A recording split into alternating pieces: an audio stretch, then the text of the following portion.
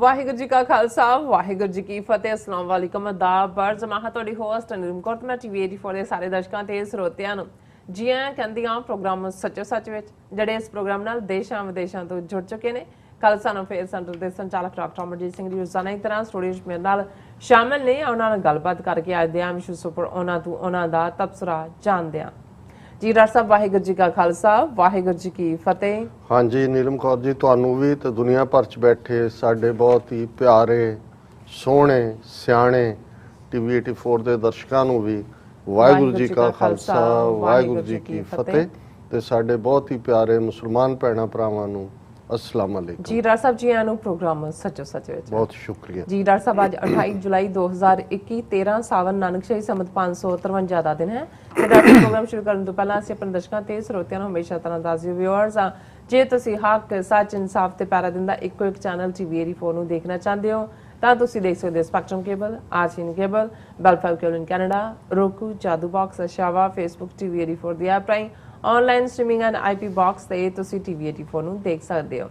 Viewers ਜੇ ਤੁਸੀਂ TV 84 ਨਾਲ ਜਾਂ ਪ੍ਰੋਗਰਾਮ ਸੱਚੋ ਸੱਚ ਨਾਲ ਫੇਸਬੁੱਕ ਰਾਹੀਂ ਜੁੜੇ ਹੋ ਤਾਂ ਇਸ ਨੂੰ ਵੱਧ ਤੋਂ ਵੱਧ ਲਾਈਕ ਕਰੋ ਤੇ ਸ਼ੇਅਰ ਕਰੋ ਅਤੇ ਨਾਲ ਹੀ YouTube ਤੇ ਸਬਸਕ੍ਰਾਈਬ ਵੀ ਕਰੋ।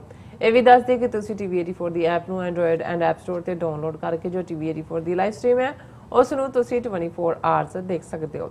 ਵਿਊਅਰਸ ਹੁਣ ਅਸੀਂ ਆਪਣੇ ਪ੍ਰੋਗਰਾਮ ਦੀ ਸ਼ੁਰੂਆਤ ਕਰਨ ਜਾ ਰਹੇ ਹਾਂ ਔਰ ਪ੍ਰੋਗਰਾਮ ਦੇ ਸ਼ੁਰੂ ਦੇ ਵਿੱਚ ਆਪਾਂ ਤੁਹਾਨੂੰ ਦੱਸ ਦਈਏ ਸਾਡੇ ਪ੍ਰੋਗਰਾਮ ਨੂੰ ਸਪਾਂਸਰ ਕੀਤਾ ਗਿਆ ਹੈ ਸੈਨ ਫ੍ਰਾਂਸਿਸਕੋ ਕੈਲੀਫੋਰਨੀਆ ਤੋਂ ਸਰਦਾਰਨੀ ਹਰਜੀਤ ਕੌਰ ਬੱਲ ਵੱਲੋਂ। ਸੋ ਇਹਨਾਂ ਵੱਲੋਂ ਟੀਵੀ 84 ਦੇ ਦਰਸ਼ਕਾਂ ਨੂੰ ਬੇਨਤੀ ਕੀਤੀ ਗਈ ਹੈ ਕਿ ਅੱਜ ਸਿੱਖ ਨਜ਼ਰੀਏ ਤੋਂ ਕੌਮੀ ਗੱਲ ਕਰਨ ਵਾਲੇ ਅਦਾਰੇ ਹਕੂਮਤ ਦੇ ਜਿਹੜੇ ਵਿਰੋਧ ਦਾ ਸਾਹਮਣਾ ਕਰ ਰਹੇ ਨੇ। ਸੋ ਜਿਸ ਕਰਕੇ ਹੱਕ ਸੱਚ ਦੀ ਜਿਹੜੀ ਗੱਲ ਕਰਨਾ ਵੀ ਔਖਾ ਹੋਇਆ ਹੈ। ਸੋ ਪੈਗਾਸਸ ਜਾਸੂਸੀ ਰਿਪੋਰਟ ਨੇ ਸਰਕਾਰੀ ਦਖਲ ਅੰਦਾਜ਼ੀ ਅਤੇ ਪ੍ਰੋਪੇਗੈਂਡੇ ਦਾ ਜਿਹੜਾ ਸੱਚ ਸਾਹਮਣੇ ਲਿਆਂਦਾ ਹੈ।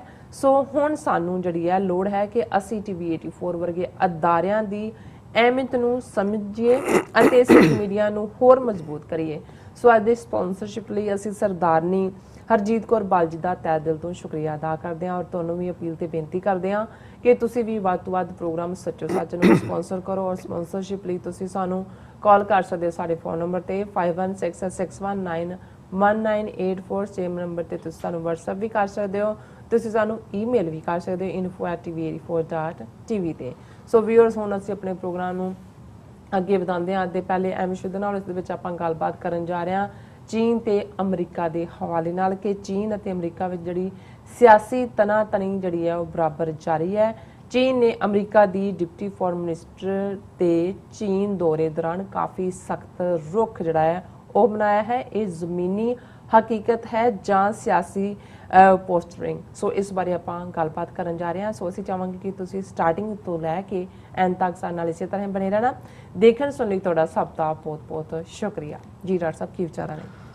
ਦੇਖੋ ਸਭ ਤੋਂ ਪਹਿਲਾਂ ਤਾਂ ਅਸੀਂ ਮਾਤਾ ਜੀ ਸਰਦਾਰਨੀ ਹਰਜੀਤ ਕੌਰ ਬੱਲ ਉਹਨਾਂ ਦਾ ਸ਼ੁਕਰੀਆ ਅਦਾ ਕਰਦੇ ਔਰ ਸਰਦਾਰਨੀ ਹਰਜੀਤ ਕੌਰ ਸਾਡੇ ਬਹੁਤ ਹੀ ਪਿਆਰੇ ਔਰ ਜਿਹੜੇ ਲਗਭਗ 2-3 ਦਹਾਕਿਆਂ ਤੋਂ ਪੰਥਕ ਪਿੜ ਦੇ ਵਿੱਚ ਪੂਰੀ ਤਰ੍ਹਾਂ ਸਰਗਰਮ ਨੇ। ਸਰ ਹਰਪ੍ਰੀਤ ਸਿੰਘ ਸੰਧੂ ਉਹਨਾਂ ਦੇ ਮਾਤਾ ਜੀ ਨੇ ਔਰ ਟੀਵੀ 84 ਨਾਲ ਪਹਿਲੇ ਦਿਨ ਤੋਂ ਜੁੜੇ ਹੋਏ ਨੇ। ਤੁਹਾਨੂੰ ਵੀ ਯਾਦ ਹੋਏਗਾ ਕਿ ਜਦੋਂ ਅਸੀਂ ਯੂਬਾ ਸਿਟੀ ਗੁਰੂ ਗ੍ਰੰਥ ਸਾਹਿਬ ਗੁਰਗੱਦੀ ਦਿਵਸ ਦੇ ਮੌਕੇ ਨਗਰ ਕੀਰਤਨ ਵੇਲੇ ਵੀ ਮਿਲਦੇ ਤੇ ਉਹ ਆ ਕੇ ਬੜੇ ਪਿਆਰ ਦੇ ਨਾਲ ਔਰ ਹਰਪ੍ਰੀਤ ਸਿੰਘ ਵੀ ਕਹਿਣਗੇ ਕਿ ਸਾਡੇ ਬੀਜੀ ਕੋਈ ਤੁਹਾਡਾ ਪ੍ਰੋਗਰਾਮ ਮਿਸ ਨਹੀਂ ਕਰਦੇ ਸੱਚੋ ਸੱਚ, ਜੇ ਰਹਿ ਵੀ ਜਾਏ ਤਾਂ ਘਰ ਜਾ ਕੇ ਉਹ ਵਾਪਸ ਦੇਖਦੇ ਨੇ ਰਿਕਾਰਡਡ ਨੂੰ। ਔਰ ਕੁਝ ਹਫ਼ਤੇ ਪਹਿਲਾਂ ਉਹਨਾਂ ਦੀ ਬੜੀ ਪਿਆਰੀ ਬੇਟੀ ਜਿਹਨਾਂ ਨੇ ਕੈਂਸਰ ਨਾਲ ਲੰਬੀ ਲੜਾਈ ਲੜੀ ਉਹ ਚੜ੍ਹਾਈ ਕਰ ਗਏ ਔਰ ਮੈਂ ਅਫਸੋਸ ਦੀ ਕਾਲ ਕੀਤੀ। ਲੇਕਿਨ ਕੁਝ ਮਿੰਟਾਂ ਤੋਂ ਬਾਅਦ ਹੀ ਉਹਨਾਂ ਨੇ ਇੱਕਦਮ ਜੋ ਖਾਲਸਾ ਪੰਥ ਦੀ ਸਾਡੀ ਕੌਮੀ ਸਟਰਗਲ ਹੈ ਔਰ ਟੀਵੀ 84 ਦਾ ਰੋਲ ਹੈ ਉਸ ਦੀਆਂ ਗੱਲਾਂ ਕਰਨੀਆਂ ਸ਼ੁਰੂ ਕਰ ਦਿੱਤੀਆਂ। ਔਰ ਮੈਨੂੰ ਲੱਗਾ ਕਿ ਵੀ ਇਹ ਜਿਹੜਾ ਪੰਥ ਦਰਦ ਹੈ, ਪੰਥ ਪਿਆਰ ਹੈ, ਬੇਸ਼ੱਕ ਤੁਸੀਂ ਇੱਕ ਇੰਨੀ ਪਰਸਨਲ ਟ੍ਰੈਜੇਡੀ ਚੋਂ ਗੁਜ਼ਰ ਰਹੇ ਹੋ ਪਰ ਤੁਹਾਡੀਆਂ ਮਨ ਦੀਆਂ ਅੱਖਾਂ ਸਾਹਮਣੇ ਪੰਥ ਦੀ ਚੜ੍ਹਦੀ ਕਲਾ ਹੈ ਔਰ ਇਹ ਮਾਤਾਵਾਂ ਹੀ ਸਾਡਾ ਸਰਮਾਇਆ ਨੇ। ਔਰ ਮੈਂ ਸਮਝਦਾ ਕਿ ਜਦੋਂ ਕੋਈ ਵੀ ਸਾਡੀ ਬਜ਼ੁਰਗ ਮਾਤਾ, ਕੋਈ ਬਜ਼ੁਰਗ ਪਿਤਾ ਇਸ ਕਿਸਮ ਦਾ ਸਾਨੂੰ ਥਾਪੜਾ ਦਿੰਦੇ ਨੇ ਤਾਂ ਮੈਂ ਜਿੰਨੀ ਐਨਰਜੀ ਮਹਿਸੂਸ ਕਰਦਾ ਕਈ ਹਫ਼ਤੇ ਫਿਰ ਉਸ ਦੇ ਇੱਕ ਨਸ਼ੇ ਦੇ ਵਿੱਚ ਹੀ ਤੁਸੀਂ ਤੁਰੇ ਜਾਂਦੇ ਜਾਂਦੇ ਹੋ। ਆ। ਸੋ ਅਸੀਂ ਅਰਦਾਸ ਕਰਦੇ ਹਾਂ ਕਿ ਸਤਿਗੁਰੂ ਮਾਤਾ ਜੀ ਨੂੰ ਚੜ੍ਹਦੀ ਕਲਾ ਚੜ੍ਹਦੀ ਕਲਾ ਦੇਣ, ਸਿਹਤਯਾਬੀ ਦੇਣ, ਔਰ ਇਵੇਂ ਹੀ ਉਹਨਾਂ ਦਾ ਮੁਬਾਰਕ ਹੱਥ ਸਾਡੇ ਸਿਰ ਤੇ ਰਵੇ। ਬਣਿਆ ਰਵੇ। ਬਿਲਕੁਲ। ਜ਼ਿੰਦਗੀ 'ਚ ਤੁਸੀਂ ਜਦੋਂ ਜੀਵਨ ਸਾਥੀ ਦੀ ਗੱਲ ਕਰਦੇ ਹੋ, ਫਿਰ ਜ਼ਾਹਰ ਹੈ ਕਿ ਸਭ ਤੋਂ ਵੱਡੀ ਜਿਹੜੀ ਸੱਟ ਹੁੰਦੀ ਹੈ, ਪੇਨ ਹੁੰਦੀ ਹੈ, ਉਹ ਜੀਵਨ ਸਾਥੀ ਦਾ ਜਾਣਾ ਹੁੰਦਾ ਹੈ। ਜੀ। ਜਵਾਨੀ ਵੇਲੇ ਜਾਂ ਜਦੋਂ ਤੁਸੀਂ ਸਟਰਗਲ ਕਰ ਰਹੇ ਹੋ ਜ਼ਿੰਦਗੀ ਦੀ, ਬੱਚੇ ਪਾਲ ਰਹੇ ਹੋ, ਉਦੋਂ ਇੱਕ ਹੋਰ ਕਿਸਮ ਦਾ ਤੁਹਾਡਾ ਭਾਵ ਹੁੰਦਾ ਹੈ। ਪਰ ਜਦੋਂ ਬੱਚੇ ਸੈਟਲ ਹੋ ਜਾਂਦੇ ਨੇ, ਫਿਰ ਰਹਿ ਹੀ ਬੁੜਾ ਬੁੜੀ ਇੱਕ ਦੂਜੇ ਲਈ ਜਾਂਦੇ ਨੇ।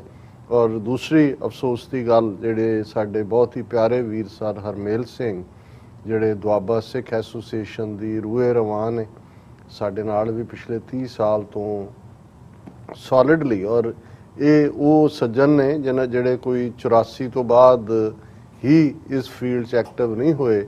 70ਵਿਆਂ ਦੇ ਵਿੱਚ ਜਦੋਂ ਪੰਜਾਬ ਦੇ ਵਿੱਚ ਨਕਸਲਾਈਟ ਮੂਵਮੈਂਟ ਚੱਲਦੀ ਹੈ, ਤੇ ਇਹ ਨੌਜਵਾਨ ਜਿਹੜੇ ਉਦੋਂ ਸਿੱਖ ਨੈਸ਼ਨਲ ਕਾਲਜ ਬੰਗਾ ਹੋਏ ਜਾਂ Khalsa college Jalandhar, Punjab agriculture university Ludhiana, ਸਿੱਖਾਂ ਦੇ ਹੀ ਮੁੰਡੇ, ਹਾਲਾਂਕਿ ਇਹ ਵੱਖਰੀ ਗੱਲ ਹੈ ਵੀ ਉਹਨਾਂ ਦੀ ਵਿਚਾਰਧਾਰਾ ਖੱਬੇ ਪੱਖੀ, ਬਾਅਦ 'ਚ ਉਸਨੇ ਕੀ ਰੁਖ ਕੀਤਾ, ਇਹ ਉਸ ਫੀਲਡ ਦੇ ਜਿਹੜਾ ਉਸ ਪੀਰੀਅਡ ਦੇ ਵਿੱਚ ਸਟਰਗਲ ਦੇ ਨਾਲ ਜੁੜੇ। ਔਰ ਉਹਨਾਂ ਨੂੰ ਲੱਗਦਾ ਸੀ ਕਿ ਭਾਈ ਅਸੀਂ ਜਿਹੜੀ ਸਟਰਗਲ ਹੈਵ ਔਰ ਹੈਵ ਨਾਟ ਦੇ ਵਿਚਕਾਰ ਹੈ, ਬਾਬਾ ਨਾਨਕ ਉਹਨਾਂ ਦਾ ਫਲਸਫਾ ਕਿਰਤ ਕਰੋ ਵੰਡ ਛਕੋ ਦਾ ਹੈ, ਅਸੀਂ ਨਾਲ ਖਲੋਣਾ।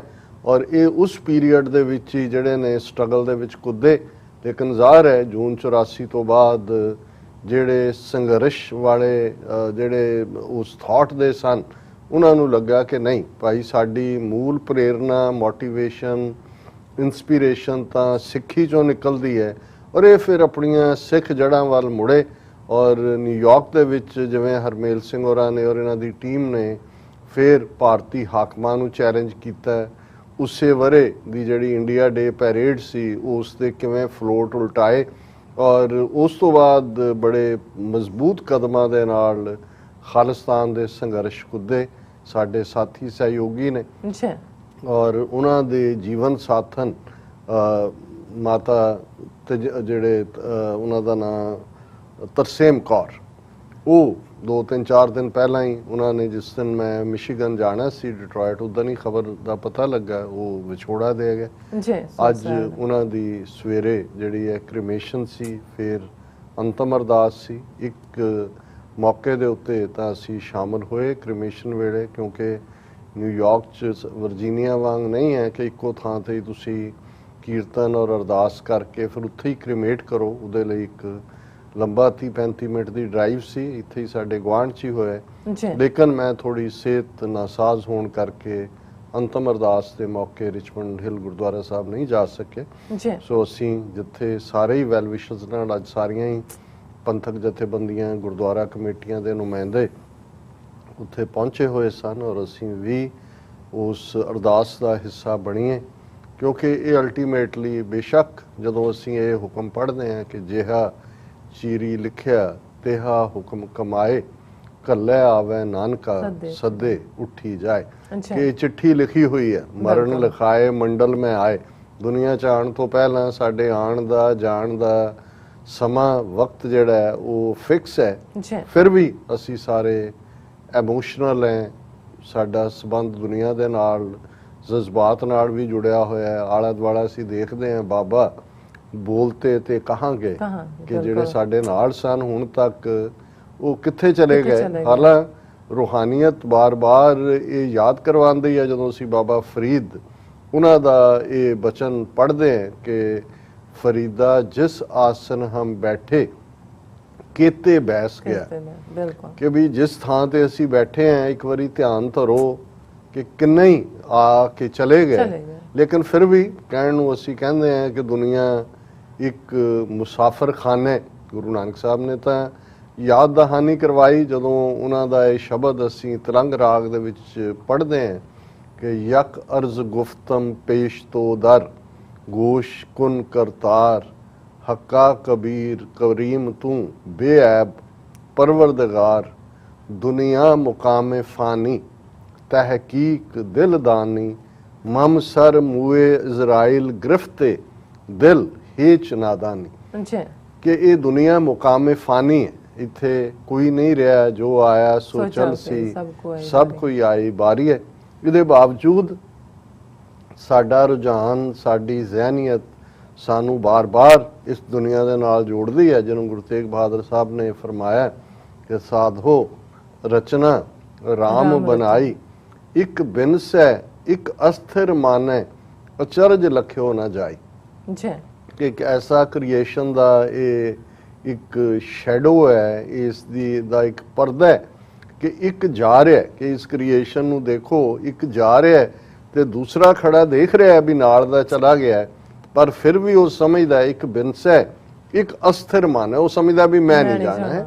ਔਰ ਇਹੀ ਅਚਰਜ, ਇਹ ਜਿਹੜਾ ਵੰਡਰ ਹੈ, ਜਿਹੜਾ ਇਸ ਸਾਰੇ ਦਾ ਸਰਪ੍ਰਾਈਜ਼ ਐਲੀਮੈਂਟ ਇਹ ਹੈ ਕਿ ਅਸੀਂ ਦੇਖ ਰਹੇ ਹਾਂ ਕਿ ਵਾਰੋ ਵਾਰੀ ਆਪੋ ਆਪਣੀ, ਕੋਈ ਨਾ ਬੰਦਾ ਧੀਰ, ਕੋਈ ਰੁਕ ਨਹੀਂ ਰਿਹਾ, ਆਪੋ ਆਪਣੀ ਵਾਰੀ ਤੁਰੇ ਜਾਂਦੇ ਨੇ, ਫਿਰ ਵੀ ਸਾਡੀ ਪਕੜ ਦੁਨੀਆ ਤੇ ਹੈ, ਗ੍ਰਿਫਤ ਸਾਡੀ ਦੁਨੀਆ ਤੇ ਹੈ।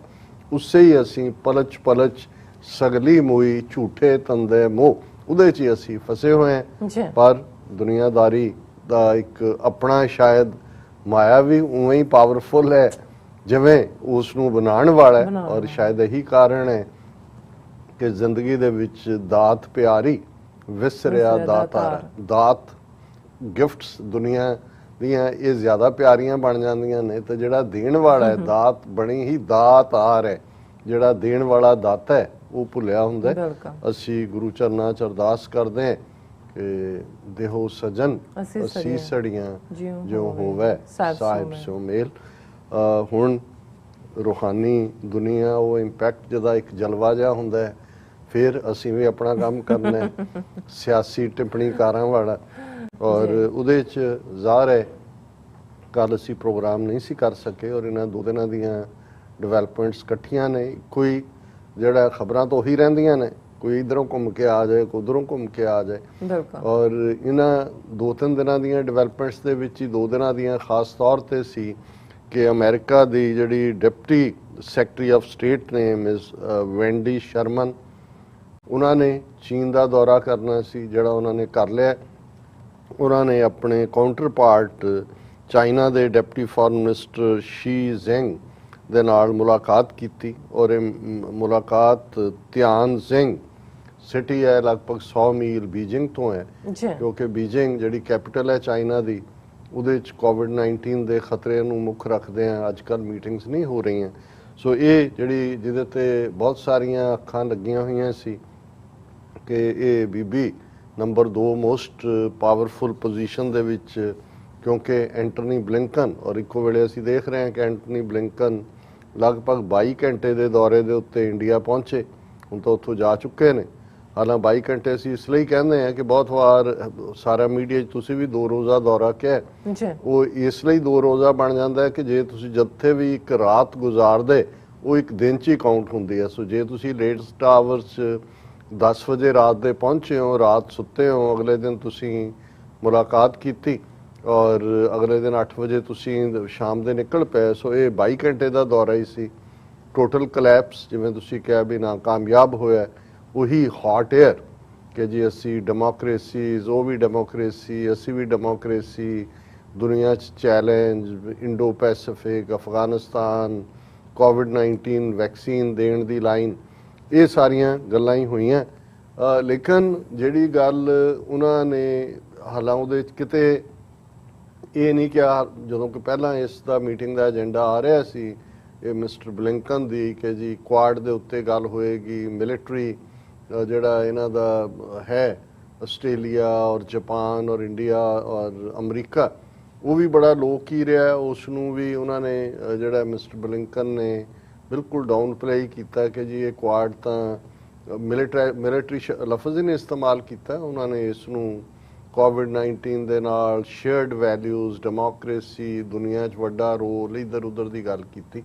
ਲੇਕਿਨ ਕਿਉਂਕਿ ਇਹ ਦੋਨਾਂ ਹੀ ਦੌਰਿਆਂ ਦੇ ਉੱਤੇ ਜਿਹੜੇ ਦੁਨੀਆ ਦੇ ਐਕਸਪਰਟ ਵੀ ਨੇ ਔਰ ਕਾਮਨ ਵੀ ਜਿਹੜੇ, ਕਿਉਂਕਿ ਇਸ ਵੇਲੇ ਇੱਕ ਗੱਲ ਦਾ ਧਿਆਨ ਰਿਹਾ ਕਿ ਅਮਰੀਕਾ ਦੀ ਸਾਰੀ ਫੋਰਨ ਪਾਲਿਸੀ ਜਾਂ ਉਹਨਾਂ ਦੀ ਈਵਨ ਜੇ ਕਹਿਣਾ ਹੋਏ ਕਿ ਦੁਨੀਆ ਦੇ ਵਿੱਚ ਪੋਲਰਾਈਜੇਸ਼ਨ ਦੇ ਐਂਗਲ ਤੋਂ ਚਾਈਨਾ ਸੈਂਟਰਿਕ ਹੈ ਜੀ ਤੇ ਕਿਉਂਕਿ ਭਾਰਤ ਨੇ ਮੋਢਾ ਦਿੱਤਾ ਹੋਇਆ ਹੈ, ਹੁਣ ਅਮਰੀਕਾ ਨੂੰ ਚੀਨ ਦੇ ਖਿਲਾਫ ਫਾਇਰ ਕਰਨ ਲਈ ਕੁਆਡ 'ਚ ਸ਼ਾਮਲ ਹੋਣਾ ਇਸ ਦਾ ਸਬੂਤ ਸੀ। ਸੋ ਭਾਰਤ ਦੇ ਲਈ ਵੀ ਜੋ ਕੁਝ ਵੀ ਹੈ ਉਹ ਜੋ ਸਾਹਿਬ ਕਹੇਗਾ ਉਹੀ ਕਰਨ ਵਾਲੀ ਲਾਈਨ ਹੈ। ਔਰ ਇੱਕੋ ਵੇਲੇ ਜਦੋਂ ਕਿ ਡਿਪਟੀ ਫੋਰਨ ਮਿਨਿਸਟਰ ਉਹਨਾਂ ਦੀ ਚੀਨ ਦੇ ਵਿੱਚ ਹੈ, ਆਪਣੇ ਕਾਊਂਟਰ ਪਾਰਟ ਨਾਲ ਗੱਲ ਕਰ ਰਹੀ ਹੈ, ਫੋਰਨ ਮਿਨਿਸਟਰ ਦਿੱਲੀ ਦੇ ਵਿੱਚ ਜੈ ਸ਼ੰਕਰ ਦੇ ਨਾਲ, ਅਜੀਤ ਡੋਵਲ ਦੇ ਨਾਲ ਗੱਲਬਾਤ ਕਰ ਰਹੇ, ਤੇ ਫਿਰ ਇਹ ਸੀ ਕਿ ਵੀ ਇਸ ਸਾਰੇ ਚੋਂ ਕੀ ਨਿਕਲੇਗਾ। ਔਰ ਕਿਉਂਕਿ ਇਸ ਵੇਲੇ ਜਿਵੇਂ ਅਫਗਾਨਿਸਤਾਨ ਤਾਂ ਹੈ ਹੀ ਹੈ ਸੈਂਟਰ ਸਾਰੇ ਪਾਸਿਓਂ, ਜਿੱਥੇ ਅਮਰੀਕਾ ਵੀ ਫੇਲ ਹੋਇਆ ਹੈ, ਭਾਰਤ ਵੀ ਬਥੇਰਾ ਥੱਲੇ ਪੈਰ ਜ਼ਮੀਨ ਤੇ ਲਾਉਣ ਦੀ ਕੋਸ਼ਿਸ਼ ਕਰ ਰਿਹਾ ਕਿ ਕਿਤੇ ਨਾ ਕਿਤੇ ਉਹਦਾ ਨਾਂ ਅੜ ਜਾਏ, ਪਰ ਤਾਂ ਹੀ ਚੱਕਿਆ ਹੋਇਆ, ਕੋਈ ਉਹਨੂੰ ਰੋਲ ਮਿਲ ਨਹੀਂ ਰਿਹਾ। ਔਰ ਫਿਰ ਅਸੀਂ ਗੱਲ ਕਰਾਂਗੇ ਕਿ ਇੱਕੋ ਵੇਲੇ ਜਦੋਂ ਅਮਰੀਕਾ ਫੇਲ ਹੁੰਦਾ ਉਸ ਸਾਰੇ ਖਿੱਤੇ ਦੇ ਵਿੱਚ, ਔਰ ਅਸੀਂ ਦੇਖ ਰਹੇ ਹਾਂ ਕਿ ਇੱਕ ਪਾਸੇ ਉਹਨਾਂ ਦਾ 9 ਮੈਂਬਰੀ ਡੈਲੀਗੇਸ਼ਨ ਅਫਗਾਨ ਲੀਡਰ ਜਿਹੜੇ ਦੋਹਾ ਦੇ ਆਫਿਸ ਨੂੰ ਰਨ ਕਰਦੇ ਨੇ, ਉਹਨਾਂ ਦੀ ਅਗਵਾਈ ਦੇ ਵਿੱਚ ਚੀਨ ਪਹੁੰਚਦਾ ਹੈ ਔਰ ਉਹਨਾਂ ਨੂੰ ਬਰਾਬਰ ਦਾ ਪ੍ਰੋਟੋਕੋਲ ਦਿੰਦੇ ਆ। ਚਾਈਨਾ ਦੇ ਫੋਰਨ ਮਿਨਿਸਟਰ ਉਹਨਾਂ ਨਾਲ ਗੱਲਬਾਤ ਕਰਦੇ ਨੇ, ਜਦੋਂ ਕਿ ਅਮਰੀਕਨ ਜਿਹੜੀ ਡਿਪਟੀ ਸੈਕਟਰੀ ਆਫ ਸਟੇਟ ਆ ਉਹ ਜਾ ਰਹੀ ਆ, ਉਹ ਸਿਰਫ ਡਿਪਟੀ ਨੂੰ ਹੀ ਮਿਲਦੀ ਹੈ, ਉਹਨੂੰ ਈਵਨ ਫੋਰਨ ਮਿਨਿਸਟਰ ਦੇ ਨਾਲ ਵੀ ਚਾਈਨਾ ਦੇ ਮੀਟਿੰਗ ਨਸੀਬ ਨਹੀਂ ਹੁੰਦੀ। ਪਰ ਜਿਹੜੀ ਉਸ ਦੀ ਝਾੜ ਝੰਬ ਕੀਤੀ ਚੀਨ ਨੇ, ਉਸ ਦੀ ਵੀ ਅਸੀਂ ਗੱਲ ਕਰਾਂਗੇ। ਔਰ ਕਿਉਂਕਿ ਚਾਈਨਾ ਦੀ ਨਜ਼ਰ ਵੀ ਭਾਰਤ ਵੱਲ ਸੀ ਕਿ ਉੱਥੇ ਟੋਨੀ ਬਲਿੰਕਨ ਨੇ ਕੀ ਕਰਨਾ ਹੈ, ਤੇ ਹੋਰ ਤਾਂ ਉਹਨਾਂ ਨੇ ਕੁਝ ਕਿਹਾ ਨਹੀਂ, ਕੁਆਡ ਨੂੰ ਵੀ ਉਹਨਾਂ ਨੇ ਮਿਲਟਰੀ ਐਜ਼ ਏ ਕੋਈ ਐਗਰੀਮੈਂਟ ਦੀ ਗੱਲ ਨਹੀਂ ਕੀਤੀ। ਪਰ ਜਿਹੜੀ ਗੱਲ ਈਵਨ ਉਹਨਾਂ ਨੇ ਇਹ ਵੀ ਕਹੀ, ਉਹਨੇ ਟੋਨੀ ਬਲਿੰਕਨ ਨੇ, ਕਿ ਜੀ ਅਮਰੀਕਾ ਔਰ ਭਾਰਤ ਦੋ ਵੱਡੀਆਂ ਡੈਮੋਕ੍ਰੇਸੀਜ਼ ਔਰ ਲਾਈਕ ਮਾਈਂਡਡ ਔਰ ਇਹ ਉਹਨੂੰ ਹੀ ਚੀਨ ਨੇ ਇਵੇਂ ਭੰਨਿਆ, ਉਹਨਾਂ ਦੇ ਸਪੋਕਸਪਰਸਨ ਨੇ, ਉਤੋਂ ਇਹ ਅੰਦਾਜ਼ਾ ਲਾਇਆ ਜਾ। ਔਰ ਇਸ ਤੋਂ ਪਹਿਲਾਂ ਕਿ ਅਸੀਂ ਦੇਖਦੇ ਹਾਂ ਵੀ 30 ਸਾਲ ਬਾਅਦ ਕੋਈ ਚਾਈਨਾ ਦਾ ਪ੍ਰੈਜ਼ੀਡੈਂਟ ਤਿੱਬਤ ਦੇ ਦੌਰੇ ਤੇ ਗਿਆ, ਸ਼ੀ ਜਿਨਪਿੰਗ ਤਿੱਬਤ ਪਹੁੰਚੇ, ਔਰ ਇਹ ਵੀ ਅਮਰੀਕਾ ਔਰ ਭਾਰਤ ਲਈ, ਔਰ ਕੱਲੇ ਇਹੀ ਨਹੀਂ ਕਿ ਉਹ ਤਿੱਬਤ ਗਏ, ਉਸ ਰਿਵਰ ਬ੍ਰਹਮਪੁੱਤਰ ਜਿੱਥੋਂ ਜਿਹੜੀ ਕਿ ਭਾਰਤ ਦੇ ਵਿੱਚ ਵੀ ਜਿਹੜੀ ਹੈ ਉਹਨਾਂ ਦੀ ਉਸ ਈਸਟਰਨ ਸਟੇਟਸ ਔਰ ਦੂਸਰੇ ਦੀ ਜਿਹੜੀ ਹੈ ਲਾਈਫਲਾਈਨ ਹੈ, ਫਿਰ ਉਹ ਬੰਗਲਾਦੇਸ਼ ਜਾਂਦੀ ਹੈ, ਉੱਥੇ ਬਹੁਤ ਵੱਡਾ ਉਹ ਡੈਮ ਬਣਾ ਰਹੇ ਨੇ, ਉਸ ਸਾਈਟ ਦੇ ਉੱਤੇ ਵੀ ਗਏ। ਔਰ ਉਹ ਆਲਮੋਸਟ ਉੱਥੇ ਕੀ ਪਹੁੰਚ ਜਾਂਦਾ ਹੈ ਜਿਹੜਾ ਅਰੁਣਾਚਲ ਪ੍ਰਦੇਸ਼ ਦੇ ਨਾਲ ਚੀਨ ਦਾ ਬਾਰਡਰ ਲੱਗਦਾ ਹੈ, ਜਿਹਨੂੰ ਉਹ ਸਾਊਥ ਤਿੱਬਤ ਕਹਿੰਦੇ ਨੇ। ਔਰ ਕਦੇ ਵੀ ਉਹਨਾਂ ਨੇ ਅਰੁਣਾਚਲ ਨੂੰ ਜਿਹੜਾ ਉਹ ਭਾਰਤ ਦਾ ਹਿੱਸਾ ਨਹੀਂ ਮੰਨਿਆ। ਸੋ ਇਹ ਸਾਰੀਆਂ ਡਿਵੈਲਪਮੈਂਟਸ ਜਿਹੜੀਆਂ ਨੇ ਦੱਸ ਰਹੀਆਂ ਕਿ ਚਾਈਨਾ ਨੇ, ਔਰ ਜਦੋਂ ਜਿਵੇਂ ਤੁਸੀਂ ਕਿਹਾ ਕਿ ਵੀ ਇਹ ਠੀਕ ਹੈ ਕਿ ਅੱਜ ਦੁਨੀਆ 'ਚ ਅਸੀਂ ਜਦੋਂ ਨਿਊਕਲੀਅਰ ਹਥਿਆਰਾਂ ਦੀ ਗੱਲ ਕਰਦੇ ਹਾਂ, ਸਾਰੀਆਂ ਨਿਊਕਲੀਅਰ ਪਾਵਰਸ ਨੇ, ਰਸ਼ੀਆ ਵੀ, ਚਾਈਨਾ ਵੀ, ਅਮਰੀਕਾ ਵੀ, ਭਾਰਤ ਵੀ, ਪਾਕਿਸਤਾਨ ਵੀ, ਜ਼ਾਹਰ ਹੈ ਇਜ਼ਰਾਈਲ ਵੀ, ਨਾਰਥ ਕੋਰੀਆ ਵੀ, ਲੇਕਿਨ ਇਹਦੇ ਬਾਵਜੂਦ ਇਹ ਨਹੀਂ ਹੈ ਕਿ ਵੀ ਕੋਈ ਉਹ ਨਿਊਕਲੀਅਰ ਵੈਪਨ ਫਲੈਂਕ ਕਰ ਰਹੇ ਨੇ, ਲੇਕਿਨ ਡਿਪਲੋਮੈਟਿਕ ਪੋਸਚਰਿੰਗ ਇਹ ਵੀ ਆਪਣੇ ਆਪ 'ਚ ਇਸ ਗੱਲ ਦਾ ਸਬੂਤ ਹੁੰਦਾ ਹੈ ਕਿ ਵੀ ਤੁਸੀਂ ਸਟਰੈਂਥ ਤੋਂ ਗੱਲ ਕਰ ਰਹੇ ਹੋ, ਮਜ਼ਬੂਤੀ ਤੋਂ ਗੱਲ ਕਰ ਰਹੇ ਹੋ, ਜਾਂ ਤੁਸੀਂ ਕਮਜ਼ੋਰ ਵਿਕਟ ਤੇ ਖਲੋ ਕੇ ਗੱਲ ਕਰ ਰਹੇ ਹੋ। ਸੋ ਇਸ ਸਾਰੇ ਦਾ ਜੇ ਲੁਬੇ ਲੁਬਾਬ ਦੇਖਣਾ ਹੋਏ ਤੇ ਅਮਰੀਕਾ ਦਾ ਫੋਰਨ ਮਿਨਿਸਟਰ ਹੋਏ ਦਿੱਲੀ 'ਚ, ਉਹਨਾਂ ਦਾ ਪੈਂਟਾਗਨ ਚੀਫ ਹੋਏ, ਡਿਫੈਂਸ ਸੈਕਟਰੀ ਹੋਏ ਸਿੰਗਾਪੁਰ ਦੇ ਵਿੱਚ, ਜਾਂ ਉਹਨਾਂ ਦੇ ਡਿਪਟੀ ਫੋਰਨ ਮਿਨਿਸਟਰ ਬੀਬੀ ਜਿਹੜੀ ਹੈ ਵੈਂਡੀ ਸ਼ਰਮਨ ਹੋਣ ਚਾਈਨਾ 'ਚ, ਉਹ ਸਾਰੇ ਬੜੇ ਸੰਭਲ ਕੇ ਬੋਚ ਕੇ, ਜਿਹਨੂੰ ਪੰਜਾਬੀ 'ਚ ਕਹਿੰਦੇ ਆ ਪੈਰ ਰੱਖ ਰਹੇ, ਕੋਈ ਗੱਲ ਚੀਨ ਨੂੰ ਪ੍ਰਵੋਕ ਕਰਨ। ਪਰ ਬੈਕਗਰਾਊਂਡ 'ਚ ਜੇ ਤੁਸੀਂ ਤਿੱਬਤ ਫੈਕਟਰ ਲਿਆਂਦੇ ਹੋ ਵਿੱਚ ਔਰ ਚਾਈਨਾ ਦੇ ਨੂੰ ਆਪਣੀ ਡੈਮੋਕ੍ਰੇਸੀ ਨੂੰ ਸਰਾਹੁੰਦੇ ਹੋ, ਲੇਕਿਨ ਚਾਈਨਾ ਨੇ ਬਹੁਤ ਐਗਰੈਸਿਵ ਪੋਸਚਰ ਲਿਆ ਹੈ ਉਹਨਾਂ ਦੇ ਡਿਪਟੀ ਫੋਰਨ ਮਿਨਿਸਟਰ ਨਾਲ ਡੀਲ ਵੇਲੇ ਵੀ, ਤੇ ਜੋ ਕੁਛ ਇਹਨੇ ਐਂਟਨੀ ਬਲਿੰਕਨ ਨੇ, ਉਹਨੂੰ ਮੈਂ ਟੋਨੀ ਕਹੀ ਜਾਣਾ, ਐਂਟੋਨੀ ਬਲਿੰਕਨ ਨੇ ਕਿਹਾ ਦਿੱਲੀ 'ਚ, ਉਸ ਦੇ ਉੱਤੇ ਵੀ ਇਸ ਤੋਂ ਇਹ ਜ਼ਾਹਰ ਹੈ ਕਿ ਚਾਈਨਾ ਡਿਪਲੋਮੇਸੀ ਦੇ ਵਿੱਚ ਜਿਹੜਾ ਔਨ ਸਟਰੋਂਗਰ ਵਿਕਟ, ਸਟਰੈਂਥ ਦੇ ਉੱਤੇ ਖਲੋ ਕੇ ਗੱਲ ਕਰ ਰਹੇ।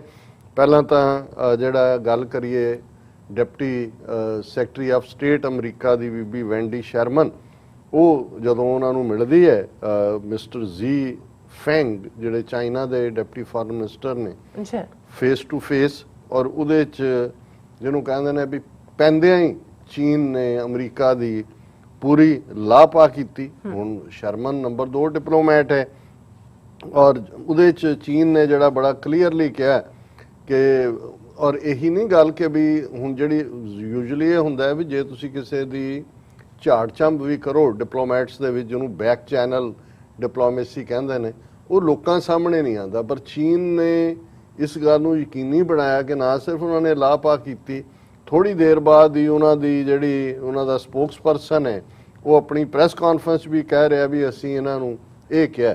ਸੋ ਹੁਣ ਅਸੀਂ ਦੇਖਦੇ ਹਾਂ ਕਿ ਕੀ ਹੈ।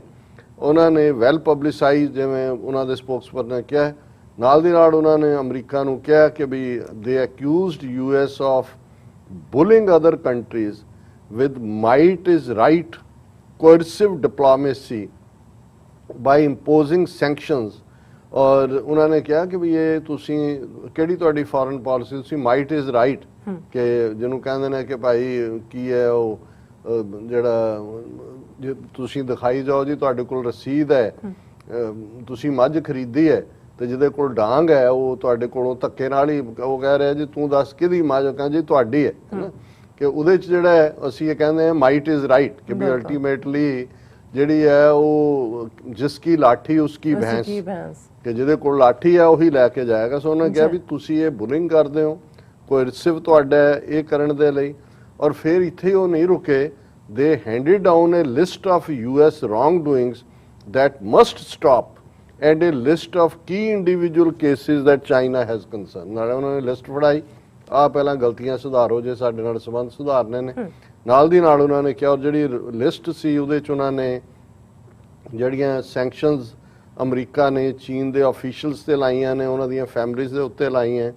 ਔਰ ਕੈਨੇਡਾ ਤੋਂ ਜਿਹੜੀ ਬੀਬੀ ਮੈਂਗ ਵੈਨਜ਼ੂਸ ਜਿਹੜੀ CFO ਹੈ ਹਵਾਈ ਦੀ ਤੇ ਡਾਟਰ ਹੈ ਇਹਨਾਂ ਦੇ ਫਾਊਂਡਰ ਰੈਨ ਜ਼ੈਂਗਫਾਈ ਦੀ, ਉਹਨਾਂ ਨੇ ਕਿਹਾ ਵੀ ਉਹ ਵਾਪਸ ਲਓ, ਜਿਹੜੀ ਤੁਸੀਂ ਰਿਵੋਕ ਕਰੋ ਜਿਹੜਾ ਤੁਸੀਂ ਕੈਨੇਡਾ ਨੂੰ ਕਿਹਾ ਕਿ ਵੀ ਇਹਨੂੰ ਐਕਸਟ੍ਰੈਡਾਈਟ ਕੀਤਾ ਜਾਏ ਅਮਰੀਕਾ।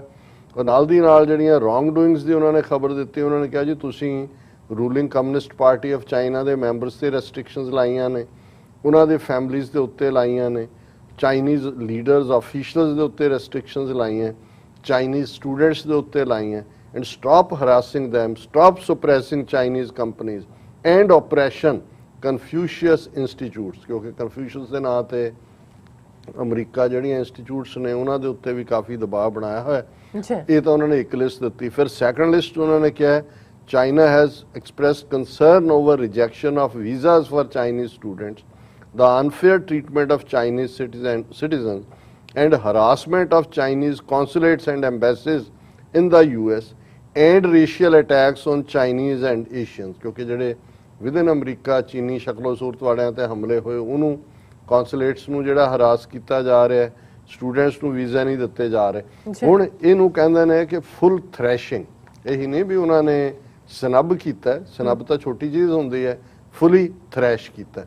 ਔਰ ਹੁਣ ਜਿਹੜੀ ਐਂਟੋਨੀ ਬਲਿੰਕਨ ਨੇ ਸ਼ੇਅਰਡ ਵੈਲਿਊਜ਼ ਦੀ ਗੱਲ ਕੀਤੀ ਦਿੱਲੀ 'ਚ ਖਲੋ ਕੇ, ਉਹਨਾਂ ਨੇ ਕਿਹਾ ਕਿ ਜੀ ਅਸੀਂ emphasizing shared values of India and United States as two democracies। ਔਰ ਉਹਦੇ ਤੋਂ ਉਹਨਾਂ ਨੇ ਕਿਹਾ ਕਿ ਵੀ ਜਿਹੜਾ ਉਹਨਾਂ ਦੀ ਐਗਜ਼ੈਕਟ ਜਿਹੜੇ ਅਲਫਾਜ਼ ਨੇ, ਔਰ ਚਾਈਨੀਜ਼ ਫੋਰਨ ਮਿਨਿਸਟਰੀ ਦੇ ਸਪੋਕਸਪਰਸਨ ਝਾਓ ਲਿਜੀਅਨ ਜਿਹੜੇ ਅੱਜ ਕੱਲ੍ਹ ਪੂਰੇ ਖੁੱਲ੍ਹ ਕੇ ਜਿਹੜੇ ਨੇ ਉਹ ਆਪਣੇ ਆਪ ਨੂੰ ਐਕਸਪ੍ਰੈਸ ਕਰਦੇ ਨੇ, ਔਰ ਉਹਨਾਂ ਨੇ ਜਿਹਨੂੰ ਕਹਿੰਦੇ ਨੇ ਪੰਜਾਬੀ 'ਚ ਕਿ ਅਮਰੀਕਨ ਡੈਮੋਕ੍ਰੇਸੀ ਦੀ ਜਈ ਤੇਈ ਫੇਰ ਦਿੱਤੀ। ਉਹ ਇਹ ਕਹਿੰਦਾ I want to stress that democracy is a common value shared by all, not a patent owned by any country। Mr. Zhao ਸਾਹਿਬ ਉਹਨਾਂ ਨੇ ਕਿਹਾ ਇਹ ਤੁਹਾਡਾ ਟ੍ਰੇਡਮਾਰਕ ਨਹੀਂ ਹੈਗਾ ਡੈਮੋਕ੍ਰੇਸੀ, ਇਹ ਸਾਰਿਆਂ ਦਾ। To achieve democracy there are various ways rather than a fixed formula or a standard answer। ਕੋਈ ਇਹ ਡੈਮੋਕ੍ਰੇਸੀ ਇਹਨੂੰ ਨਹੀਂ ਕਹਿੰਦੇ one man one vote and a multi-party system is not the sole form of democracy। ਉਹਨਾਂ ਨੂੰ ਸਮਝਾ ਰਹੇ ਨੇ ਵੀ ਡੈਮੋਕ੍ਰੇਸੀ ਕੀ ਹੈ। Democracy should not be used as a label or tool to belittle or smear other countries or stoke confrontations। ਕਿ ਵੀ ਤੁਸੀਂ ਦੂਸਰੇ ਮੁਲਕਾਂ ਨੂੰ ਬਦਨਾਮ ਕਰਨ ਲਈ ਜਾਂ ਉਹਨਾਂ ਦੇ ਉੱਤੇ ਆਪਣੀ ਹਾਕਮੀ ਜਿਹੜੀ ਹੈ ਐਟੀਟਿਊਡ ਦਿਖਾਉਣ ਲਈ ਉਹਨੂੰ ਐਜ਼ ਅ ਸਟਿਕ ਮਤ ਯੂਜ਼ ਕਰੋ। Which country is a democracy and which an autocracy should not be determined by a very small number of countries। ਕਿ ਤੁਸੀਂ थोड़े जे विदेश बैठ के मुल्क बैठ के डिसाइड करोगे कि कौन डेमोक्रेसी है तो कौन नहीं है, debasing others while elevating oneself in itself is not democratic at all. ये बड़ी ਜਿਹਨੂੰ ਕਹਿੰਦੇ ਨੇ ਵੀ ਉਹ ਕਨਫਿਊਸ਼ੀਅਸ ਵਾਲੀ ਵਿਜ਼ਡਮ ਦੀ ਸਟੇਟਮੈਂਟ ਹੈ। ਉਹਨਾਂ ਨੇ ਕਿਹਾ ਵੀ ਦੂਜਿਆਂ ਨੂੰ ਛੁਟਿਆਣਾ ਤੇ ਆਪਣੇ ਆਪ ਨੂੰ ਖਾਮ ਖਾ ਉੱਪਰ ਚੁੱਕਣਾ ਇਹ ਡੈਮੋਕ੍ਰੇਸੀ ਨਹੀਂ ਹੈਗੀ। ਕਿ ਡੈਮੋਕ੍ਰੇਸੀ ਦਾ ਮਤਲਬ ਇਹ ਨਹੀਂ ਹੈ ਵੀ ਤੁਸੀਂ ਆਪਣਾ ਗੁੱਡਾ ਬੰਨੀ ਜਾਓ ਤੇ ਦੂਸਰੇ ਦੇ ਉੱਤੇ ਜਿਹੜਾ ਉਹ ਚਿੱਕੜ ਸੁੱਟੋ। ਫਿਰ ਉਹਨਾਂ ਨੇ ਕਿਹਾ ਕਿ some self-proclaimed democracies are deeply troubled at home by wealth disparity, social division, racial divide and political polarization। ਕਿ ਵੀ ਜਿਹੜੀਆਂ ਆਪਣੇ ਆਪ ਨੂੰ ਡੈਮੋਕ੍ਰੇਸੀਜ਼ ਕਹਿੰਦੀਆਂ ਨੇ, ਸੈਲਫ ਪ੍ਰੋਕਲੇਮਡ ਹੁੰਦਾ ਵੀ ਆਪੂ ਬਣੇ ਡੈਮੋਕ੍ਰੇਸੀਜ਼, ਉਹ ਆਪਣੇ ਘਰ ਦੇਖਣ ਪਹਿਲਾਂ ਕਿ ਉੱਥੇ ਦੌਲਤ ਦੀ ਕਿੰਨੀ ਕਾਣੀ ਵੰਡ ਹੈ, ਡਿਸਪੈਰਿਟੀ ਹੈ, ਸਮਾਜ ਮਾਸ਼ਰੇ ਦੇ ਵਿੱਚ ਕਿਸ ਕਿਸਮ ਦੀਆਂ ਵੰਡੀਆਂ ਨੇ, ਨਸਲਵਾਦੀ ਡਿਵੀਜ਼ਨ ਕੀ ਹੈ ਔਰ ਸਿਆਸੀ ਪਾਲਾਬੰਦੀ ਕਿੰਨੀ ਜ਼ਿਆਦਾ ਹੈ। Is that how their so called democracy looks like. ਕਿ ਵੀ ਇਹ ਹੈ ਜਿਵੇਂ ਉਹ ਨਜ਼ਰ ਆਉਂਦੀ ਹਨ। Some countries it is no money no vote and partisan interest above public interest. Is that democratic politics or money politics. Some countries blatantly meddle in other countries' domestic affairs, shift blames, and suppress and contain other countries' developments. Is this what the so-called democracy is all about? Is this democracy or actual hegemony? ਇਹ ਹੈ ਕਿ ਵੀ ਇਹ ਗਲਬੇ ਵਾਲਾ system ਹੈ ਕਿ ਜਮਹੂਰੀਅਤ ਹੈ ਕਿ ਜਿੱਥੇ ਤੁਸੀਂ ਡਿਸਾਈਡ ਕਰੋ ਵੀ ਕਿਨੇ ਕੀ ਕਰਨਾ ਹੈ, ਤੁਸੀਂ ਹਰ ਇੱਕ ਦੀਆਂ ਘਰੇਲੂ ਜਿਹੜੀਆਂ ਸਿਚੁਏਸ਼ਨਸ ਨੇ ਡੋਮੈਸਟਿਕ ਪੋਲਿਟਿਕਸ ਉਹਦੇ 'ਚ ਆਪਣਾ ਨੱਕ ਵਾੜ ਦਿਓ। ਔਰ ਅਖੀਰ 'ਚ ਉਹਨੇ ਜਿਹੜਾ ਜਿਹਨੂੰ ਮਾਸਟਰ ਸਟ੍ਰੋਕ ਮਾਰਿਆ ਉਹਨੇ ਕਿਹਾ ਵੀ the key yardstick to measure a political system lies in whether it suits the national conditions of the country, whether it brings about political stability, social progress and betterment of people's livelihood, whether it is supported by its own people, whether it makes contribution to the cause of human progress। ਉਹਨੇ ਕਿਹਾ ਜੀ ਅਸਲੀ democracy ਦਾ ਪੈਮਾਨਾ ਇਹ ਹੈ ਕਿ ਕੀ ਇਹ ਉਸ ਮੁਲਕ ਦੇ ਲੋਕਾਂ ਦੀ ਤਰਬੀਅਤ, ਉਹਨਾਂ ਦੀਆਂ ਲੋੜਾਂ ਨੂੰ ਸੂਟ ਕਰਦਾ ਹੈ, ਕੀ ਉਸ ਸਿਸਟਮ ਦੇ ਨਾਲ ਸਿਆਸੀ ਸਟੇਬਿਲਿਟੀ ਹੁੰਦੀ ਹੈ ਕਿ ਨਹੀਂ, ਕੀ ਉੱਥੇ ਜਿਹੜੀ ਮਾਸ਼ਰੇ ਦੇ ਵਿੱਚ ਤਰੱਕੀ ਸੋਸ਼ਲ ਪ੍ਰੋਗਰੈਸ ਹੈ ਕਿ ਨਹੀਂ, ਕੀ ਲੋਕਾਂ ਦੀ ਜ਼ਿੰਦਗੀ ਦੇ ਵਿੱਚ ਡੇ ਟੂ ਡੇ ਉਹਨਾਂ ਦੀ ਲਾਈਵਲੀਹੁੱਡ 'ਚ ਕੋਈ ਇੰਪਰੂਵਮੈਂਟ ਹੈ ਕਿ ਨਹੀਂ, ਕੀ ਉਸ ਨੂੰ ਉਹਨਾਂ ਦੇ ਆਪਣੇ ਲੋਕ ਹਮਾਇਤ ਕਰਦੇ ਨੇ ਕਿ ਨਹੀਂ, ਤੇ ਕੁੱਲ ਮਿਲਾ ਕੇ ਕੀ ਉਹ ਸਿਸਟਮ ਹਿਊਮਨ ਕਾਈਂਡ ਦੀ ਪ੍ਰੋਗਰੈਸ ਦੇ ਵਿੱਚ ਮਦਦਗਾਰ ਹੁੰਦਾ ਹੈ ਕਿ ਨਹੀਂ, ਇਹ ਡੈਮੋਕ੍ਰੇਸੀ ਹੈ। ਸੋ ਮੇਰਾ ਖਿਆਲ ਹੈ ਕਿ ਵੀ ਹਾਲਾਂ ਜ਼ਾਹਰ ਹੈ ਵੀ ਅਸੀਂ ਸਮਝਦੇ ਹਾਂ ਵੀ ਚਾਈਨੀਜ਼ ਸਿਸਟਮ ਕਿਸ ਕਿਸਮ ਦਾ ਹਰ ਇੱਕ ਨੂੰ ਪਤਾ ਹੈ, ਲੇਕਿਨ ਇਹ ਉਹਨਾਂ ਦੀ ਇਕੱਲੀ ਬੋਲਡ ਡਿਪਲੋਮੇਸੀ ਨਹੀਂ ਹੈ। ਕਿਸ ਲੈਵਲ ਤੇ ਜਾ ਕੇ, ਕਿਉਂਕਿ ਅਮਰੀਕਾ ਆਪਣੇ ਮੁਲਕ 'ਚ ਬਹਿ ਕੇ ਡੈਮੋਕ੍ਰੇਸੀ ਦੀ ਗੱਲ ਕਰੇ ਫਿਰ ਸਮਝ ਆ ਸਕਦਾ। ਹੁਣ ਜਿਸ ਇੰਡੀਆ 'ਚ ਖਲੋ ਕੇ ਜਿੱਥੇ ਮੈਜੋਰੀਟੇਰੀਅਨਿਜ਼ਮ ਹੈ, ਅਮਰੀਕਨ ਡੈਮੋਕ੍ਰੇਸੀ ਦੇ ਵਿੱਚ ਕਮਜ਼ੋਰੀਆਂ ਦੇ ਬਾਵਜੂਦ 200-250 ਸਾਲ ਦੀ ਸਟੇਬਿਲਿਟੀ ਹੈ, ਕੰਟੀਨਿਊਟੀ ਹੈ, ਜਿਸ ਦਿੱਲੀ 'ਚ ਖਲੋ ਕੇ ਐਂਟੋਨੀ ਬਲਿੰਕਨ ਉਹਨਾਂ ਨੂੰ ਆਪਣੇ ਨਾਲ ਜਿਹੜੇ ਨੇ ਤਸ਼ਬੀਹ ਦੇ ਰਹੇ ਨੇ, ਉਹਦੇ ਉੱਥੇ ਪਹੁੰਚਦਿਆਂ ਹੀ ਇਹ ਦੱਸ ਦਿੰਦੇ ਵੀ ਕਿਵੇਂ ਯੂਨੀਫਾਰਮਡ ਜਿਹੜੀ ਪੁਲਿਸ ਹੈ ਇੱਕ ਸਟੇਟ ਦੀ, ਅਸਾਮ ਦੀ, ਉਹਨਾਂ ਨੇ ਕਿਵੇਂ ਜਿਹੜਾ ਮਿਜ਼ੋਰਮ ਦੇ ਉੱਤੇ ਧਾਵਾ ਬੋਲਿਆ ਤੇ ਮਿਜ਼ੋਰਮ ਵਾਲਿਆਂ ਨੇ ਵਾਪਸ ਜਿਹੜਾ ਉਹ LMG ਤੇ ਦੂਜਿਆਂ ਦੀ ਫਾਇਰਿੰਗ ਦੇ ਨਾਲ ਉਹਨਾਂ ਦੇ 5 ਜਵਾਨ ਮਾਰੇ, 50 ਜ਼ਖਮੀ ਕੀਤੇ, ਜਿਨ੍ਹਾਂ 'ਚ ਇੰਸਪੈਕਟਰ ਜਨਰਲ ਪੁਲਿਸ ਹੈ, ਉਹਨਾਂ ਦੇ ਵਿੱਚ SP ਹੈ, ਔਰ ਆਮ ਲੋਕਾਂ ਦੀ ਉੱਥੇ ਕੀ ਬਦਤਰ ਹਾਲਤ ਹੈ, ਅਕਲੀਅਤਾਂ ਦਾ ਕੀ ਹਾਲ ਹੈ, ਕਿਸ ਕਿਸਮ ਦੇ ਜ਼ੁਲਮ ਚੱਲ ਰਹੇ ਨੇ। ਸੋ ਮੈਂ ਸਮਝਦਾ ਵੀ ਜੇ ਤੁਸੀਂ ਹੁਣ ਉਹਨਾਂ ਨੂੰ ਲਿਆ ਕੇ ਆਪਣੇ ਬਰਾਬਰ ਖੜਾ ਕਰਕੇ ਸਿਰਫ ਕਿ ਤੁਸੀਂ ਚੀਨ ਦੇ ਖਿਲਾਫ ਉਹਨਾਂ ਨੂੰ ਵਰਤਣਾ, ਫਿਰ ਜਿਹੜਾ ਚੀਨ ਨੇ ਇਹ ਚੰਗਾ ਇਹਨਾਂ ਨੂੰ ਜਿਹੜਾ ਉਹ ਇਹਨਾਂ ਦੇ ਦੋਨੋਂ ਪਾਸੇ ਗੱਲਾਂ ਤੇ ਚਪੇੜਾਂ ਮਾਰੀਆਂ ਨੇ, ਮਾਰੀਆਂ ਤਾਂ ਇੰਡੀਆ ਦੇ ਨੇ ਜ਼ਿਆਦਾ, ਪਰ ਇਹਨਾਂ ਨੂੰ ਵੀ ਉਹਨਾਂ ਨੇ ਦੱਸਿਆ ਕਿਉਂਕਿ ਪੋਸਚਰਿੰਗ ਉਹਨਾਂ ਦੀ ਇਸ ਲੈਵਲ ਦੇ ਉੱਤੇ ਹੀ ਹੈ ਕਿ ਬਈ ਵੀ ਮੀਨ ਬਿਜ਼ਨਸ। ਹੁਣ ਇਹ ਜਿਹੜੀ ਹੈ ਜਿਹਨੂੰ ਜੇ ਅਮਰੀਕਨਾਂ ਦੀ ਜ਼ਬਾਨ 'ਚ ਕਹਿਣਾ ਹੋਏ ਤਾਂ ਫਿਰ ਉਹਨਾਂ ਨੇ ਕਿਹਾ ਕਿ ਨੋ ਬੁਲਸ਼ਿਟ, ਵੀ ਮੀਨ ਬਿਜ਼ਨਸ। ਬਿਲਕੁਲ ਰਾਸਾ, ਤੁਹਾਡਾ ਬਹੁਤ ਬਹੁਤ ਸ਼ੁਕਰੀਆ, ਤੁਸੀਂ ਆਪਣੇ ਚਾਰ ਸਾਡੇ ਦਰਸ਼ਕਾਂ ਨਾਲ ਸਾਂਝੇ ਕੀਤੇ ਨੇ। ਸਵੈਥਲੇ ਨੇ ਬ੍ਰੇਕ ਤੋਂ ਪਹਿਲਾਂ ਅਸੀਂ ਆਪਣੇ ਦਰਸ਼ਕਾਂ ਤੇ ਸਰੋਤਿਆਂ ਨੂੰ ਅਪੀਲ ਤੇ ਬੇਨਤੀ ਕਰਦੀ ਵਿਊਅਰਸ, ਜਿਸ ਤਰ੍ਹਾਂ ਕਿ ਤੁਸੀਂ ਜਾਣਦੇ ਹੋ ਕਿ TV84 ਇੱਕ ਪੰਥਕ ਚੈਨਲ ਹੈ ਔਰ TV84 ਦੀ ਚੜ੍ਹਦੀ ਕਲਾ ਲਈ ਵੱਧ ਤੋਂ ਵੱਧ ਡੋਨੇਟ ਕਰੋ। ਡੋਨੇਟ ਕਰਨ ਲਈ ਸਾਡੀ ਵੈਬਸਾਈਟ TV84.tv ਤੇ ਜਾ ਕੇ ਪੇਪਲ ਦੀ ਵਰਤੋਂ ਕਰਕੇ ਵਨ ਟਾਈਮ ਡੋਨੇਟ ਕਰ ਸਕਦੇ ਹੋ, ਮੰਥਲੀ ਡੋਨੇਟ ਵੀ ਕਰ ਸਕਦੇ ਹੋ। ਤੁਸੀਂ TV 84 ਦੇ ਨਾਮ ਤੇ ਚੈੱਕ ਬਣਾ ਕੇ ਸਾਨੂੰ ਮੇਲ ਵੀ ਕਰ ਸਕਦੇ ਹੋ ਸਾਡੇ ਇਸ ਪਤੇ ਤੇ 36-01 37th Avenue, Long Island City, New York 11101 USA, ਜਾਂ ਫਿਰ ਤੁਸੀਂ ਸਾਨੂੰ ਫੋਨ ਰਾਹੀਂ ਵੀ ਸੰਪਰਕ ਕਰ ਸਕਦੇ ਹੋ ਸਾਡੇ ਫੋਨ ਨੰਬਰ ਤੇ 5166191984। ਤੁਸੀਂ ਸਾਨੂੰ ਈਮੇਲ ਵੀ ਕਰ ਸਕਦੇ info@tv84.tv ਤੇ ਅਸੀਂ ਤੁਹਾਡੇ ਤਹਿ ਦਿਲ ਤੋਂ ਸ਼ੁਕਰਗੁਜ਼ਾਰ ਹੋਵਾਂਗੇ। ਸੋ ਇੱਥੇ ਲੈਣੇ ਬ੍ਰੇਕ। ਵਿਊਅਰਸ, ਤੁਸੀਂ ਸਾਨੂੰ ਇਸੇ ਤਰ੍ਹਾਂ ਬਣੇ ਰਹਿਣਾ। ਮਿਲਦੇ ਹਾਂ ਛੋਟੇ ਜਿਹੇ ਵਕਤ ਤੋਂ ਬਾਅਦ।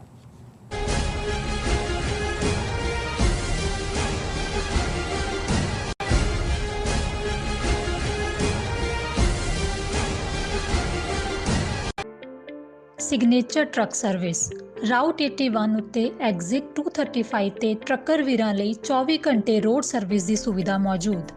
Heavy duty repair, oil change, ਪੁਰਾਣੇ ਅਤੇ ਨਵੇਂ tyre, computer diagnostic, DPF cleaning, brake service ਜਾਂ ਰਸਤੇ ਵਿੱਚ ਆਈ ਹਰ ਤਰ੍ਹਾਂ ਦੀ ਰਿਪੇਅਰ ਪ੍ਰੋਫੈਸ਼ਨਲ ਟੀਮ ਵੱਲੋਂ ਕੀਤੀ ਜਾਂਦੀ ਹੈ। ਬ੍ਰੇਕਫਾਸਟ, ਲੰਚ ਅਤੇ ਡਿਨਰ ਲਈ ਪੰਜਾਬੀ ਢਾਬੇ ਦਾ ਆਨੰਦ ਵੀ ਮਾਣੋ। ਡਰਾਈਵਰ ਅਤੇ ਟਰੱਕ ਆਪਰੇਟਰ ਵੀਰ ਡਿਸਪੈਚ ਦੀ ਸਰਵਿਸ ਲਈ ਸਾਡੇ ਨਾਲ ਸੰਪਰਕ ਕਰਨ। Signature truck service 58 triangle drive, Weyers Cave, Virginia 2448।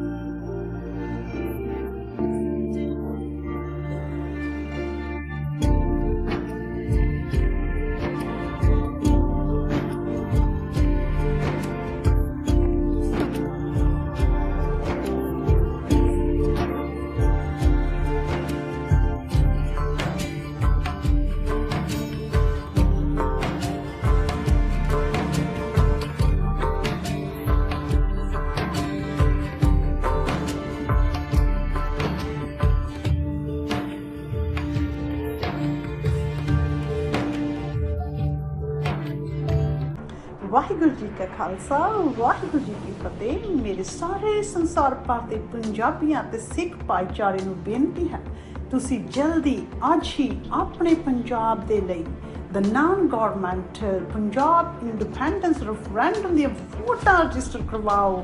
15 ਅਗਸਤ 2021 15 ਅਗਸਤ 2021 ਨੂੰ ਇਹ ਵੋਟਾਂ ਇੰਗਲੈਂਡ ਤੋਂ ਸਟਾਰਟ ਹੋਣਗੀਆਂ। ਪਹਿਲੀ ਪੋਲਿੰਗ ਸੈਂਟਰ, ਪਹਿਲੀ ਵੋਟ ਇੰਗਲੈਂਡ ਤੋਂ ਹੋਗੀ। ਜਲਦੀ ਵੋਟਾਂ ਰਜਿਸਟਰ ਕਰਵਾਓ। Thank you.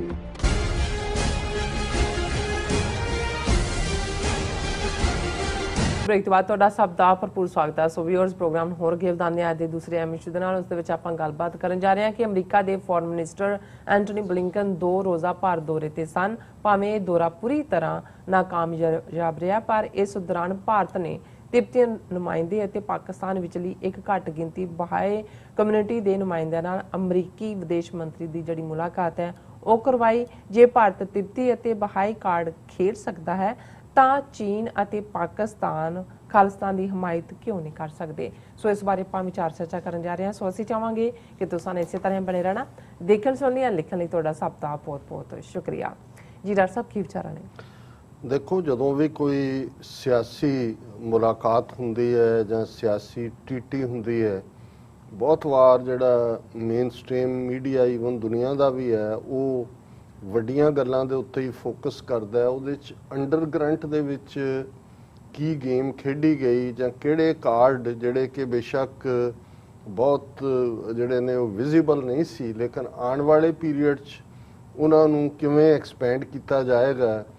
ਸਾਡਾ ਫਰਜ਼ ਹੈ, ਕਿਉਂਕਿ ਅਸੀਂ ਇੱਕ ਅਕਲੀਅਤ ਹੋਣ ਦੇ ਨਾਤੇ, ਮਾਈਨੋਰਿਟੀ ਹੋਣ ਦੇ ਨਾਤੇ ਔਰ ਜ਼ਾਹਰ ਹੈ ਅਮਰੀਕਨ ਹੋਣ ਦੇ ਨਾਤੇ ਸਾਡੇ ਇੰਟਰਸਟ ਵੀ ਨੇ, ਆਪਣੇ ਮੁਲਕ ਦੇ ਵੀ ਸਾਡੇ ਇੰਟਰਸਟ ਨੇ, ਪਰ ਸਾਡੀਆਂ ਜਿਹੜੀਆਂ ਚਿੰਤਾਵਾਂ ਨੇ, ਸਾਡੇ ਫਿਕਰ ਨੇ, ਉਹ ਖਿੱਤੇ ਦੇ ਵਿੱਚ ਜੋ ਤਬਦੀਲੀਆਂ ਚੱਲ ਰਹੀਆਂ ਉਹ ਸਾਡੀ ਕੌਮ ਨੂੰ ਕਿਵੇਂ ਪ੍ਰਭਾਵਿਤ ਕਰਨਗੀਆਂ।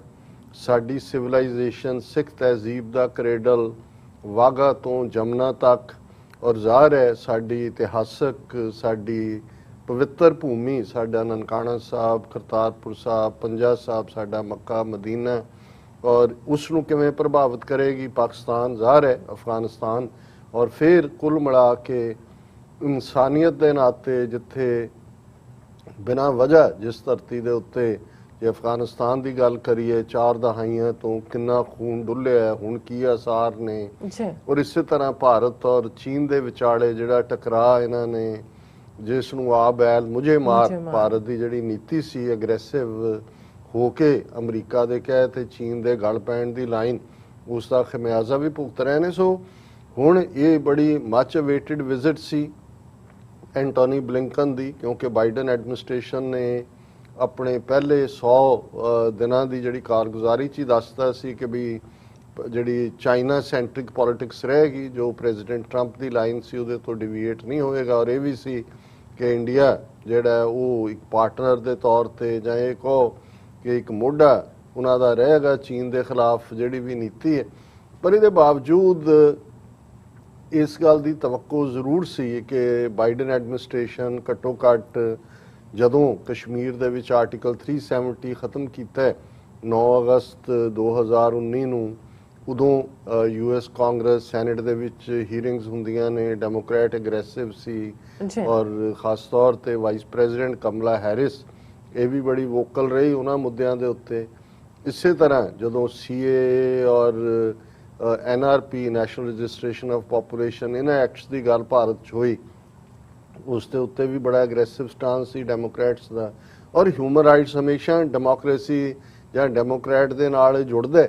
ਔਰ ਇਹ ਵੀ ਸੀ ਕਿ ਵੀ ਇਸ ਸਾਰੇ ਪੀਰੀਅਡ 'ਚ ਜਦੋਂ ਕਿ ਮੋਦੀ ਰਜੀਮ ਟੂ ਦਾ ਐਕਸਟ੍ਰੀਮ ਆਪਣਾ ਹਿੰਦੂਤਵਾ ਕਾਰਡ ਪਲੇ ਹੀ ਨਹੀਂ ਕਰ ਰਿਹਾ, ਉਹ ਸਿਰਫ ਵੋਟਾਂ ਲੈਣ ਤੱਕ ਮਹਦੂਦ ਨਹੀਂ ਹੈ। ਜੇ ਤੁਸੀਂ ਗਰਾਊਂਡ ਦੇ ਉੱਤੇ ਦੇਖੋ ਜੋ ਕੁਝ ਉੱਥੇ ਚੱਲ ਰਿਹਾ ਹੈ, ਜਿਵੇਂ ਯੂਪੀ ਦੇ ਵਿੱਚ ਉਹ ਕਨਪਾਟਾ ਯੋਗੀ ਗੁੰਡਾਗਰਦੀ ਕਰ ਰਿਹਾ ਹੈ, ਜਿਵੇਂ ਅਸਾਮ ਦੇ ਵਿੱਚ ਧੱਕੇ ਦੇ ਨਾਲ ਕਈ ਕੁਝ ਉੱਥੇ ਜਿਹੜਾ ਉਹ ਲਾਗੂ ਕੀਤਾ ਜਾ ਰਿਹਾ ਹੈ, ਉਹਨਾਂ ਦਾ ਹਿੰਦੂਤਵੀ ਕਾਰਡ ਪੂਰੀ ਤਰ੍ਹਾਂ ਜਿਹੜਾ ਉਹ ਉਹਨਾਂ ਏਜੰਡੇ ਨੂੰ ਲਾਗੂ ਕਰ ਰਹੇ ਨੇ। ਇਸੇ ਤਰ੍ਹਾਂ ਮੱਧ ਪ੍ਰਦੇਸ਼ ਦੂਸਰਾ ਸੂਬਾ ਹੈ, ਔਰ ਬਾਕੀ ਵੀ ਜੁਡੀਸ਼ਰੀ ਕੀ ਕਰ ਰਹੀ ਹੈ, ਮੀਡੀਆ ਕੀ ਕਰ ਰਿਹਾ ਹੈ। ਸੋ ਅਸੀਂ ਇਹ ਆਸ ਜ਼ਰੂਰ ਕਰਦੇ ਸੀ ਵੀ ਕੋਈ ਨਾ ਕੋਈ ਸਾਨੂੰ ਇਸ ਫਰੰਟ ਤੋਂ ਕੋਈ ਰਾਹਤ ਵਾਲੀ ਗੱਲ ਉਹ ਤਾਂ ਨਜ਼ਰ ਨਹੀਂ ਆਈ। ਪਰ ਕਿਵੇਂ ਆਉਣ ਵਾਲੇ ਪੀਰੀਅਡ 'ਚ ਕਿਹੜੇ ਕਾਰਡ ਹੋਰ ਭਾਰਤ ਪਲੇ ਕਰੇਗਾ ਅਗੇਂਸਟ ਪਾਕਿਸਤਾਨ, ਅਗੇਂਸਟ ਚਾਈਨਾ, ਉਸ ਦੀ ਇੱਕ ਝਲਕ ਜ਼ਰੂਰ ਨਜ਼ਰ ਆਈ। ਔਰ ਇਸ ਗੱਲ ਦਾ ਧਿਆਨ ਰਹੇ ਕਿ ਇਹ ਤਾਂ ਕੁਲਭੂਸ਼ਣ ਯਾਦਵ ਔਰ ਉਸ ਦਾ ਫੜਿਆ ਜਾਣਾ ਇਸ ਗੱਲ ਦਾ ਸਬੂਤ ਸੀ ਕਿ ਭਾਰਤ ਕਿੰਨਾ ਜ਼ਿਆਦਾ ਬਲੋਚਿਸਤਾਨ ਦੇ ਵਿੱਚ ਜਿਹੜੀ ਵਾਇਲੈਂਸ ਹੈ ਉਹਦੇ 'ਚ ਇਨਵੋਲਵ ਹੈ, ਕਿਵੇਂ ਇੰਡੀਅਨ ਇੰਟੈਲੀਜੈਂਸ ਰॉ ਜਿਹੜੀ ਹੈ ਉੱਥੇ ਐਕਟਿਵ ਹੈ।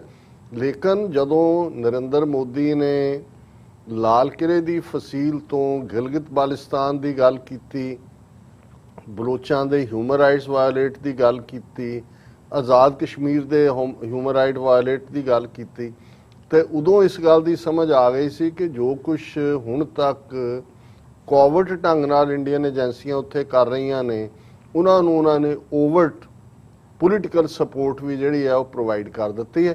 ਔਰ ਉਹ ਫਿਰ ਅਸੀਂ ਟ੍ਰੈਂਡ ਦੇਖਿਆ ਕਿ ਕਿਵੇਂ ਉਹ ਸਾਰਾ ਉਸ ਲੈਵਲ ਦੇ ਉੱਤੇ ਚੱਲ ਰਿਹਾ। ਉਦੋਂ ਵੀ ਅਸੀਂ ਪਾਕਿਸਤਾਨ ਦੇ ਜਿਹੜੇ ਮੁਅੱਜ਼ਜ਼ ਜਾਂ ਉਹਨਾਂ ਦੇ ਡਿਸੀਜਨ ਮੇਕਰ ਨੇ ਉਹਨਾਂ ਤੱਕ ਇਹ ਗੱਲ ਅਪਣਾਉਣ ਦੀ ਕੋਸ਼ਿਸ਼ ਕੀਤੀ ਸੀ ਕਿ ਭਾਈ ਜੇ ਭਾਰਤ ਉਹਨਾਂ ਦਾ ਪ੍ਰਾਈਮ ਮਿਨਿਸਟਰ ਲਾਲ ਕਿਲੇ ਦੀ ਫਸੀਲ ਤੋਂ ਖਲੋ ਕੇ ਤੁਹਾਡੇ ਅੰਦਰੂਨੀ ਮਾਮਲਿਆਂ 'ਚ ਜਿਹੜਾ ਉਸ ਤੇ ਕਮੈਂਟ ਕਰ ਸਕਦਾ ਹੈ ਤੇ ਤੁਹਾਨੂੰ ਕੀ ਹੋਇਆ, ਤੁਸੀਂ ਖਾਲਿਸਤਾਨ ਦੀ ਹਮਾਇਤ ਕਿਉਂ ਨਹੀਂ ਕਰ ਸਕਦੇ।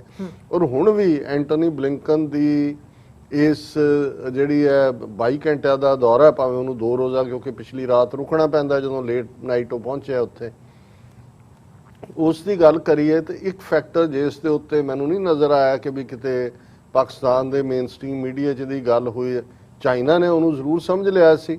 ਇਸ ਲਈ ਚਾਈਨਾ ਨੂੰ ਪਤਾ ਹੈ ਵੀ ਇਹ ਹੁਣ ਜਿਹੜੇ 2-3 ਕਾਰਡ ਇਹਨਾਂ ਦੇ ਕੋਲ ਨੇ ਅਮਰੀਕਨ ਪਲੇ ਕਰ ਰਿਹਾ, ਇੰਡੀਆ ਨੂੰ ਵੀ ਨਾਲ ਰੱਖਿਆ, ਤਿੱਬਤ ਕਾਰਡ ਹੈ, ਤਾਈਵਾਨ ਦਾ ਹੈ ਜਾਂ ਹਾਂਗਕਾਂਗ ਦਾ ਹੈ। ਹਾਂਗਕਾਂਗ ਵਾਲਾ ਤਾਂ ਠੁੱਸ ਹੋ ਗਿਆ, ਤਾਈਵਾਨ ਵਾਲਿਆਂ ਨੂੰ ਵੀ ਉਹਨਾਂ ਨੇ ਕਰ ਹੁਣ ਤਿੱਬਤ ਕਾਰਡ। ਔਰ ਇਹੀ ਕਾਰਨ ਸੀ ਕਿ ਮੋਦੀ ਨੇ ਦਲਾਈ ਲਾਮੇ ਦੇ ਜਨਮ ਦਿਨ ਤੇ ਉਹਨੂੰ ਵਧਾਈ ਦਿੱਤੀ, ਉਹਨੂੰ ਪਬਲਿਕ ਬਣਾਇਆ ਕਿ ਮੁਬਾਰਕਬਾਦ ਦਿੱਤੀ ਹੈ। ਇਸੇ ਤਰ੍ਹਾਂ ਅਮਰੀਕਾ ਨੇ ਵੀ ਆਪਣਾ ਜਿਹੜਾ ਬਜਟ ਟਰੰਪ ਨੇ ਘਟਾ ਦਿੱਤਾ ਸੀ ਇਹਨਾਂ ਦਾ ਤਿੱਬਤੀਅਨਸ ਦਾ, ਉਹ ਵਧਾ ਦਿੱਤਾ। ਤਿੱਬਤ ਦੀ ਗਵਰਨਮੈਂਟ ਇਨ ਐਗਜ਼ਾਈਲ ਨੂੰ ਬਾਈਡਨ ਨੇ ਬੇਸ਼ੱਕ ਮਾਨਤਾ ਤਾਂ ਨਹੀਂ ਦਿੱਤੀ, ਪਰ ਜਿਸ ਢੰਗ ਨਾਲ ਉਹਨਾਂ ਦੇ ਨੁਮਾਇੰਦੇ ਦੇ ਨਾਲ ਇੱਥੇ ਮੁਲਾਕਾਤ ਕੀਤੀ ਔਰ ਹੁਣ ਇਸ ਗੱਲ ਨੂੰ ਯਕੀਨੀ ਬਣਾਇਆ, ਕਿਉਂਕਿ ਜਿਹੜੀ ਐਂਟੋਨੀ ਬਲਿੰਕਨ ਦੀ ਮੀਟਿੰਗ ਸੀ ਉਹਦੇ 'ਚ ਤਾਂ 3-4 ਚੀਜ਼ਾਂ ਆ ਰਹੀਆਂ ਸੀ ਕਿ ਵੀ ਇਹ ਡਿਸਕਸ ਹੋਣਗੀਆਂ ਕਿ ਅਫਗਾਨਿਸਤਾਨ ਮੇਨ ਹੈ। ਹਾਲਾਂ ਇੱਕ ਗੱਲ ਜਿਹਦਾ ਅਸੀਂ ਪਰਸੋਂ ਜ਼ਿਕਰ ਕੀਤਾ ਕਿ ਇਹ ਗੱਲ ਆਪਣੇ ਆਪ 'ਚ ਅਮਰੀਕਾ ਦਾ ਪਾਕਿਸਤਾਨ ਵੱਲ ਟਿਲਟ ਹੋਣਾ ਇਹ ਸਾਬਤ ਕਰਦਾ ਸੀ ਕਿ ਕਿਉਂਕਿ ਇਸ ਐਂਟੋਨੀ ਬਲਿੰਕਨ ਦੇ ਦੌਰੇ ਦੇ ਵੇਲੇ ਹੀ ਅਫਗਾਨਿਸਤਾਨ ਦਾ ਫੌਜੀ ਚੀਫ ਵੀ ਦਿੱਲੀ ਆ ਰਿਹਾ ਸੀ ਜੀ। ਔਰ ਉਦੋਂ ਇਹ ਲੱਗਦਾ ਸੀ ਵੀ ਕਿ ਭਾਰਤ ਜਿਹੜਾ ਹੈ ਉਹ ਹੁਣ ਫੌਜੀ ਦਖਲਅੰਦਾਜ਼ੀ ਵੀ ਕਰੇਗਾ ਅਫਗਾਨਿਸਤਾਨ 'ਚ, ਕਿਉਂਕਿ ਐਂਟੋਨੀ ਬਲਿੰਕਨ ਦਾ ਜਾਂ ਉੱਥੇ ਅਜੀਤ ਡੋਵਲ ਦੇ ਨਾਲ ਵੀ ਮਿਲਿਆ ਕਿ ਔਰ ਇਹੀ ਨਹੀਂ ਵੀ ਇਕੱਲਾ ਫੌਜੀ ਮੁਖੀ ਨੇ ਆਣਾ ਸੀ, ਉਹਦੀਆਂ ਘੱਟੋ ਘੱਟ 20+ ਐਨਗੇਜਮੈਂਟਸ ਇੰਡੀਆ 'ਚ ਰੱਖੀਆਂ ਹੋਈਆਂ ਸੀ ਕਿ ਉਹਨੇ ਜਿਹੜੀ ਅਫਗਾਨ ਆਰਮੀ ਦੇ ਕੈਡਟ ਇਹਨਾਂ ਦੀ ਪੂਨਾ ਅਕੈਡਮੀ ਦੇ ਵਿੱਚ ਟ੍ਰੇਨਿੰਗ ਲੈ ਰਹੇ ਨੇ ਉਹਨਾਂ ਨੂੰ ਐਡਰੈਸ ਕਰਨਾ ਸੀ, ਮੀਡੀਆ ਦੇ ਨਾਲ ਇੰਟਰੈਕਸ਼ਨ ਸੀ। ਔਰ ਇੰਡੀਆ ਨੇ ਫੁੱਲ ਸਕੇਲ ਅਫਗਾਨ ਮੁਖੀ ਤੋਂ ਉਵੇਂ ਹੀ ਪਾਕਿਸਤਾਨ ਨੂੰ ਗਾਲਾਂ ਕਢਵਾਉਣੀਆਂ ਸੀ, ਜਿਵੇਂ ਖੁਦ ਅਸ਼ਰਫ ਗਨੀ ਨੇ ਤਾਸ਼ਕੰਦ ਦੇ ਵਿੱਚ ਔਰ ਦੁਸ਼ਾਂਦੇ ਦੇ ਵਿੱਚ ਜੋ ਬੱਕੜਵਾਦ ਕੀਤਾ ਉਹ ਜਿਹਾ ਕਰਨਾ ਸੀ। ਪਰ ਇਹਦੇ 'ਚ ਕੋਈ ਸ਼ੱਕ ਨਹੀਂ ਹੈ ਵੀ ਅਮਰੀਕਾ ਨੇ ਇਹ ਘੱਟੋ ਘੱਟ ਗਰਾਊਂਡ ਰਿਐਲਿਟੀ ਸਮਝ ਲਈ ਕਿ ਭਾਈ ਇਹਨਾਂ ਦੇ ਪੱਲੇ ਕੁਛ ਨਹੀਂ ਹੈ, ਉਹ ਉਹਨਾਂ ਨੇ ਉਹਦਾ ਕੈਂਸਲ ਕਰਵਾਇਆ। ਸੋ ਇਹਦੇ ਤੋਂ ਇਹ ਲੱਗਾ ਸੀ ਕਿ ਵੀ ਅਫਗਾਨਿਸਤਾਨ ਵਾਲਾ ਮੁੱਦਾ ਵੀ ਕੀ ਹੈ, ਫਿਰ ਸੀ ਵੀ ਰਹਿ ਕੀ ਗਿਆ ਇੰਡੋ ਪੈਸੀਫਿਕ ਜੀ ਕੁਆਡ ਦੀ ਗੱਲ ਹੋਏਗੀ ਕੋਈ ਮਜ਼ਬੂਤੀ ਨਾਲ ਮਿਲਟਰੀ, ਉਹ ਵੀ ਐਂਟਨੀ ਬਲਿੰਕਨ ਨੇ ਜਿਹੜਾ ਫੁਸਫੁਸਾ ਜਿਹਾ ਹੀ ਕੰਮ ਰੱਖਿਆ ਕਿ ਜੀ ਇਹ ਬ੍ਰੌਡਰ ਹੈ, ਡੈਮੋਕ੍ਰੇਸੀ ਵੈਲਿਊਜ਼ ਵਾਲੇ ਲੋਕ ਨੇ, ਫਿਰ ਤਾਂ ਪਾਕਿਸਤਾਨ ਵੀ ਡੈਮੋਕ੍ਰੇਸੀ ਹੈ, ਉਹਨੂੰ ਵੀ ਬਣਾ ਲਓ ਕੁਆਡ ਦਾ ਹਿੱਸਾ। ਆਲਰੇਡੀ ਮਿਨੀ ਕੁਆਡ ਤਾਂ ਇਹਨਾਂ ਨੇ ਬਣਾਇਆ ਹੀ ਹੈ ਜਿਹਦੇ 'ਚ ਉਜ਼ਬੇਕਿਸਤਾਨ, ਅਫਗਾਨਿਸਤਾਨ, ਪਾਕਿਸਤਾਨ ਔਰ ਅਮਰੀਕਾ ਹੈ। ਸੋ ਉਹ ਵੀ ਜਿਹੜਾ ਜਿਸ ਦੇ ਸਿਰ ਦੇ ਉੱਤੇ ਭਾਰਤ ਨੇ ਜੁੱਤੀਆਂ ਖਾਧੀਆਂ ਕੁਆਡ ਦਾ ਲੈ ਕੇ ਪੰਗਾ, ਉਹ ਵੀ ਨਿਕਲ ਗਿਆ। ਫਿਰ ਇਹਦੇ ਨਾਲ ਇਹ ਸੀ ਕਿ ਭਾਈ ਹੋਰ ਕੀ ਉਹ ਗੱਲ ਹੀ ਉੱਥੇ ਐਂਟੋਨੀ ਬਲਿੰਕਨ ਕੋਵਿਡ-19 ਔਰ ਵੈਕਸੀਨ ਔਰ ਦੇਖੋ ਜੀ ਅਸੀਂ ਇੰਨੇ ਮਿਲੀਅਨ ਦਿੱਤੀ ਹੈ, ਪਹਿਲਾਂ ਇੰਨੇ ਮਿਲੀਅਨ ਖਰਚ ਕੀਤੇ ਤੇ ਇਹ ਉਹ ਇਸ ਤੋਂ ਲੇਕਿਨ ਅੰਡਰ ਕਰੰਟ ਹੈ ਕਿ ਜਿਹੜਾ ਉਹਨੇ ਦਿਨ ਦੀ ਸ਼ੁਰੂਆਤ ਕੀਤੀ ਔਰ ਇੱਕ ਬੜੀ ਜਿਹੜੀ ਹੈ ਉਹਨਾਂ ਨੇ ਟੈਕਟੀਕਲ ਤੌਰ ਦੇ ਉੱਤੇ ਇੱਕ ਮੀਟਿੰਗ ਸਿਵਲ ਸੁਸਾਇਟੀ ਲੀਡਰਸ, ਉਹਨਾਂ ਨੇ ਕਿਹਾ ਜੀ ਕਿ ਵੀ ਬਲਿੰਕਨ ਜਿਹੜਾ ਹੈ ਉਹ ਮਿਲੇਗਾ ਸਿਵਲ ਸੁਸਾਇਟੀ ਲੀਡਰਸ ਨੂੰ। ਹੁਣ ਸਿਵਲ ਸੁਸਾਇਟੀ ਲੀਡਰਸ 'ਚ ਜਾਂ ਤਾਂ ਇਹ ਹੁੰਦਾ ਹੈ ਕਿ ਭਾਈ ਤੁਸੀਂ ਸਿੱਖਾਂ ਦੇ ਨੁਮਾਇੰਦਿਆਂ ਨੂੰ ਵੀ ਮਿਲਾ ਰਹੇ ਹੋ ਕਿ ਭਾਈ ਪੰਜਾਬ 'ਚ ਕੀ ਹੋ ਰਿਹਾ, ਬਿਲਕੁਲ ਕਸ਼ਮੀਰੀਆਂ ਦਾ, ਉਹ ਵੀ ਤਾਂ ਸਿਵਲ ਸੁਸਾਇਟੀ, ਪਰ ਮਿਲਾਇਆ ਕਿਹਨਾਂ ਦੇ ਨਾਲ, ਉਹਨਾਂ ਦੇ ਵਿੱਚ ਦੇ ਇਨਕਲੂਡਡ ਇਹ ਤਿੱਬਤਨ ਨਗੋਰਡਪ ਡੋਂਗਚੰਗ। ਉਹਨੇ ਨਗੋਰਡਪ ਡੋਂਗਚੰਗ ਜਿਹੜੀ ਉਹਨਾਂ ਦੀ ਗਵਰਨਮੈਂਟ ਇਨ ਐਗਜ਼ਾਈਲ ਹੈ, ਜਲਾਵਤਨ ਸਰਕਾਰ ਹੈ ਤਿੱਬਤ ਦੀ, ਉਹਦੀ ਨੁਮਾਇੰਦਗੀ ਕਰਦਾ। ਸੋ ਜ਼ਾਹਰ ਹੈ ਕਿ ਤਿੱਬਤ ਕਾਰਡ ਇੰਡੀਆ ਆਉਣ ਵਾਲੇ ਪੀਰੀਅਡ 'ਚ ਅਮਰੀਕਾ ਦੀ ਸ਼ਹਿ ਤੇ ਟੂ ਦਾ ਐਕਸਟ੍ਰੀਮ ਪਲੇ ਕਰੇਗਾ। ਪਰ ਦੂਸਰਾ ਇੱਕ ਨਵਾਂ ਫੈਕਟਰ, ਹੁਣ ਤੱਕ ਇੰਡੀਆ ਬਲੋਚੀਆਂ ਦੇ ਮਾਮਲੇ 'ਚ ਜਾਂ ਜਿਹੜਾ ਆਜ਼ਾਦ ਕਸ਼ਮੀਰ ਦੇ ਮਾਮਲੇ 'ਚ ਇੰਟਰਫੀਰੈਂਸ ਕਰ ਰਿਹਾ ਸੀ, ਕਿਵੇਂ ਉਹਨਾਂ ਨੇ ਪਖਤੂਨਾ ਦੇ ਮਾਮਲੇ 'ਚ ਵੀ ਇੱਕ ਸਟੇਜ ਤੇ ਖਾਨ ਅਬਦੁਲ ਗਫਾਰ ਖਾਨ ਦੇ ਜ਼ਮਾਨੇ 'ਚ ਔਰ ਦੂਸਰਾ ਹੁਣ ਇਹ ਨਵਾਂ ਐਂਗਲ ਜਿਹੜਾ ਹੈ ਬਹਾਏ। ਹੁਣ ਬਹਾਏ ਇਹਨਾਂ ਦਾ ਇੱਕ ਫਿਰਕਾ ਹੈ ਵੱਖਰਾ, ਬੇਸ਼ੱਕ ਉਹਨਾਂ ਦਾ ਓਰੀਜਨ ਈਰਾਨ ਦੇ ਵਿੱਚ ਹੈ, ਲੇਕਿਨ ਇਹ ਕਹਿ ਕੇ ਕਿ ਜੀ ਪਾਕਿਸਤਾਨ ਦੇ ਵਿੱਚ ਜਿਹੜੀ ਬਹਾਏ ਮਾਈਨੋਰਿਟੀ ਹੈ ਉਹਨਾਂ ਦੇ ਨਾਲ ਬਹੁਤ ਡਿਸਕ੍ਰਿਮੀਨੇਸ਼ਨ ਹੁੰਦੀ ਹੈ। ਔਰ ਉਹਦੇ 'ਚ ਉਹਨਾਂ ਨੇ doctor AK Merchant from Baha'i community ਵਿਚ ਫੇਸਿਸ ਪਰਸੀਕਿਊਸ਼ਨ ਇਨ ਪਾਕਿਸਤਾਨ, ਹੁਣ ਬਹਾਏ ਕਮਿਊਨਿਟੀ ਦਾ ਨੁਮਾਇੰਦਾ ਉਹਦੇ ਨਾਲ ਮਿਲਦਾ ਔਰ ਤਿੱਬਤਨ ਕਮਿਊਨਿਟੀ ਦਾ ਮਿਲਦਾ। ਔਰ ਇੱਕ ਪਾਸੇ ਤਾਂ ਐਕਸਪੈਕਟੇਸ਼ਨ ਸੀ ਕਿ ਜੀ ਇਹ ਕੋਈ ਨਾ ਕੋਈ ਬੋਲਡ ਹਿਊਮਨ ਰਾਈਟਸ ਦੀ ਗੱਲ ਕਰੇਗਾ ਐਂਟੋਨੀ ਬਲਿੰਕਨ, ਪਰ ਜਿਹਨੂੰ ਅੰਗਰੇਜ਼ੀ 'ਚ ਕਹਿੰਦੇ ਨੇ ਕਿ ਉਹਦੀ ਸਟੇਟਮੈਂਟ ਰਾਦਰ ਅਪੋਲੋਜੈਟਿਕ ਸੀ। ਜੇ ਉਹਦੇ ਲਫ਼ਜ਼ ਇਹ ਕਹਿਣੇ ਹੋਣ ਕਿ ਉਹ ਕਹਿੰਦਾ ਵੀ recognise that every democracy starting with our own is a work in progress। ਉਹਨਾਂ ਨੇ ਕਿਹਾ ਜੀ ਕਮੀਆਂ ਸਾਡਾ ਦੇਖੋ, ਸਾਨੂੰ ਵੀ ਅਸੀਂ ਕਿਹੜੇ ਪਰਫੈਕਟ ਹੈ, ਇਹ ਵੀ ਜਿਹੜਾ progress in work ਹੈ। when we discuss these issues I certainly do it from the starting point of humility कि मैं बहुत आज़िज़ी दे नाल humility दे नाल मोदी जी के चरणों में प्रणाम करता हूँ और अष्टांग प्रणाम करता हूँ। ये ह्यूमिलिटी का मतलब है we have seen challenges in our democracy which has faced in the past and faces today। this is common to all democracies। ਹੁਣ ਤੁਸੀਂ ਉਸ ਤੋਂ ਅੰਦਾਜ਼ਾ ਲਾਓ ਕਿ ਵੀ ਕਿਵੇਂ ਅਮਰੀਕਾ ਨੇ, ਉਹ ਚੀਨ ਨੇ, ਅਸੀਂ ਪਹਿਲੇ ਸੈਗਮੈਂਟ ਡਿਸਕਸ ਕੀਤਾ, ਐਵੇਂ ਨਹੀਂ ਇਹਨਾਂ ਦੀ ਡੈਮੋਕ੍ਰੇਸੀ ਦਾ ਜਲੂਸ ਕੱਢਿਆ ਕਿ ਵੀ ਤੁਸੀਂ ਲੋਕਾਂ ਦੀ ਜਿਹੜਾ ਆਪਣਾ ਤੁਸੀਂ ਹਾਲ ਕੀ ਕਰ ਰਹੇ ਹੋ। ਔਰ ਇਹ ਇੰਡੀਆ 'ਚ ਖਲੋ ਕੇ ਜੇ ਐਂਟੋਨੀ ਬਲਿੰਕਨ ਇਸ ਲੈਵਲ ਦੀ ਸੋ ਕਾਲਡ ਹਿਊਮਿਲਿਟੀ ਦੇ ਨਾਲ ਇੰਡੀਆ ਦੀਆਂ ਵਧੀਕੀਆਂ ਨੂੰ ਜਸਟੀਫਾਈ ਕਰ ਰਿਹਾ ਹੈ, ਫਿਰ ਤਾਂ ਮੈਂ ਸਮਝਦਾ ਵੀ ਆਉਣ ਵਾਲਾ ਪੀਰੀਅਡ ਜਿਹੜਾ ਉੱਥੇ ਐਨਾਰਕੀ ਔਰ ਕੇਓਸ ਤੋਂ ਬਿਨਾਂ ਹੋਰ ਕੁਝ ਵੀ ਨਜ਼ਰ ਨਹੀਂ ਆਏਗਾ। ਪਰ ਇਹਨਾਂ ਨੇ ਤਾਂ ਜਿਹੜਾ ਅੰਡਰ ਜਿਹੜਾ ਨਜ਼ਰ ਨਹੀਂ ਆ ਰਿਹਾ ਬਹੁਤਿਆਂ ਨੂੰ ਕਿ ਵੀ ਹੁਣ ਆਉਣ ਵਾਲੇ ਪੀਰੀਅਡ ਤੁਸੀਂ ਦੇਖੋਗੇ, ਕਿਉਂਕਿ ਬਹਾਈ ਕਮਿਊਨਿਟੀ ਅਮਰੀਕਾ 'ਚ ਵੀ ਬੜੀ ਵੈਲ ਆਰਗੇਨਾਈਜ਼ਡ ਹੈ, ਇਹਨਾਂ ਦੇ ਜਿਹੜੇ ਇਬਾਦਤ ਖਾਨੇ ਔਰ ਦੂਜੇ ਨੇ ਵੈਰੀ ਵੈਲ ਮਾਡਰਨ ਟੈਕਨੋਲੋਜੀ ਇਸਤੇਮਾਲ ਕਰਦੇ ਨੇ।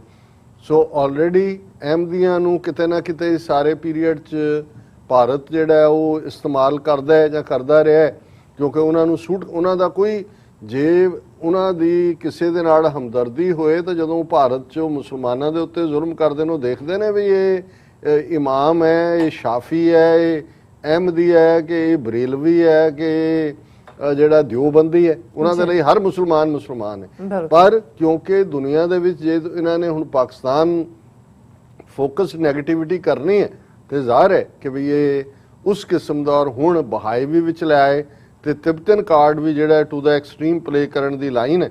ਔਰ ਹੁਣ ਦੂਸਰਾ ਪਾਸਾ ਅਸੀਂ ਦੇਖਦੇ ਹਾਂ ਕਿ ਕਿਵੇਂ ਇੱਕ ਪਾਸੇ ਉਹ ਚੱਲ ਰਿਹਾ ਹੈ ਔਰ ਦੂਸਰੇ ਪਾਸੇ ਅਮਰੀਕਾ ਦੇ ਵਿੱਚ ਜਿਵੇਂ ਕਾਂਗਰਸਮੈਨ ਮਿਸਟਰ ਡੇਵਿਡ ਨਿਊਨਸ ਹੈ ਕੈਲੀਫੋਰਨੀਆ ਤੋਂ, ਉਹਨੇ ਇਹ ਮੰਗ ਕੀਤੀ, ਕਿਉਂਕਿ ਅਸੀਂ ਜ਼ਿਕਰ ਕੀਤਾ ਪਹਿਲਾਂ ਵੀ ਕਿ ਐਨ ਜਦੋਂ ਇਹਦੀ ਐਂਟੋਨੀ ਬਲਿੰਕਨ ਦੀ ਇੰਡੀਆ ਵਿਜ਼ਿਟ ਸ਼ੁਰੂ ਹੋਣ ਤੋਂ ਠੀਕ ਕੁਝ ਦਿਨ ਪਹਿਲੇ Chinese president Xi Jinping Tibet ਦੇ ਵਿੱਚ ਗਏ। 30 ਸਾਲਾਂ 'ਚ ਕੋਈ ਪਹਿਲਾ ਪ੍ਰੈਜ਼ੀਡੈਂਟ ਹੈ ਜਾਣ ਵਾਲਾ।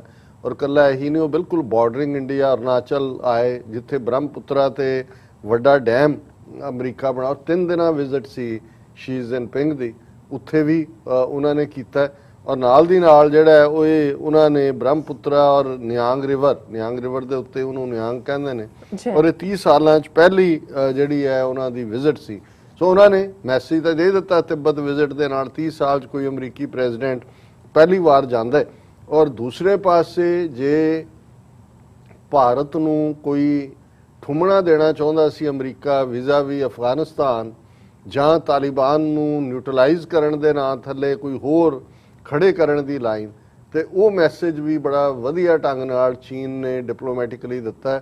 ਜਿਸ ਵੇਲੇ ਐਂਟੋਨੀ ਬਲਿੰਕਨ ਦਿੱਲੀ ਦੇ ਵਿੱਚ ਇਹ ਬਹਾਏ ਔਰ ਤਿੱਬਤ ਔਰ ਦੂਜਿਆਂ ਨਾਲ ਜਿਹੜੇ ਉਹਨਾਂ ਦੇ ਗਵਰਨਮੈਂਟ ਇਨ ਐਗਜ਼ਾਈਲ ਵਾਲਿਆਂ ਨਾਲ ਗੱਲ ਕਰ ਰਹੇ ਸੀ, ਚਾਈਨਾ ਫੋਰਨ ਮਿਨਿਸਟਰ ਵੈਂਗ ਯੀ ਹੋਸਟ ਤਾਲਿਬਾਨ ਕਾਲਸ them pivotal force। ਜਦੋਂ ਹੁਣ ਪਿਵਟਲ ਦਾ ਤੁਸੀਂ ਡਿਕਸ਼ਨਰੀ 'ਚ ਮੀਨਿੰਗ ਦੇਖੋਗੇ ਤੇ ਇਹਦਾ ਮਤਲਬ ਹੈ ਕਿ ਫੋਕਸ ਸੈਂਟਰਿਕ। ਔਰ ਉਹਨਾਂ ਦਾ ਫੋਰਨ ਮਿਨਿਸਟਰ ਕਹਿ ਰਿਹਾ ਜਿਹਨੂੰ ਬਰਾਬਰ ਪ੍ਰੋਟੋਕੋਲ ਦੇ ਰਹੇ ਨੇ ਉਹਨਾਂ ਡੈਲੀਗੇਸ਼ਨ 9 ਮੈਂਬਰ ਜਿਹੜੇ ਨੇ ਡੈਲੀਗੇਸ਼ਨ ਦੇ, ਅਬਦੁਲ ਗਨੀ ਬਰਾਦਰ, ਇਹ ਦੋਹਾ ਦੇ ਵਿੱਚ ਜਿਹੜਾ ਤਾਲਿਬਾਨ ਦਾ ਆਫਿਸ ਹੈ ਉਹਨੂੰ ਹੈਂਡਲ ਕਰਦੇ ਨੇ, ਉਹਨੂੰ ਉਹਨਾਂ ਦਾ ਫੋਰਨ ਮਿਨਿਸਟਰ ਵੈਂਗ ਯੀ ਮਿਲ ਰਿਹਾ। ਹੁਣ ਇੱਧਰ America the deputy secretary of state ਜਾਂਦੀ ਆ, ਉਹਨੂੰ ਸਿਰਫ ਡਿਪਟੀ ਮਿਲਦਾ, ਉਹ ਵੀ ਝਾੜ ਚੰਬ ਕਰਕੇ ਉਹਨਾਂ ਨੂੰ ਲਿਸਟ ਫੜਾ ਦਿੰਦੇ ਨੇ ਵੀ ਆਹ ਪਹਿਲਾਂ ਕਰੈਕਸ਼ਨਸ ਕਰੋ ਫਿਰ ਅੱਗੇ ਗੱਲ ਤੋਰਦੇ।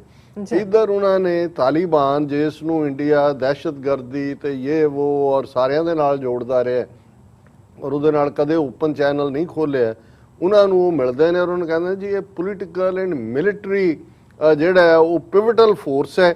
ਔਰ ਨਾਲ ਦੀ ਨਾਲ ਤਾਲਿਬਾਨ ਵੀ ਚਾਈਨਾ ਨੂੰ ਪੂਰਾ ਜਿਹੜਾ ਉਹ ਓਬਲਾਈਜ਼ ਵੀ ਕਰ ਰਹੇ, ਕਿਉਂਕਿ ਚਾਈਨਾ ਦਾ ਇੱਕੋ ਇੱਕ ਫਿਕਰ ਹੈ ਔਰ ਇਸ ਗੱਲ ਦਾ ਧਿਆਨ ਰਹੇ ਕਿ ਬਦਖਸ਼ਾਨ ਪ੍ਰੋਵਿੰਸ ਉਸ ਦੇ ਬਾਰਡਰ ਦੇ ਉੱਤੇ ਤਾਲਿਬਾਨ ਆ ਕੇ ਬੈਠ ਗਏ ਨੇ ਔਰ ਇਹ ਬਦਖਸ਼ਾਨ ਉਹੀ ਹੈ ਜਿਹੜਾ ਚੀਨ ਦੇ ਜਿਹੜਾ ਸਿੰਕਿਆਂਗ ਪ੍ਰੋਵਿੰਸ ਦੇ ਨਾਲ ਜਿਹਦਾ ਬਾਰਡਰ ਲੱਗਦਾ ਹੈ। ਔਰ ਉੱਥੇ ਅਮਰੀਕਾ ਨੇ ਔਰ ਬਾਹਰਲੀਆਂ ਫੋਰਸਿਸ ਨੇ ਈਸਟ ਤੁਰਕਿਸਤਾਨ ਇਸਲਾਮਿਕ ਮੂਵਮੈਂਟ ਦੀ ਹਮਾਇਤ, ਕਿਉਂਕਿ ਈਸਟ ਤੁਰਕਿਸਤਾਨ ਇਸਲਾਮਿਕ ਮੂਵਮੈਂਟ ਨੂੰ ਬੈਨ ਕੀਤਾ ਹੋਇਆ ਸੀ ਅਮਰੀਕਾ ਨੇ ਐਜ਼ ਏ ਦਹਿਸ਼ਤਗਰਦ ਟੈਰਰਿਸਟ ਆਰਗੇਨਾਈਜੇਸ਼ਨ, ਪਰ ਟਰੰਪ ਨੇ ਜਾਂਦੇ ਜਾਂਦੇ ਉਹ ਖਤਮ ਕੀਤਾ। ਔਰ ਹੁਣ ਇਹਦਾ ਮਤਲਬ ਇਹ ਹੈ ਕਿ ਵੀ ਇਹਨਾਂ ਨੂੰ ਇਹ ਬਿਲਟ ਕਰ ਰਹੇ ਨੇ।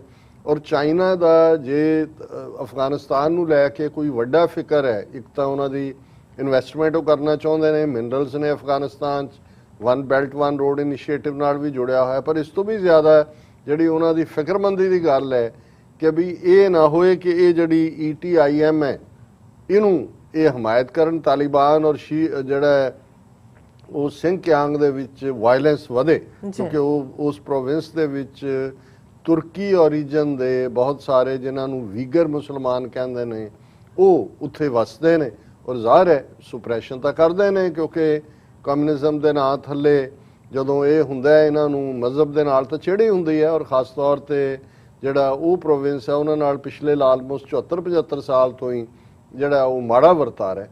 ਲੇਕਿਨ ਜੇ ਉਹਨਾਂ ਨੂੰ ਜਿਹੜਾ ਅਫਗਾਨਿਸਤਾਨ ਦੇ ਵਿੱਚ ਕੋਈ ਫੁੱਟਹੋਲਡ ਮਿਲਦਾ ਹੈ ਇਸ ਨੂੰ ਤਾਂ ਚਾਈਨਾ ਇਹਨੂੰ ਕਦੇ ਬਰਦਾਸ਼ਤ ਨਹੀਂ ਕਰੇਗਾ ਔਰ ਮੈਂ ਸਮਝਦਾ ਵੀ ਤਾਲਿਬਾਨ ਬਹੁਤ ਜ਼ਿਆਦਾ ਪੋਲੀਟੀਕਲ ਮੈਚੁਰਿਟੀ ਦਾ ਵੀ ਜਿਹੜਾ ਉਹ ਇਜ਼ਹਾਰ ਕਰ ਰਹੇ ਨੇ ਔਰ ਇਸ ਗੱਲ ਦਾ ਧਿਆਨ ਰਹੇ ਕਿ ਇਹੀ ਅਬਦੁਲ ਗਨੀ ਬਰਾਦਰ ਤਹਿਰਾਨ ਦੇ ਵਿੱਚ ਵੀ ਇਹਨਾਂ ਨੇ ਮੀਟਿੰਗ ਕੀਤੀ ਯਾਨੀ ਈਰਾਨ ਬਾਰਡਰਿੰਗ ਹੈ ਉਹਨਾਂ ਨੂੰ ਵੀ ਜਿਹੜਾ ਉਹ ਤਸੱਲੀ ਦਿੱਤੀ।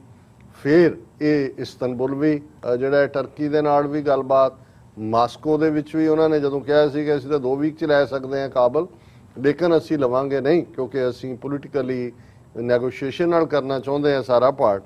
ਔਰ ਇਹ ਜਿਹੜਾ 9 ਮੈਂਬਰੀ ਉਹਨਾਂ ਦਾ ਵਫਦ ਸੀ ਉਹਨਾਂ ਦੇ ਨਾਲ ਤੀਨਾਜ਼ਿਨ ਜਿਹੜਾ ਉਹਨਾਂ ਦਾ ਮੇਨ ਸਿਟੀ ਹੈ 100 ਮੀਲ ਦੇ ਕਰੀਬ ਬੀਜਿੰਗ ਤੋਂ ਦੂਰ ਹੈ ਉੱਥੇ ਉਹਨਾਂ ਨੇ ਨੈਗੋਸ਼ੀਏਟ ਕੀਤਾ ਔਰ ਇਸ ਨੂੰ ਵੀ ਜ਼ਾਹਰ ਹੈ ਕਿ ਪਾਕਿਸਤਾਨ ਨੇ ਫੈਸਿਲਿਟੇਟ ਕੀਤਾ।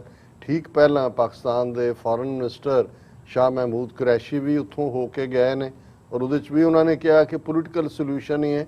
ਚਾਈਨਾ ਨੇ ਵੀ ਜਿਹੜਾ ਫਰਮ ਲਫ਼ਜ਼ਾਂ ਦੇ ਵਿੱਚ ਤਾਲਿਬਾਨ ਦੇ ਨੁਮਾਇੰਦਿਆਂ ਨੂੰ ਕਿਹਾ ਕਿ ਭਾਈ ਪੋਲੀਟੀਕਲ ਸੋਲੂਸ਼ਨ ਹੀ ਜਿਹੜਾ ਉਹ ਹੈ ਪਰ ਉਹਨਾਂ ਨੂੰ ਫੁੱਲ ਰੈਕਗਨੀਸ਼ਨ ਦਿੱਤੀ ਕਿ ਤੁਸੀਂ ਪਿਵਟਲ ਫੋਰਸ ਹੋ on military and political front ਦੇ ਉੱਤੇ।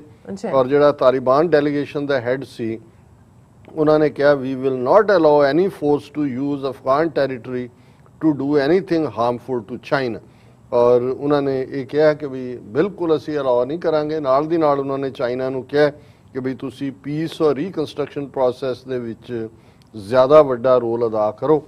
ਸੋ ਮੈਨੂੰ ਲੱਗਦਾ ਹੈ ਕਿ ਵੀ ਇਹ ਆਉਣ ਵਾਲੇ ਪੀਰੀਅਡ 'ਚ ਜਿਹੜੀ ਪੀਸ ਪ੍ਰੋਸੈਸ ਹੈ ਉਹਦੇ 'ਚ ਚਾਈਨਾ ਦਾ ਪਿਵਟਲ ਰੋਲ ਹੁਣ ਹੋਏਗਾ। ਉਹ ਇਕੱਲਾ ਤਾਲਿਬਾਨ ਨੂੰ ਹੀ ਪਿਵਟਲ ਫੋਰਸ ਨਹੀਂ ਕਹਿ ਰਹੇ ਉਹਨਾਂ ਨੂੰ ਜਿਹੜਾ ਉਹ ਇਹ ਲੱਗਦਾ ਹੈ ਕਿ ਚਾਈਨਾ ਔਰ ਇਹ ਵੀ ਭਾਰਤ ਦੇ ਮੂੰਹ ਤੇ ਇੱਕ ਚਪੇੜ ਹੈ ਜਿਹੜਾ ਇਹ ਕਿ ਜੀ ਅਸੀਂ $3 ਬਿਲੀਅਨ ਲਾਇਆ ਪਾਰਲੀਮੈਂਟ ਬਿਲਡਿੰਗ ਬਣਾਈ ਅਸੀਂ ਇਹ ਕੀਤਾ ਉਹ ਕੀਤਾ ਲੇਕਿਨ ਇਨ ਦਾ ਐਂਡ ਸਿਰ ਦੇ ਵਿੱਚ ਵੀ ਸੁਆਹ ਪੈ ਰਹੀ ਹੈ ਔਰ ਚਾਈਨਾ ਦੱਸ ਰਿਹਾ ਹੈ ਵੀ ਇਕੱਲਾ ਮਿਲੀਟੈਰਲੀ ਨਹੀਂ ਡਿਪਲੋਮੈਟਿਕਲੀ ਵੀ ਉਹਨਾਂ ਦੇ ਕੋਲ ਕਿੰਨੇ ਕਾਰਡ ਨੇ ਜਿਹਨੂੰ ਉਹ ਕਿੰਨੀ ਕਾਮਯਾਬੀ ਦੇ ਨਾਲ ਪਲੇ ਕਰ ਰਹੇ। ਜੀ ਰਾਜ ਸਾਹਿਬ ਤੁਹਾਡਾ ਬਹੁਤ ਬਹੁਤ ਸ਼ੁਕਰੀਆ ਤੁਸੀਂ ਆਪਣੇ ਵਿਚਾਰ ਸਾਡੇ ਦਰਸ਼ਕਾਂ ਨਾਲ ਸਾਂਝੇ ਕੀਤੇ ਨੇ। ਸਵਾਗਤ ਲੈਣੇ ਬ੍ਰੇਕ ਵਿਊਅਰਸ ਤੁਸੀਂ ਕਿਤੇ ਨਹੀਂ ਜਾਣਾ ਮਿਲਦੇ ਹਾਂ ਆਫਟਰ ਦਿਸ ਸ਼ਾਰਟ ਬ੍ਰੇਕ।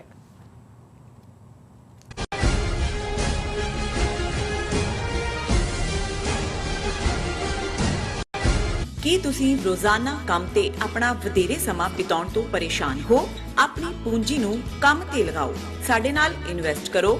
ਅਸੀਂ ਤੁਹਾਡੀ ਪੂੰਜੀ ਤੋਂ ਤੁਹਾਡੇ ਲਈ ਵਧੇਰੇ ਪੈਸੇ ਬਣਾ ਸਕਦੇ ਹਾਂ। ਅਸੀਂ ਪ੍ਰਾਈਵੇਟ ਇਕੁਇਟੀ ਇਨਵੈਸਟਮੈਂਟ ਫਰਮ ਹਾਂ ਤੇ ਕਮਰਸ਼ੀਅਲ ਰੀਅਲ ਏਸਟੇਟ ਵਿੱਚ ਮਾਹਿਰ ਹਾਂ।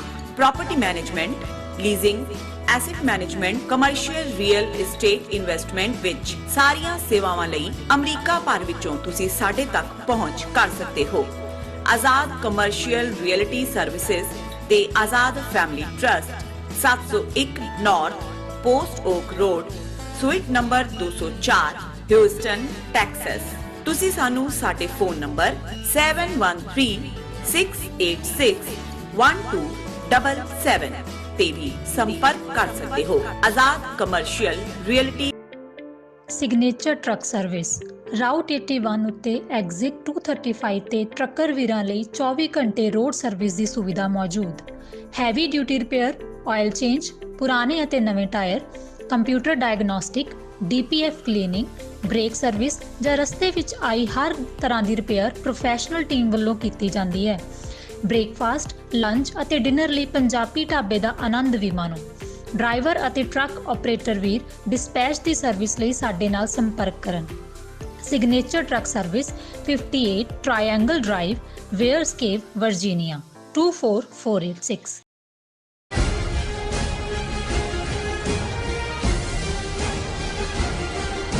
Viewers welcome back on program. So viewers ਹੁਣ ਆਪਾਂ ਗੱਲਬਾਤ ਕਰਨ ਜਾ ਰਹੇ ਹਾਂ ਕਿ ਪਾਕਿਸਤਾਨ ਦੇ ਪ੍ਰਧਾਨ ਮੰਤਰੀ ਜਨਾਬ ਇਮਰਾਨ ਖਾਨ ਨੇ ਅਮਰੀਕਾ ਦੇ ਇੱਕ ਵੱਡੇ ਨਿਊਜ਼ ਚੈਨਲ PBS ਨੂੰ ਬੜਾ ਜ਼ਬਰਦਸਤ ਇੰਟਰਵਿਊ ਦਿੱਤਾ ਹੈ, ਜਿਸ ਉਹਨਾਂ ਨੇ ਕਿਹਾ ਹੈ ਕਿ ਜੋ ਕੁਝ ਅੱਜ ਅਫਗਾਨਿਸਤਾਨ ਵਿੱਚ ਹੋ ਰਿਹਾ ਹੈ ਇਹ ਅਮਰੀਕਾ ਦੀਆਂ ਗਲਤ ਨੀਤੀਆਂ ਦਾ ਹੀ ਨਤੀਜਾ ਹੈ। ਸੋ ਇਸ ਬਾਰੇ ਆਪਾਂ ਗੱਲਬਾਤ ਕਰਨ ਜਾ ਰਹੇ ਹਾਂ। ਸੋ ਅਸੀਂ ਚਾਹਾਂਗੇ ਕਿ ਤੁਸੀਂ ਨਾਲ ਇਸੇ ਤਰ੍ਹਾਂ ਹੀ ਬਣੇ ਰਹਿਣਾ। ਦੇਖਣ ਸੁਣਨ ਜਾਂ ਲਿਖਣ ਲਈ ਤੁਹਾਡਾ ਸਭ ਦਾ ਬਹੁਤ ਬਹੁਤ ਸ਼ੁਕਰੀਆ। ਜੀ ਰਾਜ ਸਾਹਿਬ, ਕੀ ਕਹਿਣਾ ਚਾਹੋਗੇ?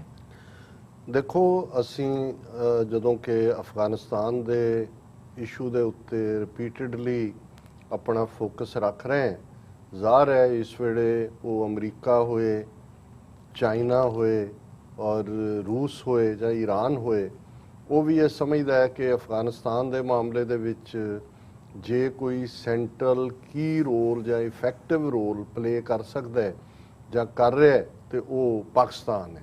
ਜੀ, ਹਾਲਾਂ ਪਾਕਿਸਤਾਨ ਦੇ ਲਈ ਇਹ ਬੜੀ ਟਾਈਟ ਰੋਪ ਵਾਕ ਹੈ, ਜਿਹਨੂੰ ਅਸੀਂ ਕਹਿੰਦੇ ਹਾਂ ਕਿ ਵੀ ਉਹ ਰੱਸੀ ਤੇ ਤੁਰਨਾ ਜਿਹੜਾ ਹੈ, ਖਿੱਚੀ ਰੱਸੀ ਹੁੰਦੀ ਹੈ, ਉਹਦੇ ਤੇ ਤੁਰਨਾ ਸੌਖਾ ਨਹੀਂ ਹੁੰਦਾ, ਕਿਉਂਕਿ ਇੱਕ ਪਾਸੇ ਉਹ ਇਹ ਵੀ ਨਹੀਂ ਪ੍ਰਭਾਵ ਦੇਣਾ ਚਾਹੁੰਦਾ ਜਿਹੜਾ ਕਿ ਇੰਡੀਅਨ ਪ੍ਰੋਪੇਗੈਂਡਾ ਔਰ ਦੂਸਰਾ ਲਗਾਤਾਰਤਾ ਨਾਲ ਹੈ ਕਿ ਤਾਲਿਬਾਨ ਤਾਂ ਕ੍ਰੀਏਟ ਹੀ ਪਾਕਿਸਤਾਨ ਨੇ ਕੀਤੇ ਨੇ ਔਰ ਇਹ ਉਹਨਾਂ ਦੀ ਬਿਡਿੰਗ ਦੇ ਉੱਤੇ ਹੀ ਜਿਹੜਾ ਹੈ ਉਹ ਚੱਲ ਰਿਹਾ। ਔਰ ਅਮਰੀਕਾ ਨੇ ਵੀ ਲੰਬਾ ਵਕਤ ਹੱਕਾਨੀ ਨੈਟਵਰਕ ਦਾ ਰੌਲਾ ਪਾਇਆ ਕਿ ਜੀ ਹੱਕਾਨੀ ਨੈਟਵਰਕ ਨੂੰ ਪਾਕਿਸਤਾਨ ਪੁਸ਼ਤ ਪਨਾਹ ਦਿੰਦਾ ਹੈ।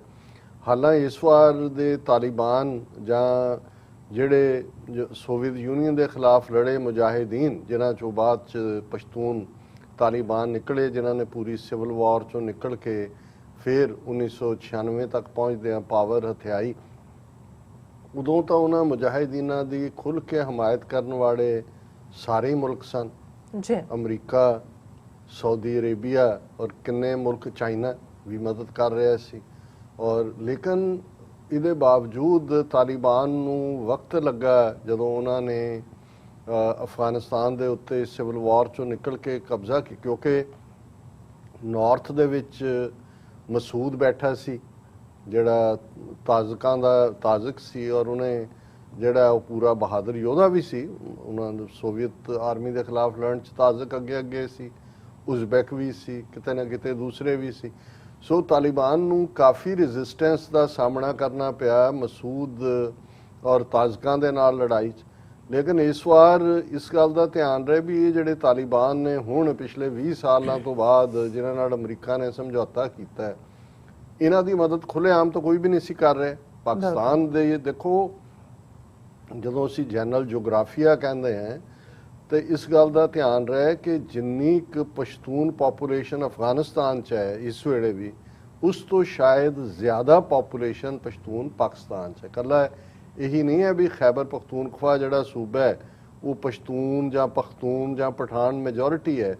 ਜੇ ਇਹ ਕਹਿਣਾ ਹੋਏ ਕਿ ਜੇ ਸਭ ਤੋਂ ਜ਼ਿਆਦਾ ਪਸ਼ਤੂਨ ਕਿੱਥੇ ਨੇ, ਪਿਸ਼ਾਵਰ ਤੋਂ ਵੀ ਜ਼ਿਆਦਾ, ਤੇ ਉਹ ਕਰਾਚੀ 'ਚ ਨੇ ਬਹੁਤ ਵਾਰੀ, ਕਿਉਂਕਿ ਕਰਾਚੀ 'ਚ ਸਾਨੂੰ ਵਨਸ ਇਨ ਏ ਵਾਈਲ ਜਦੋਂ MQM ਸੀ, ਲੋਕਲ ਲੜਾਈਆਂ ਜਾਂ ਗੈਂਗਾਂ ਜਾਂ ਦੂਜਿਆਂ ਦਾ ਸੀ, ਉੱਥੇ ਇੱਕ ਵੱਡਾ ਫੈਕਟਰ ਜਿਹੜਾ ਕਰਾਚੀ ਦੇ ਵਿੱਚ ਬਹੁਤ ਵਾਰ MQM ਦਾ ਕਾਡਰ ਔਰ ਪਸ਼ਤੂਨ ਭਿੜਦੇ ਰਹੇ ਨੇ। ਇਸ ਵੇਲੇ ਮੈਕਸਿਮਮ ਪਾਪੂਲੇਸ਼ਨ ਜਿਹੜੀ ਹੈ ਉਹ ਕਰਾਚੀ ਦੇ ਵਿੱਚ ਹੈ, ਫਿਰ ਜ਼ਾਹਰ ਹੈ ਪਿਸ਼ਾਵਰ ਦੇ ਵਿੱਚ ਹੈ, ਫਿਰ ਕੋਇਟਾ ਆ ਜਾਂਦਾ, ਇਹ ਵੱਡੇ ਸ਼ਹਿਰਾਂ 'ਚੋਂ ਨੇ। ਲੇਕਿਨ ਮੈਂ ਇਹ ਕਹਿਣਾ ਚਾਹੁੰਦਾ, ਔਰ ਇਹਦੇ 'ਚ ਵੀ ਕੋਈ ਸ਼ੱਕ ਨਹੀਂ ਹੈ ਕਿ ਉਹੀ ਅਸੀਂ ਤਾਂ ਇੱਧਰ ਦੋ ਕਸ਼ਮੀਰਾਂ ਦੇ ਹਵਾਲੇ ਨਾਲ ਗੱਲ ਕਰਦੇ ਹਾਂ ਜੀ, ਅੱਧੇ ਕਿਸੇ ਦੇ ਰਾਵਲਾਕੋਟ ਨੇ ਰਿਸ਼ਤੇਦਾਰ, ਕਿਸੇ ਦੇ ਪੁੰਛ ਹੈ, ਕੋਈ ਮੁਜ਼ੱਫਰਾਬਾਦ ਹੈ, ਕੋਈ ਸ੍ਰੀਨਗਰ ਹੈ, ਕੋਈ ਦੂਜਾ, ਪਰ ਉੱਥੇ ਤਾਂ ਪੂਰੇ ਦੇ ਪੂਰੇ ਕਬੀਲੇ। ਔਰ ਹੁਣ ਪਾਕਿਸਤਾਨ ਨੇ ਜਿਹੜੀ ਹੈ ਉਹ ਸਾਰੇ ਹੀ ਬਾਰਡਰ ਤੇ ਆਲਮੋਸਟ 95% ਤੇ ਕੰਡਿਆੜੀ ਤਾਰ ਲਾਈ ਹੈ। ਉਹ ਤਾਂ ਇਵੇਂ ਹੀ ਹੈ ਜਿਵੇਂ ਤੁਸੀਂ ਖੱਡ ਦੇ ਆਰ ਪਾਰ ਜਾਂਦੇ ਹੋ ਇੱਕ ਪਾਸਿਓਂ ਦੂਸਰੇ, ਉਹੀ ਸਾਰੇ ਕਬੀਲੇ ਜਿਨ੍ਹਾਂ ਦੀ ਸਦੀਆਂ ਤੋਂ ਉਹੀ ਧਰਤੀ ਹੈ। ਸੋ ਉਹਦੇ 'ਚ ਇਹ ਕਹਿਣਾ ਕਿ ਭਾਈ ਪਾਕਿਸਤਾਨ ਜਿਹੜਾ ਉਹ ਕਿਉਂ ਇੰਟਰਫੀਅਰ, ਪਾਕਿਸਤਾਨ ਦਾ ਬਹੁਤ ਕੁਝ ਐਟ ਸਟੇਕ ਹੈ, ਕਿਉਂਕਿ ਔਰ ਇਹ ਗੱਲ ਅਸੀਂ ਜਦੋਂ ਅੱਜ ਕਰ ਰਹੇ ਹਾਂ ਕਿ ਪਾਕਿਸਤਾਨ ਦੇ ਪ੍ਰਾਈਮ ਮਿਨਿਸਟਰ ਇਮਰਾਨ ਖਾਨ, ਜਿਹੜੇ ਕਿ ਮੈਂ ਸਮਝਦਾ ਹਾਂ ਵੀ ਇੰਟਰਨੈਸ਼ਨਲ ਪੋਲਿਟਿਕਸ ਦੀਆਂ ਨੁਆਂਸਿਸ ਵੀ ਸਮਝਦੇ ਨੇ, ਡਿਪਲੋਮੇਸੀ ਦਾ ਵੀ ਨੌਲੇਜ ਹੈ, ਔਰ ਇਸ ਵੇਲੇ ਕਿਉਂਕਿ ਇਸ਼ੂ ਅਫਗਾਨਿਸਤਾਨ ਹੈ ਬਣਿਆ ਹੋਇਆ ਸਾਰੇ ਪਾਸੇ, ਸੋ ਉਹ ਮੱਚ ਸੌਟ ਆਫਟਰ ਵੀ ਨੇ ਇੰਟਰਵਿਊ ਦੇ ਲਈ। ਨਿਊਯਾਰਕ ਟਾਈਮਜ਼ ਨਾਲ ਉਹਨਾਂ ਦੀ ਗੱਲ ਹੋਈ, ਵਾਸ਼ਿੰਗਟਨ ਪੋਸਟ ਨਾਲ ਹੈ, ਦੂਸਰਿਆਂ ਦੇ ਨਾਲ। ਔਰ ਅੱਜ ਇੱਕ ਇੰਟਰਵਿਊ ਜਿਹੜਾ ਉਹਨਾਂ ਨੇ ਅਮਰੀਕਾ ਦੇ ਵੱਡੇ PBS ਚੈਨਲ ਦੇ ਉੱਤੇ ਜੂਡੀ ਵੁਡਰੋਫ ਨੂੰ ਦਿੱਤਾ, ਉਸ ਦੀ ਚਰਚਾ ਹੈ ਸਾਰੇ ਮੀਡੀਆ ਦੇ ਵਿੱਚ। ਔਰ ਕਿਉਂਕਿ ਇਹ ਕ੍ਰੈਡਿਟ 'ਚ ਜਾਂਦਾ ਹੈ ਇਮਰਾਨ ਖਾਨ ਹੋਰਾਂ ਦੇ, ਹੁਣ ਤਾਂ ਚਲੋ ਉਹ ਪ੍ਰਾਈਮ ਮਿਨਿਸਟਰ ਨੇ, ਰੂਲਿੰਗ ਪਾਰਟੀ ਆ ਉਹਨਾਂ ਦੀ, ਜਦੋਂ ਉਹ ਆਪੋਜੀਸ਼ਨ ਵਿੱਚ ਸਨ ਜਾਂ ਇੱਕ ਪੀਰੀਅਡ ਜਦੋਂ ਉਹਨਾਂ ਦੀ ਇਕੱਲੀ ਇੱਕੋ ਹੀ ਸੀਟ ਉਹਨਾਂ ਨੇ ਆਪਣੀ ਪਾਰਟੀ ਦੀ ਖੁਦ ਹੀ ਜਿੱਤੇ ਸੀ, ਉਦੋਂ ਵੀ ਜਿਹੜੀ ਉਹਨਾਂ ਦੀ ਅਫਗਾਨਿਸਤਾਨ ਦੇ ਵਿੱਚ ਅਮਰੀਕਨ ਇੰਟਰਵੈਂਸ਼ਨ ਬਾਰੇ ਜਾਂ ਨੈਟੋ ਦੀ ਦਖਲਅੰਦਾਜ਼ੀ ਬਾਰੇ ਟੇਕ ਸੀ, ਉਹੀ ਲਗਾਤਾਰ ਉਹਨਾਂ ਦੀ ਪੋਜੀਸ਼ਨ ਰਹੀ। ਉਹਨਾਂ ਦਾ ਇਹ ਕਹਿਣਾ ਸੀ ਵੀ ਇਹਦਾ ਫੌਜੀ ਸੋਲੂਸ਼ਨ ਨਹੀਂ ਹੈ, ਇਹ ਪੋਲੀਟੀਕਲ ਸੋਲੂਸ਼ਨ ਹੈ। ਔਰ ਉਸ ਜ਼ਮਾਨੇ 'ਚ ਅਮਰੀਕਨ ਮੀਡੀਆ ਵੀ ਜਿਹੜਾ ਇਮਰਾਨ ਖਾਨ ਨੂੰ ਤਾਲਿਬਾਨ ਖਾਨ ਕਹਿੰਦਾ ਸੀ ਕਿ ਜੀ ਇਹ, ਉਹ ਕਹਿੰਦਾ ਸੀ ਜੀ ਮੈਂ ਪਸ਼ਤੂਨ ਹੈ, ਪਠਾਨ ਹੈ, ਮੈਂ ਸਮਝਦਾ ਆਪਣੇ ਲੋਕਾਂ ਨੂੰ, ਤੁਸੀਂ ਇਹ ਡੰਡੇ ਦੇ ਨਾਲ, ਧੱਕੇ ਦੇ ਨਾਲ, ਜ਼ੋਰ ਦੇ ਨਾਲ ਤੁਸੀਂ ਉਹਨਾਂ ਨੂੰ ਕੋਈ ਗੱਲ ਨਹੀਂ ਮਨਵਾ ਸਕਦੇ। ਉਹਨਾਂ ਦਾ ਇੱਕ ਸਿਸਟਮ ਹੈ, ਉਹਨਾਂ ਦੇ ਨਾਲ ਬੈਠੋ, ਗੱਲਬਾਤ ਕਰੋ ਔਰ ਮਸਲੇ ਦਾ ਹੱਲ ਕਰੋ। ਹੁਣ 20 ਸਾਲ ਬਾਅਦ ਵੀ ਅਮਰੀਕਾ ਜਾਂ ਨੈਟੋ ਨੇ ਉਹੀ ਕੁਝ ਕੀਤਾ, ਪਰ ਜਿਹੜੀ ਗੱਲ ਉਹਨਾਂ ਨੇ ਇਮਰਾਨ ਖਾਨ ਹੋਰਾਂ ਨੇ ਇਸ PBS ਇੰਟਰਵਿਊ ਤੇ ਕਹੀ, ਉਹਨਾਂ ਨੇ ਕਿਹਾ ਕਿ ਵੀ ਦੇਖੋ, ਔਰ ਹੈਡਲਾਈਨ ਹੀ ਅੱਜ ਬਹੁਤ ਸਾਰੇ ਮੀਡੀਆ ਦਾ ਹੈ ਕਿ US really messed it up in Afghanistan, ਕਿ ਵੀ ਤੁਸੀਂ ਆਪ ਹੀ ਜ਼ਿੰਮੇਵਾਰ ਹੋ ਇਸ ਦੇ ਲਈ। ਔਰ ਇਮਰਾਨ ਖਾਨ ਹੋਰਾਂ ਦਾ ਇੰਟਰਵਿਊ ਤਾਂ ਇਹ ਬੜੀ ਡੀਟੇਲ 'ਚ ਹੈ, ਜਿਨ੍ਹਾਂ ਦੀ ਦਿਲਚਸਪੀ ਹੋਏ PBS ਦੇ ਇਸ ਇੰਟਰਵਿਊ ਨੂੰ ਇਨ ਟੋਟੈਲਿਟੀ ਦੇਖ ਸਕਦੇ ਨੇ। ਪਰ ਜਿਹੜੀ ਉਹਦੇ 'ਚ ਉਹਨਾਂ ਨੇ ਜਿਹੜੇ ਸੇਲੈਂਟ ਫੀਚਰ ਨੇ ਇੰਟਰਵਿਊ ਦੇ, ਹਾਲਾਂਕਿ ਅਸੀਂ ਅਕਸਰ ਡਿਸਕਸ ਕਰਦੇ ਰਹਿੰਦੇ ਹਾਂ, ਪਰ ਉਹਨਾਂ ਨੇ ਜਿਸ ਮਜ਼ਬੂਤੀ ਦੇ ਨਾਲ ਅਮਰੀਕਨ ਲੋਕਾਂ ਨੂੰ ਆਪਣਾ ਪਰਸਪੈਕਟਿਵ ਸਮਝਾਇਆ, ਉਹਨਾਂ ਨੇ ਇਹ ਕਿਹਾ ਕਿ ਵੀ ਇਹ ਜਿਹੜਾ ਅਮਰੀਕਾ ਨੂੰ ਉਹਨਾਂ ਨੇ ਕ੍ਰਿਟਿਸਾਈਜ਼ ਕੀਤਾ ਕਿ to look for a military solution in Afghanistan when there never was one, ਕਿ ਹੈ ਹੀ ਨਹੀਂ ਸੀ ਮਿਲਟਰੀ ਸੋਲੂਸ਼ਨ ਜਿਹਨੂੰ ਲੱਭ ਰਹੇ ਸੀ। ਫਿਰ ਉਹਨਾਂ ਨੇ ਕਿਹਾ ਜੀ ਜੇ ਤੁਸੀਂ ਗੱਲਬਾਤ ਵੀ ਕੀਤੀ, ਕਦੋਂ ਕੀਤੀ? ਜਦੋਂ ਤੁਹਾਡੇ ਪੱਲੇ ਕੁਛ। ਉਹਨੇ ਕਿਹਾ ਵੀ ਜਦੋਂ 1.5 ਲੱਖ ਫੌਜ ਤੁਹਾਡੀ ਔਰ ਨੈਟੋ ਦੀ ਉੱਥੇ ਬੈਠੀ ਹੋਈ ਸੀ, ਹਮੇਸ਼ਾ ਇਹੀ ਜਦੋਂ ਅਸੀਂ ਅੱਜ ਪਹਿਲਾ ਸੈਗਮੈਂਟ ਕੀਤਾ ਕਿ ਚਾਈਨਾ ਅਮਰੀਕਾ ਦੇ ਨਾਲ ਜਿਹੜਾ ਉਹ ਫਰਮ ਸਟਰੈਂਥ ਗੱਲ ਕਰ ਰਿਹਾ, ਵੀਕ ਵਿਕਟ ਤਾਂ ਨਹੀਂ ਹੁੰਦੀ। ਉਹਨਾਂ ਨੇ ਕਿਹਾ ਵੀ ਤੁਸੀਂ ਗੱਲਬਾਤ ਕੀਤੀ ਜਦੋਂ ਤੁਹਾਡੇ 10,000 ਫੌਜੀ ਰਹਿ ਗਏ ਸੀ, ਫਿਰ ਤੁਸੀਂ ਡੇਟ ਵੀ ਦੇ ਦਿੱਤੀ ਕਿ ਵੀ ਅਸੀਂ ਇੰਨੀ ਤਰੀਕ ਤੱਕ ਨਿਕਲ ਜਾਵਾਂਗੇ। ਉਹਨਾਂ ਨੇ ਕਿਹਾ ਫਿਰ ਤਾਲਿਬਾਨ ਤੁਹਾਡੀ ਜਾਂ ਸਾਡੀ ਗੱਲ ਕਿਉਂ ਮੰਨਣਗੇ ਜਾਂ ਕਿਉਂ ਮੰਨਦੇ ਜਦੋਂ ਤੁਸੀਂ ਆਪਣੀ ਕਮਜ਼ੋਰੀ ਸ਼ੋਅ ਕਰ ਦਿੱਤੀ ਹੈ। ਫਿਰ ਜਿਹੜਾ ਇੱਕ ਚਾਰਜ ਇੰਡੀਆ ਨੇ ਇੰਨਾ ਕੁ ਬਾਹਰ ਲਾਇਆ ਹੋਇਆ ਹੈ ਕਹਿ ਕੇ ਕਿ ਜੀ ਪਾਕਿਸਤਾਨ ਦਹਿਸ਼ਤਗਰਦੀ ਕਰ ਰਿਹਾ, ਉਹ ਤਾਲਿਬਾਨ ਜਾਂ ਅਸ਼ਰਫ ਗਨੀ ਤੋਂ ਲਵਾਇਆ ਉਸ ਦੁਸ਼ਾਨਬੇ ਦੀ ਕਾਨਫਰੰਸ ਔਰ ਤਾਸ਼ਕੰਦ ਦੀ ਕਿ ਜੀ 10,000 ਤਾਲਿਬਾਨ ਪਾਕਿਸਤਾਨ ਦੇ ਵੜ ਗਏ ਨੇ।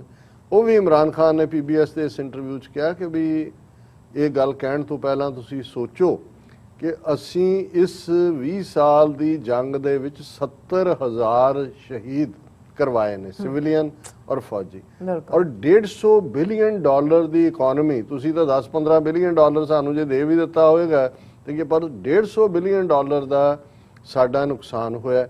ਔਰ ਇੱਕ ਗੱਲ ਜਿਹੜੀ ਉਹਨਾਂ ਨੇ ਸ਼ਾਇਦ ਪਹਿਲੇ ਇੰਟਰਵਿਊਜ਼ 'ਚ ਨਾ ਕਿ ਉਹਨਾਂ ਨੇ ਕਿਹਾ ਜੀ ਜਿਹੜਾ ਸਾਡਾ ਇਹ ਫੀਅਰ ਹੈ ਕਿ in the end prime minister Khan explained that Taliban were ethnic Pashtuns, and if this civil war and violence in Afghanistan goes on, the Pashtuns on our side will be drawn into that.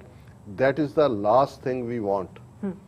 ਕਿ ਵੀ ਜੇ ਤੁਸੀਂ ਇਹਦਾ ਹੁਣ ਵੀ ਉਹਨਾਂ ਨੇ ਗੱਲ ਮਜ਼ਬੂਤੀ ਨਾਲ ਕਹੀ ਵੀ ਤਾਲਿਬਾਨ ਉਹਦਾ ਇੱਕ ਸੈਂਟਰ ਤਾਂ ਨਹੀਂ ਹਿੱਸਾ ਗੱਲਬਾਤ ਦਾ, ਪਰ ਇਸ ਮਸਲੇ ਦਾ ਹੱਲ ਗੱਲਬਾਤ ਨਾਲ ਹੀ ਨਿਕਲੇਗਾ। ਪਰ ਜੇ ਇਹ ਸਿਵਲ ਵਾਰ 'ਚ ਚਲਿਆ ਗਿਆ ਫਿਰ ਸਾਡਾ ਇੱਕ ਵੱਡਾ ਹਿੱਸਾ ਜਿਹੜਾ ਸਾਡੇ ਬੈਠਾ ਉਹ ਵੀ ਉਹਦੇ 'ਚ ਡਰੈਗ ਹੋਏਗਾ। ਫਿਰ ਉਹਨਾਂ ਨੇ ਰਿਫਿਊਜੀ, ਉਹਨਾਂ ਨੇ ਕਿਹਾ ਜੀ ਅਸੀਂ 3 ਮਿਲੀਅਨ ਨੂੰ ਅੱਗੇ ਹੀ ਸਾਂਭ ਕੇ ਬੈਠੇ ਹਾਂ, 30 ਲੱਖ ਅਫਗਾਨ ਰਿਫਿਊਜੀ, ਇੱਧਰ ਵੀ ਸਪਿਲ ਓਵਰ ਹੋਏਗੀ। ਔਰ ਇਹ ਗੱਲ ਵੀ ਪਾਕਿਸਤਾਨ ਨੇ ਚੰਗੀ ਕੀਤੀ ਕਿ ਪਿਛਲੇ ਦਿਨਾਂ ਜਿਹੜੇ 70-80 ਅਫਗਾਨ ਸੋਲਜਰ ਪਾਕਿਸਤਾਨ 'ਚ ਭੱਜ ਕੇ ਆਏ ਸੀ ਉੱਥੋਂ, ਉਹਨਾਂ ਦੇ ਫੌਜੀ, ਉਹਨਾਂ ਨੂੰ ਉਹਨਾਂ ਨੇ ਜੋ ਉਹਨਾਂ ਦੀਆਂ ਲੋੜਾਂ ਇਮੀਡੀਏਟ ਪੂਰੀਆਂ ਕਰਕੇ ਉਹਨਾਂ ਨੂੰ ਵਾਪਸ ਮੋੜ ਦਿੱਤਾ ਵੀ ਚਲੋ, ਕਿਉਂਕਿ ਉਹਦੇ ਨਾਲ ਅਦਰਵਾਈਜ਼ ਇਹ ਹੋਣਾ ਸੀ ਵੀ ਇਹ ਵੀ ਪਾਕਿਸਤਾਨ ਦੇ ਸਿਰ ਹੀ ਉਹਨਾਂ ਨੇ ਪਾਣਾ ਸੀ ਕਿ ਜੀ ਦੇਖੋ, ਹਾਲਾਂ ਉਹ ਤਾਜਿਕਸਤਾਨ 'ਚ ਵੀ ਬੜੇ ਨੇ ਜਾ ਕੇ।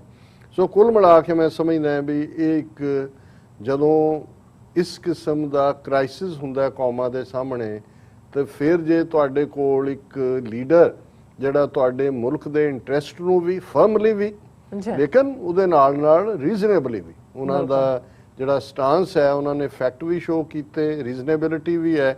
ਹਾਲਾਂ ਕਿਉਂਕਿ ਮੈਂ ਵੀ ਬਹੁਤ ਡਿਟੇਲ ਇੰਟਰਵਿਊ ਤਾਂ ਨਹੀਂ ਦੇਖਿਆ ਵੀ ਇੰਡੀਆ ਰਿਲੇਟਡ ਕੋਈ ਸਵਾਲ ਆਇਆ ਜਾਂ ਨਹੀਂ ਆਇਆ ਜਾਂ ਉਹਦੇ 'ਚ ਕੀ ਕਿਹਾ, ਘੱਟੋ ਘੱਟ ਜਿਹੜਾ ਮੀਡੀਆ ਮੈਂ ਦੇਖਿਆ ਉਹਦੇ 'ਚ ਕੋਈ ਨਹੀਂ ਹੈ। ਔਰ ਮੈਂ ਸਮਝਦਾ ਵੀ ਅਦਰਵਾਈਜ਼ ਜਿਵੇਂ ਉਹ ਤਾਸ਼ਕੰਦ ਵੇਲੇ ਡਾਇਲੌਗ ਵੇਲੇ ਤੁਰਿਆ ਜਾਂਦਾ ਇੱਕ ANI ਦਾ ਇੰਡੀਅਨ ਰਾਹ ਦਾ ਹੀ ਫਰੰਟ ਹੈ ANI, ਉਹਨਾਂ ਦੇ ਇੱਕ ਰਿਪੋਰਟਰ ਨੇ ਪੁੱਛਿਆ ਸੀ ਜੀ ਗੱਲਬਾਤ ਇੰਡੀਆ, ਉਹਨੇ ਕਿਹਾ ਜੀ ਇਹ ਜਦੋਂ ਤੱਕ RSS ਬੈਠਾ ਗੱਲਬਾਤ ਨਹੀਂ ਹੋ ਸਕਦੀ, ਉਹੀ ਵੱਡੀ ਰੁਕਾਵਟ ਹੈ।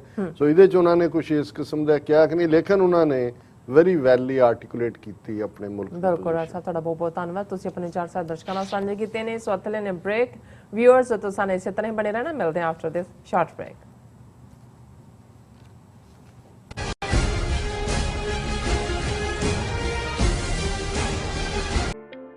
ਸਿਗਨੇਚਰ ਟਰੱਕ ਸਰਵਿਸ ਰਾਊਟ 81 ਉੱਤੇ ਐਗਜ਼ਿਟ 235 ਤੇ ਟਰੱਕਰ ਵੀਰਾਂ ਲਈ 24 ਘੰਟੇ ਰੋਡ ਸਰਵਿਸ ਦੀ ਸੁਵਿਧਾ ਮੌਜੂਦ।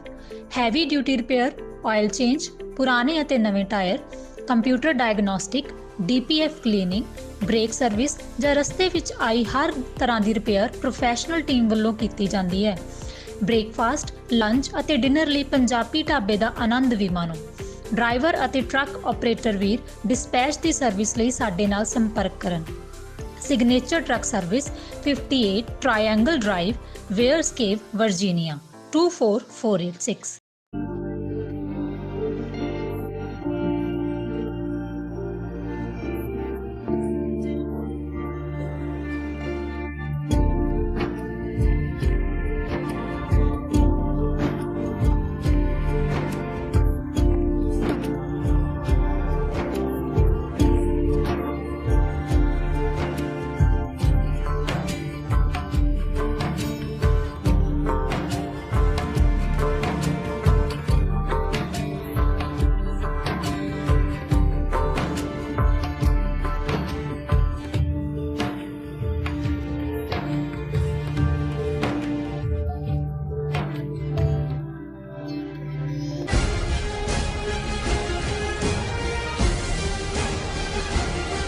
ਦਰਸ਼ਕੋ, ਬ੍ਰੇਕ ਤੋਂ ਬਾਅਦ ਤੁਹਾਨੂੰ ਆਪਾਂ ਸਭ ਨੂੰ ਜੀ ਆਇਆਂ ਕਹਿੰਦੇ ਆ। ਸੋ ਹੁਣ ਆਪਾਂ ਗੱਲਬਾਤ ਕਰਨ ਜਾ ਰਹੇ ਹਾਂ ਕਿ ਪਿਛਲੇ ਦਿਨੀ ਉੱਤਰਾਖੰਡ ਦੇ ਇਤਿਹਾਸਕ ਗੁਰਦੁਆਰੇ ਗੁਰਦੁਆਰਾ ਨਾਨਕਮਤਾ ਸਾਹਿਬ ਵਿਖੇ ਉੱਤਰਾਖੰਡ ਸੂਬੇ ਦਾ ਚੀਫ ਮਿਨਿਸਟਰ ਆਇਆ। ਇਸ ਮੌਕੇ ਗੁਰਦੁਆਰਾ ਸਾਹਿਬ ਦੀ ਹਦੂਦ ਵਿੱਚ ਨਾਚ ਗਾਣਾ ਵੀ ਹੋਇਆ ਅਤੇ ਚੀਫ ਮਿਨਿਸਟਰ ਨੂੰ ਹਿੰਦੂਆਂ ਵਾਲਾ ਮੁਕਟ ਵੀ ਪਹਿਨਾਇਆ ਗਿਆ। ਸੋ ਸਿੱਖ ਕੌਮ ਦੇ ਰੋਹ ਸਾਹਮਣੇ ਭਾਵੇਂ ਹੁਣ ਨਾਨਕਮਤਾ ਦੀ ਗੁਰਦੁਆਰਾ ਕਮੇਟੀ ਨੂੰ ਅਸਤੀਫਾ ਦੇਣ ਤੇ ਮਜਬੂਰ ਹੋਣਾ ਪਿਆ, ਪਰ ਇਹ ਘਟਨਾ ਦੱਸਦੀ ਹੈ ਕਿ ਸਾਡੀਆਂ ਧਾਰਮਿਕ ਸੰਸਥਾਵਾਂ ਕਿੰਨੀ ਗਿਰਾਵਟ ਅਤੇ ਹਾਕਮ ਪ੍ਰਸਤੀ ਕਰ ਚੁੱਕੀ ਹੈ। ਸੋ ਇਸ ਬਾਰੇ ਆਪਾਂ ਵਿਚਾਰ ਚਰਚਾ ਕਰਨ ਜਾ ਰਹੇ ਹਾਂ। ਸੋ ਅਸੀਂ ਚਾਹਾਂਗੇ ਕਿ ਤੁਸੀਂ ਸਾਡੇ ਨਾਲ ਇਸੇ ਤਰ੍ਹਾਂ ਬਣੇ ਰਹਿਣਾ। ਦੇਖਣ ਸੁਣ ਲਿਆ, ਲਿਖਣ ਲਈ ਤੁਹਾਡਾ ਸਭ ਦਾ ਬਹੁਤ ਬਹੁਤ ਸ਼ੁਕਰੀਆ ਜੀ। ਡਾਕਟਰ ਸਾਹਿਬ ਕੀ ਕਹਿਣਾ ਚਾਹੋਗੇ? ਦੇਖੋ, ਜਦੋਂ ਤੁਹਾਡੇ ਕੋਲ ਸਿਆਸੀ ਤਾਕਤ ਨਹੀਂ ਹੁੰਦੀ ਜਾਂ ਤੁਹਾਡੇ ਕੋਲ ਜੇ ਸਿਆਸੀ ਤਾਕਤ ਹੋਏ ਤੇ ਤੁਹਾਡੇ ਹੱਥਾਂ 'ਚੋਂ ਖੁੱਸ ਜਾਏ, ਬਿਲਕੁਲ, ਤੇ ਫਿਰ ਉਹਨਾਂ ਕੌਮਾਂ ਦੇ ਜਿਹੜੇ ਆਗੂ ਹੁੰਦੇ ਨੇ ਉਹ ਕਿਵੇਂ ਸਬਸਰਵੀਐਂਟ ਗੁਲਾਮਾਂ ਵਾਂਗ ਬਿਹੇਵ ਕਰਦੇ ਨੇ। ਇਹਦੀ ਪਹਿਲੀ ਉਦਾਹਰਣ ਤਾਂ ਅਸੀਂ 1849 ਤੋਂ ਬਾਅਦ ਸਿੱਖ ਰਾਜ ਜਾਣ ਤੋਂ ਬਾਅਦ ਦੇਖਦੇ ਕਿ ਕਿਵੇਂ ਦਰਬਾਰ ਸਾਹਿਬ ਦੀਆਂ ਪਰਿਕਰਮਾ 'ਚ ਲਿਆ ਕੇ ਉਸ ਵੇਲੇ ਦੇ ਸਨਾਤਨੀ ਹਿੰਦੂਆਂ ਨੇ ਮੂਰਤੀਆਂ ਰੱਖ ਦਿੱਤੀਆਂ। ਨਨਕਾਣਾ ਸਾਹਿਬ, ਗੁਰੂ ਨਾਨਕ ਸਾਹਿਬ ਦੇ ਜਨਮ ਸਥਾਨ, ਉਹਦੇ 'ਚ ਕਿਵੇਂ ਕਰਪਟ ਮਹੰਤ ਨਰੈਣੂ ਵਰਗੇ ਮਹੰਤ ਕਾਬਜ਼ ਹੋਏ ਜਿਨ੍ਹਾਂ ਨੇ ਉਸ ਗੁਰਦੁਆਰਾ ਸਾਹਿਬ ਨਾਲ ਜੁੜੀ ਹਜ਼ਾਰਾਂ ਏਕੜ ਜ਼ਮੀਨ ਉਸ ਦੀ ਮਲਕੀਅਤ ਨਿੱਜੀ ਬਣਾ ਲਈ। ਮੋਰਲ ਕਰਪਸ਼ਨ, ਨਾਚ ਗਾਣੇ ਨਨਕਾਣਾ ਸਾਹਿਬ ਦੀ ਜਿਹੜੀ ਹੈ ਉਸ ਜਨਮ ਸਥਾਨ ਤੇ ਹੋਣ ਲੱਗ ਗਏ। ਫਿਰ ਅਸੀਂ ਲਗਾਤਾਰਤਾ ਨਾਲ ਦੇਖਿਆ ਵੀ ਕਿਸ ਹੱਦ ਤੱਕ ਬੇਅਦਬੀਆਂ ਵੀ ਹੁੰਦੀਆਂ ਰਹੀਆਂ ਔਰ ਉਹਦੀ ਸਿਖਰ ਕੌਮ ਨੇ ਮਹਿਸੂਸ ਕਰਕੇ ਜਦੋਂ ਫਿਰ ਝਟਕੇ ਇੱਕ ਆਜ਼ਾਦੀ ਲਹਿਰ ਵੱਲ ਜਾਂ ਗੁਰਦੁਆਰਾ ਸੁਧਾਰ ਲਹਿਰ ਨਾਲ ਜਿਹਦੀ ਸ਼ੁਰੂਆਤ ਹੋਈ, ਉਹ ਸੀ ਕਿ ਜਦੋਂ 13 ਅਪ੍ਰੈਲ 1919 ਨੂੰ ਜਿਸ ਡਾਇਰ ਨੇ ਜਲਿਆਂਵਾਲੇ ਬਾਗ ਦਾ ਸਾਕਾ ਵਰਤਾਇਆ, ਉਸ ਨੂੰ ਅਗਲੇ ਦਿਨ ਅਕਾਲ ਤਖਤ ਤੇ ਸੱਦ ਕੇ ਪੁਜਾਰੀਆਂ ਵੱਲੋਂ ਉਸ ਵੇਲੇ ਦੇ ਸਰਬਰਾਹ ਵੱਲੋਂ ਰੋਬ ਆਫ ਆਨਰ ਦਿੱਤੀ ਗਈ, ਸਰੋਪਾਓ ਦਿੱਤਾ ਗਿਆ ਕਿ ਤੂੰ ਬਹੁਤ ਚੰਗਾ ਕੰਮ ਕੀਤਾ। ਔਰ ਇਸੇ ਤਰ੍ਹਾਂ ਜਿਹੜੇ ਗਦਰੀ ਬਾਬੇ ਜਾਂ ਆਜ਼ਾਦੀ ਲਈ ਲੜਨ ਵਾਲੇ ਸੀ, ਉਹਨਾਂ ਨੂੰ ਇਸ ਕਿਸਮ ਦੇ ਫਤਵੇ ਬਜਬਜ ਘਾਟ ਦੇ ਕੰਢੇ ਦੇ ਉੱਤੇ ਜਦੋਂ ਕੌਮਾਗਾਟਾ ਮਾਰੂ ਜਹਾਜ਼ ਵਾਲੇ ਲੱਗਦੇ ਨੇ ਔਰ ਉਹਨਾਂ ਤੇ ਗੋਲੀ ਚੱਲਦੀ ਹੈ, ਤੇ ਉਹ ਕਮੇਟੀ ਵੀ ਔਰ ਉਸ ਵੇਲੇ ਦੇ ਅਕਾਲ ਤਖਤ ਦੇ ਪੁਜਾਰੀ ਵੀ ਇਹ ਕਹਿੰਦੇ ਨੇ ਵੀ ਇਹ ਸਿੱਖ ਨਹੀਂ ਨੇ, ਸੋ ਜਿਹੜੇ ਅੰਗਰੇਜ਼ਾਂ ਦੇ ਖਿਲਾਫ ਲੜਦੇ ਸੀ ਉਹ ਸਿੱਖ ਨਹੀਂ ਨੇ। ਹੁਣ ਇਹ ਇੱਕ ਬੈਰੋਮੀਟਰ ਹੁੰਦਾ ਹੈ ਦੱਸਣ ਦਾ ਜਾਂ ਦੇਖਣ ਦਾ ਕਿ ਗੁਲਾਮੀ ਦੇ ਵਿੱਚ ਕਿਵੇਂ ਤੁਹਾਡੀਆਂ ਇੰਸਟੀਟਿਊਸ਼ਨਸ ਤਬਾਹ ਹੁੰਦੀਆਂ ਨੇ ਔਰ ਜਿਹੜੇ ਲੋਕ ਉੱਥੇ ਬੈਠੇ ਹੁੰਦੇ ਨੇ ਉਹ ਕਿਵੇਂ ਕਿਸ ਹੱਦ ਤੱਕ ਡੀਜਨਰੇਟ ਹੁੰਦੇ ਨੇ। ਜੀ ਬਹੁਤ ਸਾਰੀਆਂ ਘਟਨਾਵਾਂ ਅਸੀਂ ਮੌਜੂਦਾ ਦੌਰ ਦੇ ਵਿੱਚ ਦੇਖ ਰਹੇ ਹਾਂ, ਲੇਕਿਨ ਜਿਹੜੀ ਪੋਜ਼ਿਟਿਵ ਗੱਲ ਹੁੰਦੀ ਹੈ, ਭਾਵੇਂ 1849 ਤੋਂ 1919 ਤੱਕ ਲਗਭਗ 70 ਸਾਲਾਂ ਬਾਅਦ ਸਿੱਖਾਂ ਨੂੰ ਲੱਗਾ ਕਿ ਵੀ ਇਹ ਗੁਰਦੁਆਰੇ ਇਹਨਾਂ ਤੋਂ ਖੋਈਏ, ਇਹਨਾਂ ਮਹੰਤਾਂ ਤੋਂ, ਲੇਕਿਨ ਅੱਜ ਜਦੋਂ ਕਿ ਇੰਨਾ ਗਲਬਾ ਹੈ 4 ਦਹਾਕਿਆਂ 'ਚ, ਇੱਕ ਤੋਂ ਬਾਅਦ ਇੱਕ ਜਨਰੇਸ਼ਨ ਉਹਨਾਂ ਨੇ ਸਾਡੀ ਮਾਰ ਮੁਕਾਈ ਹੈ, ਡਰੱਗਸ ਦੇ ਹਵਾਲੇ ਕੀਤਾ। ਮੈਂ ਪੋਜ਼ਿਟਿਵਲੀ ਜੇ ਦੇਖਣਾ ਹੋਏ ਕਿ ਡੀ ਜਨਰੇਸ਼ਨ ਜਾਂ ਹਾਕਮ ਪ੍ਰਸਤੀ ਜਿਹਨੂੰ ਤੁਸੀਂ ਕਹੇ, ਇਹ ਤਾਂ ਹੁੰਦੀ ਹੈ, ਲੇਕਿਨ ਦੇਖਣਾ ਇਹ ਹੁੰਦਾ ਹੈ ਵੀ ਕੌਮ ਦਾ ਸੈਂਸਿਟਿਵਿਟੀ ਲੈਵਲ ਕੀ ਹੈ। ਔਰ ਬਹੁਤ ਵਾਰੀ ਜਿਹੜੇ ਹਾਕਮ ਨੇ ਉਹ ਵੀ ਟਰਾਇਲ ਬੈਲੂਨ ਸੁੱਟ ਕੇ ਦੇਖਦੇ ਨੇ ਕਿ ਭਾਈ ਕਿੰਨਾ ਰਹਿ ਗਿਆ ਇਹਨਾਂ 'ਚ ਆਣ ਅਣਖ ਦੀ ਗੱਲ। ਘਟਨਾਵਾਂ ਗੁਰੂ ਗ੍ਰੰਥ ਸਾਹਿਬ ਦੀ ਬੇਅਦਬੀ ਦੀਆਂ ਅਸੀਂ ਦੇਖ ਰਹੇ ਹਾਂ 2015 ਤੋਂ ਲਗਾਤਾਰਤਾ ਨਾਲ ਵਾਪਰ ਰਹੀਆਂ ਨੇ, ਔਰ ਉਹ ਵੀ ਟੈਸਟ ਹੈ ਕਿ ਵੀ ਕਿੰਨੀ ਕੁ ਦੇਰ ਰੈਜ਼ਿਸਟ ਕਰਨਗੇ, ਕਿੰਨੀ ਕੁ ਦੇਰ ਇਹ ਗੁਰੂ ਗ੍ਰੰਥ ਸਾਹਿਬ ਨੂੰ ਇਸ਼ਟ ਮੰਨ ਕੇ ਉਸ ਦਰਦ ਨੂੰ ਮਹਿਸੂਸ ਕਰਨਗੇ। ਹੁਣ ਗੱਲ ਅਸੀਂ ਗੁਰਦੁਆਰਾ ਨਾਨਕ ਮਤਾ ਉੱਤਰਾਖੰਡ ਦੀ ਕਰਦੇ ਹਾਂ। ਕਿਸੇ ਵੇਲੇ ਹੀ ਨਾਨਕ ਮਤਾ ਯੂਪੀ ਦੇ ਵਿੱਚ ਸੀ, ਔਰ ਇਸ ਗੱਲ ਦਾ ਧਿਆਨ ਰਹੇ ਜਦੋਂ ਅਸੀਂ ਬਾਣੀ ਸਿੱਧ ਗੋਸ਼ਟ ਗੁਰੂ ਗ੍ਰੰਥ ਸਾਹਿਬ 'ਚ ਪੜ੍ਹਦੇ ਹਾਂ, ਗੁਰੂ ਨਾਨਕ ਸਾਹਿਬ ਨੇ ਆਪਣੀ ਹਯਾਤੀ ਦੇ ਵਿੱਚ 70,000 ਮੀਲ ਤੋਂ ਜ਼ਿਆਦਾ ਦਾ ਸਫ਼ਰ ਪੈਦਲ ਕੀਤਾ। ਸਾਰੇ ਵੱਡੀ ਥਾਵਾਂ ਤੇ ਗਏ ਜਿੱਥੇ ਜਿੱਥੇ ਧਰਮਾਂ ਦੇ ਠੇਕੇਦਾਰ ਬੈਠੇ ਸੀ ਜੀ, ਉਹਨਾਂ ਦੇ ਨਾਲ ਗੋਸ਼ਟੀ ਕੀਤੀ, ਵਿਚਾਰ ਕੀਤਾ। ਇਸੇ ਤਰ੍ਹਾਂ ਇਹ ਥਾਂ ਜਿਹੜਾ ਅੱਜ ਨਾਨਕ ਮਤਾ ਹੈ, ਕਿਸੇ ਵੇਲੇ ਸਿੱਧਾਂ ਦਾ, ਜੋਗੀਆਂ ਦਾ ਇੱਕ ਵੱਡਾ ਹੈੱਡਕੁਆਰਟਰ ਸੀ ਔਰ ਇਹਦਾ ਨਾਂ ਗੋਰਖ ਮਤਾ ਸੀ।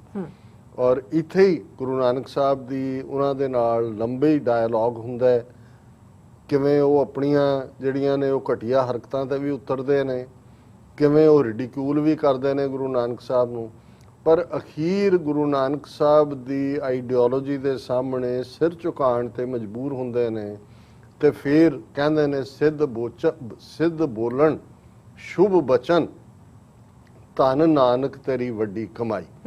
ਉਹਨਾਂ ਦਾ ਸਿਰ ਝੁਕਦਾ ਔਰ ਇਹੀ ਥਾਂ ਜਿਹੜੀ ਹੈ ਗੋਰਖ ਮਤਾ ਤੋਂ ਇਸ ਦਾ ਨਾਂ ਨਾਨਕ ਮਤਾ ਬਣ ਜਾਂਦਾ। ਇਹ ਵੱਖਰੀ ਗੱਲ ਹੈ ਕਿ ਕੁਝ ਸਮੇਂ ਬਾਅਦ ਜਦੋਂ ਤੱਕ 6ਵੇਂ ਪਾਤਸ਼ਾਹ ਦਾ ਪੀਰੀਅਡ ਆਉਂਦਾ ਹੈ, ਉਹੀ ਸਿੱਧ ਉਹਨਾਂ ਨੂੰ ਲੱਗਦਾ ਹੈ ਕਿ ਕਿਉਂਕਿ ਉੱਥੇ ਜਦੋਂ ਉਹ ਇੱਕ ਟਿਕਾਣਾ ਸਿੱਖੀ ਦਾ ਕੇਂਦਰ ਬਣ ਜਾਂਦਾ ਹੈ, ਘਰ ਘਰ ਅੰਦਰ ਧਰਮਸਾਲ, ਫਿਰ ਉੱਥੇ ਉਦਾਸੀ ਜਿਹੜੇ ਸਾਧੂ ਨੇ ਉਹਦੀ ਸੇਵਾ ਸੰਭਾਲ ਕਰਦੇ ਨੇ। 6ਵੇਂ ਪਾਤਸ਼ਾਹ ਦੇ ਵੇਲੇ ਇੱਕ ਉਦਾਸੀ ਸਾਧੂ ਅਲਮਸਤ ਨਾਂ ਦਾ ਜਿਹੜਾ ਉੱਥੇ ਜਿਹੜਾ ਉਹ ਸੇਵਾ ਕਰਦਾ ਸੀ, ਸਿੱਧਾਂ ਨੇ ਦੇਖਿਆ ਕਿ ਵੀ ਇਹ ਤਾਂ ਇਹਦੇ ਤੇ ਕਬਜ਼ਾ ਕਰੋ ਵਾਪਸ। ਉਹ ਉਸ ਪਿੱਪਲ ਦੇ ਦਰਖਤ ਨੂੰ ਜਿਹਦੇ ਥੱਲੇ ਗੁਰੂ ਨਾਨਕ ਸਾਹਿਬ ਬੈਠੇ, ਉਹ ਅੱਗ ਲਾ ਕੇ ਸਾੜ ਦਿੰਦਾ। ਅਲਮਸਤ ਨੂੰ ਬਹੁਤ ਬੁਰੀ ਤਰ੍ਹਾਂ ਮਾਰ ਕੁਟਾਈ ਕਰਕੇ ਸਖਤ ਜ਼ਖਮੀ ਹਾਲਤ 'ਚ ਉਸ ਦਾ ਕਬਜ਼ਾ ਲੈ ਲੈਂਦੇ ਨੇ। ਉਹ ਪੀਰੀਅਡ ਹੈ ਕਿ ਗੁਰੂ ਹਰਗੋਬਿੰਦ ਸਾਹਿਬ ਆਪਣੇ ਸਿੱਖਾਂ ਨੂੰ ਕਹਿੰਦੇ ਨੇ ਕਿ ਘੋੜਿਆਂ ਦੇ ਕਾਠੀਆਂ ਪਾਓ, ਜਾਣਾ ਸੀ। ਉਹ ਇੱਥੇ ਆਉਂਦੇ ਨੇ ਨਾਨਕ ਮਤਾ, ਉਹਨਾਂ ਜੋਗੀਆਂ ਨੂੰ ਫੜਫੜਾ ਕੇ ਸਿੱਖ ਲਿਆਂਦੇ ਨੇ, ਫਿਰ ਚੰਗੀ ਉਹਨਾਂ ਦੀ ਜਿਹੜੀ ਹੈ ਉਹ ਗਿੱਦੜ ਕੁੱਟ ਹੁੰਦੀ ਹੈ ਔਰ ਉਸ ਨੂੰ ਰੀਸਟੋਰ ਕਰਦੇ ਨੇ। ਇੱਕ ਇਤਿਹਾਸਕ ਮੁਕਾਮ ਹੈ ਨਾਨਕ ਮਤਾ, ਔਰ ਉੱਤਰਾਖੰਡ ਦੇ ਵਿੱਚ ਬਹੁਤ ਵੱਡੀ ਗਿਣਤੀ 'ਚ, ਹਜ਼ਾਰਾਂ ਦੀ ਗਿਣਤੀ ਸਿੱਖ ਸੰਗਤਾਂ ਉੱਥੇ ਜਾਂਦੀਆਂ ਨੇ। ਔਰ ਜਿਹੜਾ ਗੁਰੂ ਨਾਨਕ ਸਾਹਿਬ ਦਾ ਜਦੋਂ ਅਸੀਂ ਉਹਨਾਂ ਦੇ ਉਦਾਸੀਆਂ ਜਾਂ ਸਫ਼ਰਾਂ ਦਾ ਮੈਪ ਦੇਖਦੇ ਹਾਂ, ਉਹਦੇ 'ਚ ਨਾਨਕ ਮਤਾ ਪ੍ਰੋਮੀਨੈਂਟਲੀ ਪਹਿਲਾਂ ਯੂਪੀ 'ਚ ਹੁਣ ਉੱਤਰਾਖੰਡ 'ਚ ਫੇਸ ਕਰਦਾ।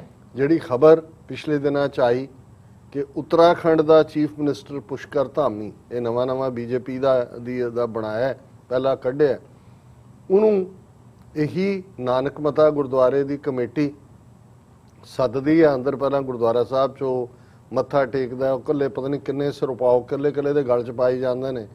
ਔਰ ਉਸ ਤੋਂ ਬਾਅਦ ਗੁਰਦੁਆਰਾ ਕੈਂਪਸ ਦੇ ਅੰਦਰ ਹੀ ਜਿਹੜਾ ਉਹ ਨਾਚ ਹੁੰਦਾ ਕੁੜੀਆਂ ਦਾ, ਉਹਨਾਂ ਦਾ ਜੋ ਵੀ ਫੋਕ ਉੱਤਰਾਖੰਡ ਦਾ ਹੈ। ਔਰ ਉਸ ਤੋਂ ਬਾਅਦ ਈਵਨ ਉਹਦੇ ਜਿਹੜਾ ਧਾਮੀ ਦੇ ਪੁਸ਼ਕਰ ਧਾਮੀ ਉਹਦਾ ਨਾਂ ਹੈ, ਉਹਨੂੰ ਮੁਕਟ ਪਹਿਨਾਇਆ ਜਾਂਦਾ, ਜਿਹੜਾ ਜ਼ਾਹਰ ਹੈ ਮੁਕਟ ਹਿੰਦੂਆਂ ਦੇ ਮਜ਼ਹਬ ਦੀ ਨਿਸ਼ਾਨੀ ਹੈ। ਹੁਣ ਜਿਉਂ ਹੀ ਇਹ ਖਬਰ, ਉਸ ਦੀ ਬਰੀਫ ਜਿਹੀ ਵੀਡੀਓ ਬਾਹਰ ਆਉਂਦੀ ਹੈ, ਜਿੰਨਾ ਗੁੱਸਾ ਸਿੱਖ ਕੌਮ ਦੇ ਵਿੱਚ ਆਉਂਦਾ ਹੈ ਉਹਦੇ ਥੱਲੇ ਅਕਾਲ ਤਖਤ ਦਾ ਐਕਟਿੰਗ ਜਥੇਦਾਰ ਗਿਆਨੀ ਹਰਪ੍ਰੀਤ ਸਿੰਘ ਐਕਸ਼ਨ ਲੈਣ ਤੇ ਮਜਬੂਰ ਹੁੰਦੇ ਨੇ। 3 ਮੈਂਬਰਾਂ ਦੀ ਕਮੇਟੀ ਭੇਜੀ ਜਾਂਦੀ ਹੈ। ਲੋਕਲ ਸਿੱਖ ਸੰਗਤ 'ਚ ਵੀ ਇੰਨਾ ਕੁ ਰੋਸ ਆਉਂਦਾ ਹੈ ਕਿ ਉਹ ਅਲਟੀਮੇਟਲੀ ਹੁਣ ਜਿਹੜੀ ਅੱਜ ਦੀ ਖਬਰ ਹੈ ਵੀ ਸਾਰੀ ਗੁਰਦੁਆਰਾ ਕਮੇਟੀ ਨੇ ਰਿਜ਼ਾਈਨ ਕਰ ਦਿੱਤਾ ਹੈ ਔਰ ਜਿਹੜੀ ਕਮੇਟੀ ਇਹਨਾਂ ਨੇ ਭੇਜੀ ਅਕਾਲ ਤਖਤ ਨੇ 3 ਮੈਂਬਰੀ, ਉਹਨਾਂ ਨੇ ਅੱਗੋਂ ਲੋਕਲ 5 ਮੈਂਬਰੀ ਕਮੇਟੀ ਮੈਨੇਜਮੈਂਟ ਲਈ ਬਣਾਈ ਹੈ, ਜਿਹੜੀ ਜਿਹਨੂੰ ਮੈਂ ਕਿਹਾ ਵੀ ਦੁਸ਼ਮਣ ਨੇ ਟੈਸਟ ਕੀਤਾ ਪਾਣੀ। ਬਿਲਕੁਲ, ਕਿਉਂਕਿ ਯੂਪੀ ਉੱਤਰਾਖੰਡ ਪੂਰੀ ਤਰ੍ਹਾਂ ਬੀਜੇਪੀ ਕੰਟਰੋਲਡ ਨੇ, ਪਰ ਅਜੇ ਕੌਮ ਦੇ ਵਿੱਚ ਆਨ ਅਣਖ ਬਾਕੀ ਹੈ। ਪਰ ਮੈਂ ਗੱਲ ਜਿੱਥੋਂ ਸ਼ੁਰੂ ਕੀਤੀ ਸੀ ਕਿ ਜਦੋਂ ਤੁਹਾਡੇ ਕੋਲ ਪੋਲੀਟੀਕਲ ਪਾਵਰ ਨਹੀਂ ਹੁੰਦੀ, ਤੁਹਾਡੀਆਂ ਇੰਸਟੀਟਿਊਸ਼ਨਸ ਕਰਪਟ ਕੀਤੀਆਂ ਜਾਂਦੀਆਂ, ਉਹਨਾਂ ਦੇ ਵਿੱਚ ਉਹ ਲੋਕ ਵਾੜ ਦਿੱਤੇ ਜਾਂਦੇ ਨੇ ਜਿਹੜੇ ਹਾਕਮ ਪ੍ਰਸਤੀ ਕਰਦੇ ਨੇ। ਤੇ ਜੇ ਕੌਮ ਦੇ ਵਿੱਚ ਜ਼ਿੰਦਗੀ ਹੋਏ ਤੇ ਉਸ ਦੇ ਵਿੱਚ ਗੈਰਤ ਹੋਏ ਤੇ ਉਹ ਫਿਰ ਉਸ ਨੂੰ ਰਿਵਰਸ ਵੀ ਕਰਵਾਉਂਦੇ ਨੇ। ਪਰ ਅਲਟੀਮੇਟਲੀ ਜਿਵੇਂ ਸਾਡੇ ਦੋ ਭੈਣ ਜੀ ਜਿਹੜੇ ਲਗਾਤਾਰ YouTube ਤੇ ਦੇਖਦੇ ਨੇ ਔਰ ਲਿਖਦੇ ਨੇ ਕਿ ਆਜ਼ਾਦੀ ਅਲਟੀਮੇਟ ਹੱਲ ਹੈ। ਬਿਲਕੁਲ, ਇਸ ਗੱਲ ਦਾ ਧਿਆਨ ਰਹੇ ਕਿ ਇਹ ਘਟਨਾਵਾਂ ਰੁਕਣਗੀਆਂ ਨਹੀਂ, ਕਿਤੇ ਨਾ ਕਿਤੇ ਕੋਈ ਇੱਕ ਕਿਤੇ ਦੂਜੀ ਕੋਈ ਨਜ਼ਰ ਆਏਗੀ ਤੇ ਅਲਟੀਮੇਟ ਇਹਦਾ ਸੋਲੂਸ਼ਨ ਖਾਲਿਸਤਾਨ ਦੀ ਕਾਇਮੀ ਨਾਲ ਜੁੜਿਆ ਹੋਇਆ ਹੈ। ਦਰਿਆਏ ਜਮਨਾ ਤੋਂ ਵਾਘਾ ਤੱਕ ਇੰਡੀਪੈਂਡੈਂਟ ਸੋਵਰਨ ਨੇਸ਼ਨ ਖਾਲਿਸਤਾਨ ਇਹੀ ਇਹਦਾ ਹੱਲ ਹੈ। ਜੀ ਡਾਕਟਰ ਸਾਹਿਬ ਤੁਹਾਡਾ ਬਹੁਤ ਬਹੁਤ ਸ਼ੁਕਰੀਆ। ਸਾਥ ਲੈਣਾ ਬ੍ਰੇਕ ਵਿਊਅਰਸ ਤੁਸੀਂ ਨਾਲ ਇਸੇ ਤਰ੍ਹਾਂ ਬਣੇ ਰਹਿਣਾ। ਮਿਲਦੇ ਹਾਂ ਛੋਟੇ ਜਿਹੇ ਵਕਫੇ ਤੋਂ ਬਾਅਦ।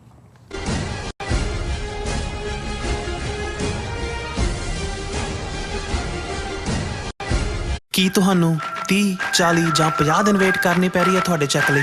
ਫਿਰ ਬ੍ਰੋਕਰਾਂ ਪਿੱਛੇ ਭੱਜਦੇ ਫਿਰਦੇ ਹੋ ਪੈਸੇ ਲਈ, ਬਹੁਤ ਜ਼ਿਆਦਾ ਟਾਈਮ ਵੇਸਟ ਹੋ ਜਾਂਦਾ ਇੱਦਾਂ ਤਾਂ। ਜੇ ਤੁਸੀਂ ਅੱਜ ਹੀ ਪੈਸੇ ਲੈਣੇ ਤਾਂ ਬੌਬਟੇਲ ਨੂੰ ਕਾਲ ਕਰੋ। ਬੌਬਟੇਲ ਤੁਹਾਡੀਆਂ ਇਨਵੋਇਸਿਸ ਸੇਮ ਡੇ ਫੰਡ ਕਰ ਸਕਦੇ ਹਨ for a small fee, no contract, no reserve and no hidden fees। ਅੱਜ ਹੀ ਕਾਲ ਕਰੋ ਬੌਬਟੇਲ ਨੂੰ ਤੇ ਤੁਹਾਡਾ ਪਹਿਲਾ ਮਹੀਨਾ ਫ੍ਰੀ। 410 204 2084 ਅਗੇਨ 410 204 2084। ਕਦੋਂ ਤੱਕ, ਹਾਂ ਕਦੋਂ ਤੱਕ ਅਸੀਂ ਭਾਰਤ ਅਤੇ ਦੁਨੀਆ ਭਰ ਦੇ ਵਿੱਚ ਵਸਦੇ ਸਿੱਖਾਂ ਦੇ ਮਸਲਿਆਂ ਤੇ ਭਾਰਤੀ ਚੈਨਲਾਂ ਦਾ ਝੂਠਾ ਪ੍ਰੋਪੇਗੈਂਡਾ ਬਰਦਾਸ਼ਤ ਕਰਦੇ ਰਹਾਂਗੇ? ਆਓ ਮੇਰੇ ਨਾਲ ਜੁੜੋ ਪ੍ਰੋਗਰਾਮ ਗੁਫ਼ਤਗੂ ਵਿੱਚ। ਸਿੱਖ ਨਜ਼ਰੀਏ ਤੋਂ ਰੋਜ਼ਾਨਾ ਵਾਪਰ ਰਹੀਆਂ ਘਟਨਾਵਾਂ ਦਾ ਵਿਸ਼ਲੇਸ਼ਣ ਕਰੀਏ। ਲਾਈਵ ਕਾਲਸ ਅਤੇ ਈਮੇਲਸ ਰਾਹੀਂ ਇਸ ਪ੍ਰੋਗਰਾਮ ਦਾ ਹਿੱਸਾ ਬਣੋ। ਮੰਡੇ ਟੂ ਫਰਾਈਡੇ ਰਾਤ 9:30 ਵਜੇ ਸਿਰਫ TV 84 ਤੇ।